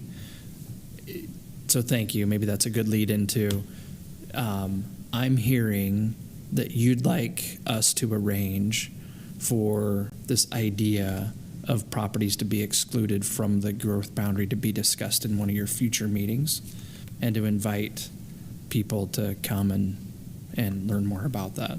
I think we could pretty easily do a one-pager white paper kind of a thing that we could send with an invitation to the different property owners there for my items that would be on your January 6th agenda.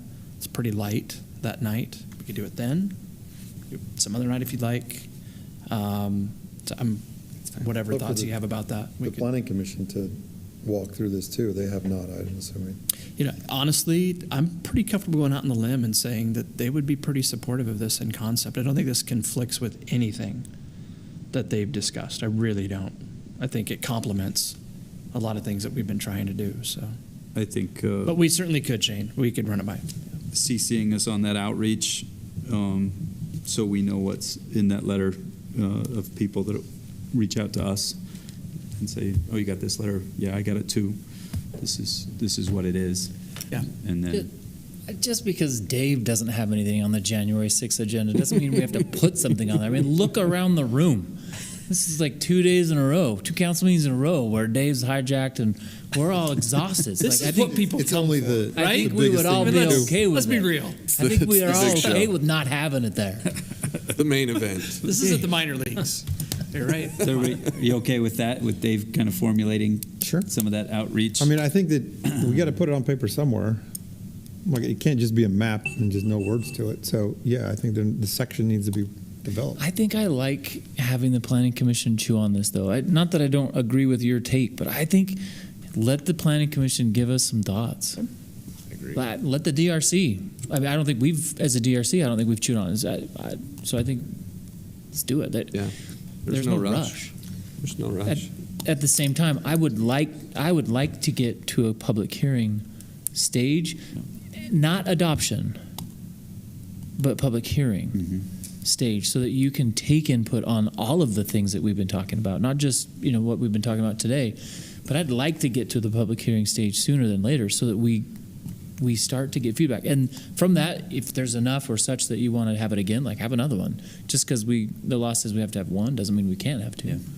And it doesn't mean we have a public hearing and improve something. Correct. I wouldn't recommend that we do that. Right. Like, let's take that public input Yeah, and move chew this on from it. discussion up to a public hearing. Correct. And have it. Yep, Yeah. I would like that soon, for the sake of, it's so close, it's right there, and there might Momentum. be people ready to talk about it. We just haven't given them the chance.